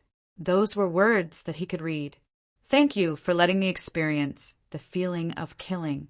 This is some of the rewards I promised you. Please kindly accept it. Of course, we are even now." Gu stared blankly at the words in the pool, disappearing bit by bit, as if they were just illusions.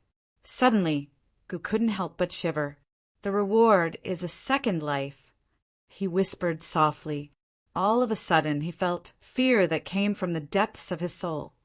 What kind of is our world welcoming? But soon Gu immediately got up. It was as if he had picked up this life for free.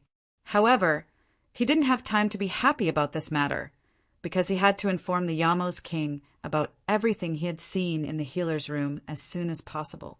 The purpose of these outsiders is the key. The doctor of peace between man and nature sat quietly in front of the 3 people in the castle, and didn't speak for a long time. He ate the buns in the food bag one by one, until suddenly he reached his hand into the bag again, and found that the buns were all finished. Then he frowned. Dr. Gores and the other 2 had been communicating with their eyes. Of course, they lacked tacit understanding, so the efficiency of this communication was too low. Until now, the doctor didn't understand if Sneeve rolled his eyes, other than despising him, there was any other meaning. The way to leave is to defeat the guardian of the kingdom. Suddenly, the doctor of peace between man and nature said, "In other words, if you can't defeat the guardian of the kingdom, you can only stay in this world forever." His eyes were suddenly filled with murderous intent. Dr. Gores suddenly said, "Even if we are trapped here, when we all die, the game will restart. In the future, there will be other servants coming." The doctor of peace between man and nature said, "Isn't that better? Keeping you here, we can get more information from you, and buy more time for the possible invasion of servants in the future. After all, I also belong to this world. No matter what, I don't want to see my world being invaded by outsiders."